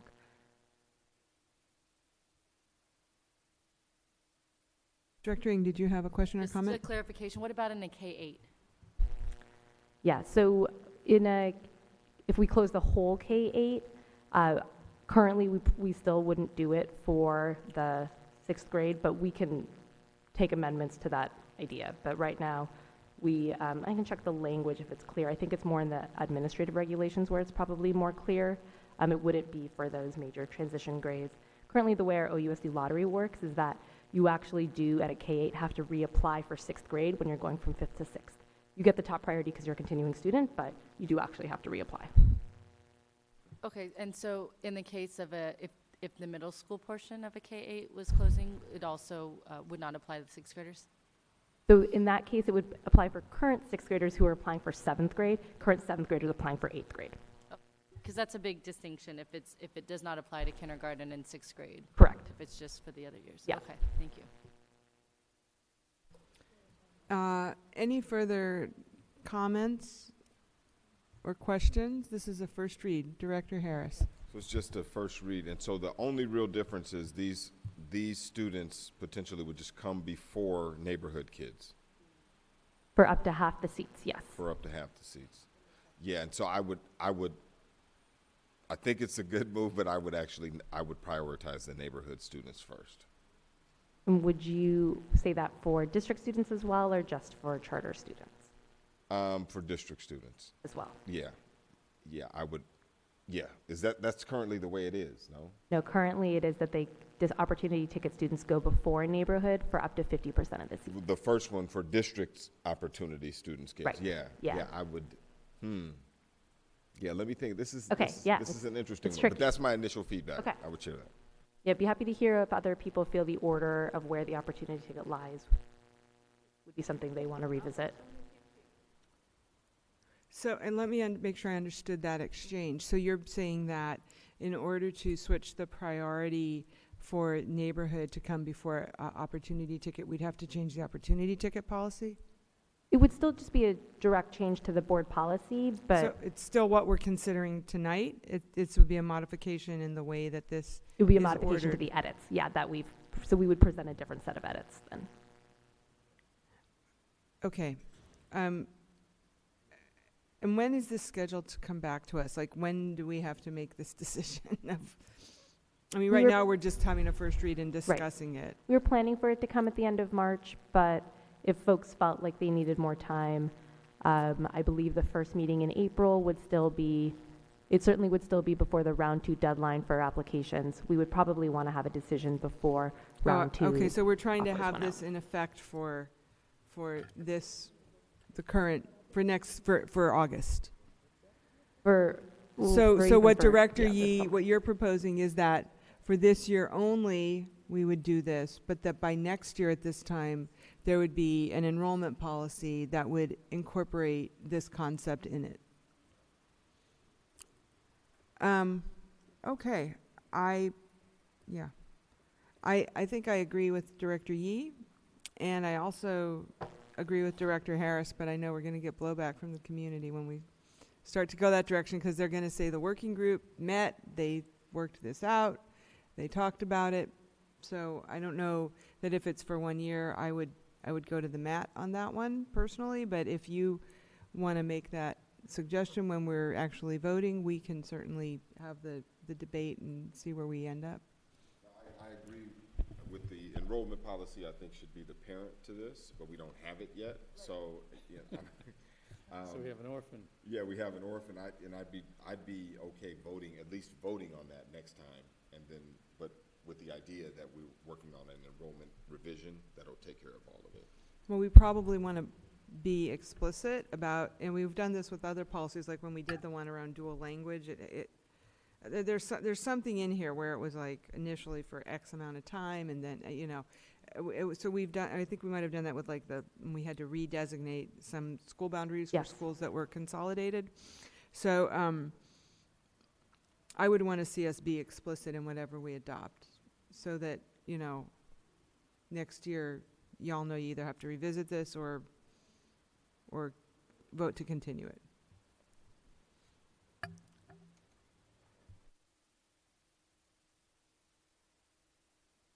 Is there any further discussion about this item right now? Do you feel like you have what you need, Ms. Maraker? Yes, I think it sounds, I'll just say the feedback, certainly around making this temporary, I think that would be relatively easy to build into the language. I think, the question of whether or not to move the order sounds like it's a little up in the air, but it sounds like folks are maybe comfortable with keeping this order of priorities for now, and knowing that that's something that we would probably want to revisit once the larger enrollment policy comes back, which probably won't be until the fall. Okay. Does that sound right to Director folks? Smith-Dahl has a comment. Oh, great. Yeah, I just wanted to agree that I think that I don't want to negate the fact that this is just in general, just children experiencing a school closure is super traumatic, and so it doesn't matter if it's a charter school or a public school. At the same time, I don't want to be prioritizing somebody that's re-entering the district over somebody that already is in the district, especially somebody that is a neighborhood student. I think we have been pushing for students to be going to their neighborhood schools, and I think that's it shouldn't be a privilege. It should be something anyone should have the opportunity to do. I live in West Oakland, so I have to commute like 40 minutes to go to Life Academy, and my neighborhood school is a school that my mom is MAC. My mom doesn't want me to go there because of many reasons, but I feel like all of our schools should be like good enough for our parents and our community and our families, our students, to be able to say like, no, I want my child to be there, and giving them the opportunity to go there above somebody that is re-entering the district. So yeah, I would agree that those get switched. But yeah, I think that is really traumatic regardless of if you're coming from a charter school to experience a school closure. So I think that they should get an opportunity to take it just like district students, but not prioritized over the neighborhood students. Thank you. Okay. So colleagues, when would we like this to come back? It sounds like our choices are first meeting in April or second meeting in April? Or the second meeting in March. Or second meeting in March. We are having the only months, we have no meetings in July, and we have one meeting in November and one in December. Well, why don't we see if we can do it next time? Okay. Thank you. I know we thought we'd give you a break, so we'll try after that. I have to come to the 25th anyways. Okay. And I think some folks want to speak. It'll come back March 25th. Thank you. Okay. At this time, we're on item T3. Oh, I'm sorry. Public comment. My bad. Mr. Mordecai, please, and anyone else who would like to come forward. All right. First of all, Brown versus Board of Education 5455 talked about it's not good for kids to be segregated. It's a given. We're a segregated society, our housing segregated, and our schools reflect our housing segregation. But you can mediate that to a tiny fraction, but you do nothing. You don't mediate it. And this issue right here tonight is an issue when you're writing policy. You know one thing which you can get very easily is where students live. And where they live, whether they rent or buy, tells what their economic condition is. And you can use that information in terms of enrollment to make the schools economically a little more integrated. We're a divided society, and you're sitting there doing nothing to change that. Thank you. Any additional comment? Welcome.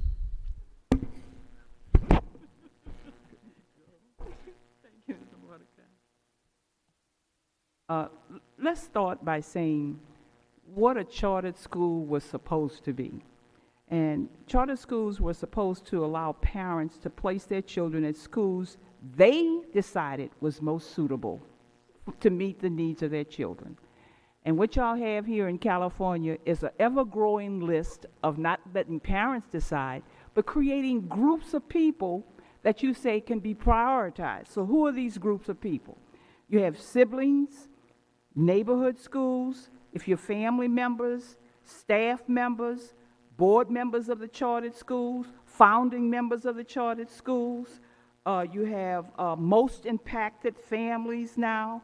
Then you say something about children who are in persistent danger, victims of violent crime. The list is ever growing of these so-called priorities.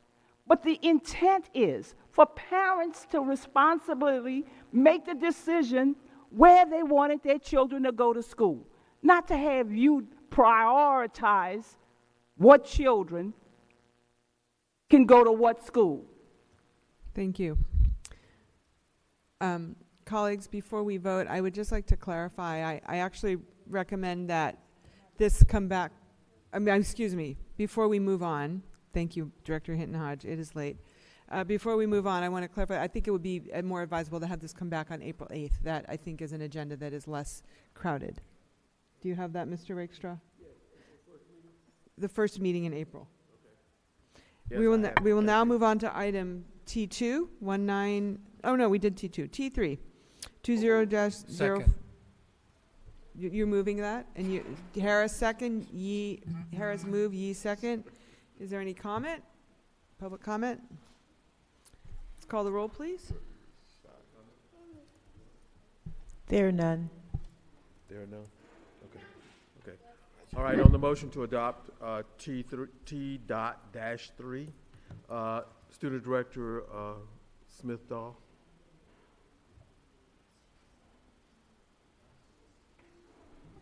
This is some waivers on teacher credentialing. If you can abstain if you don't wish to vote in either direction. You abstaining? Okay. All right. Director Garipa? Abstain. Okay. Director Ng? Yes.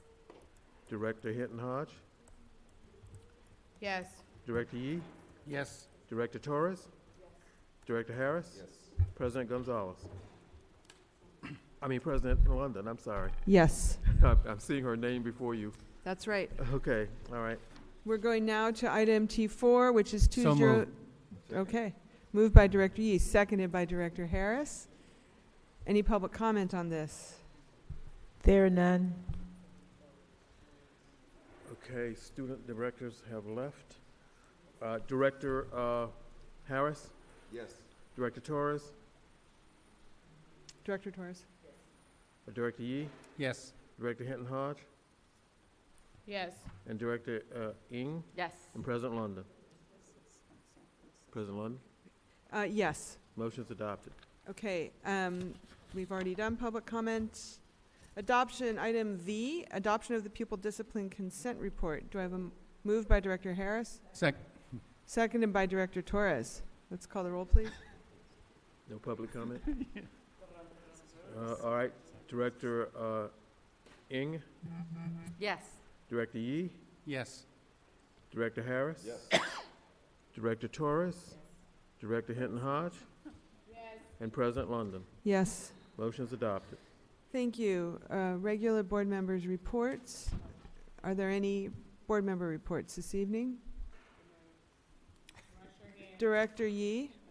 I have the privilege of celebrating the life of yet another longtime Oakland school employee who passed away, and that is Mr. Norman Brooks. He was known as Mr. Bug because of his love of science, especially insects. Yes, Norman Brooks passed away. He had a long career as an administrator with the airlines, and he began teaching at Burbank Elementary School, which is where I met him when we closed Burbank Elementary. He became a science educator with the Lights program and educated probably over 1,000 Oakland elementary teachers in science education. He's beloved in that role. He later on worked for Faith Network to be their science coordinator and ran summer camps and spring camps for them in Santa Clara County. He died recently, and his service will be on Saturday, March 21st at 2 p.m. at First Covenant Church, 4000 Redwood Road. And he was truly a great science educator, and all of us who are educators in Oakland really miss him.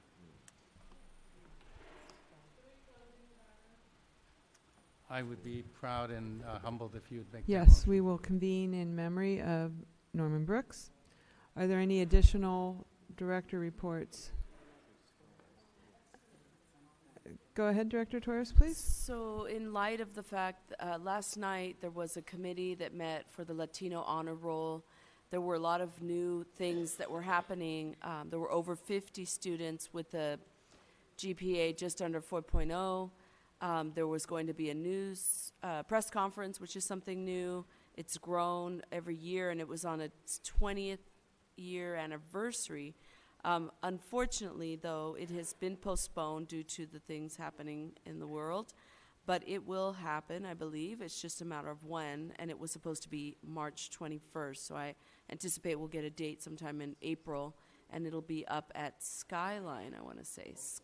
Skyline. So I definitely am hopeful that we can get a new date, but Latino Honor Roll is not going to just go away. So just giving a little update. That's it.